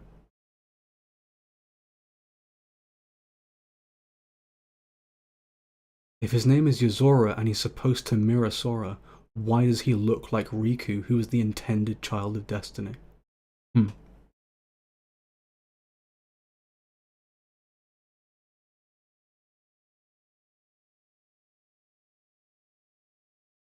it's just interesting to me. I'll let you guys kind of stew upon that, because it is almost midnight for me, and I think I'm going to call it quits. Not for a year, of course. I'll see you guys maybe sometime this week with another stream, kind of diving deep into the missing link stuff, because I worked really hard on Brainteaser, and they scared me shitless with the you know, with the aggressive missing link news that they had at the end of October. So yeah.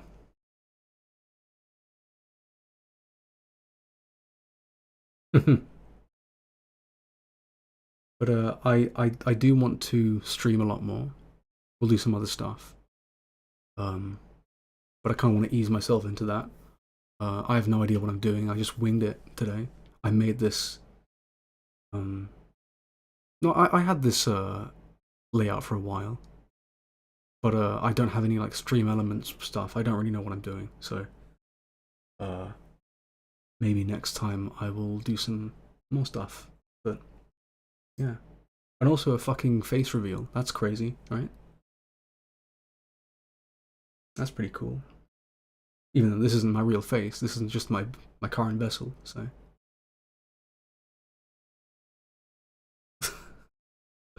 Okay.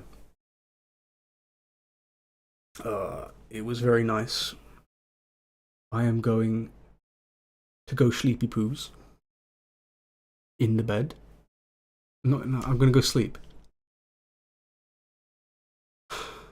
Right. Then I will probably go to work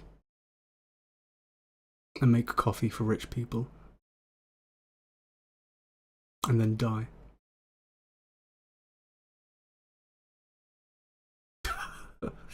Ikana, somebody permanently. I can't be bothered to permanently ban you, so you got off scot-free there. But you know, you better think about what you've done. Anyway, guys, thank you so much for joining me. It's been great. You can hear my voice is starting to die out. But yeah, can you there we go. Yeah, good night, guys.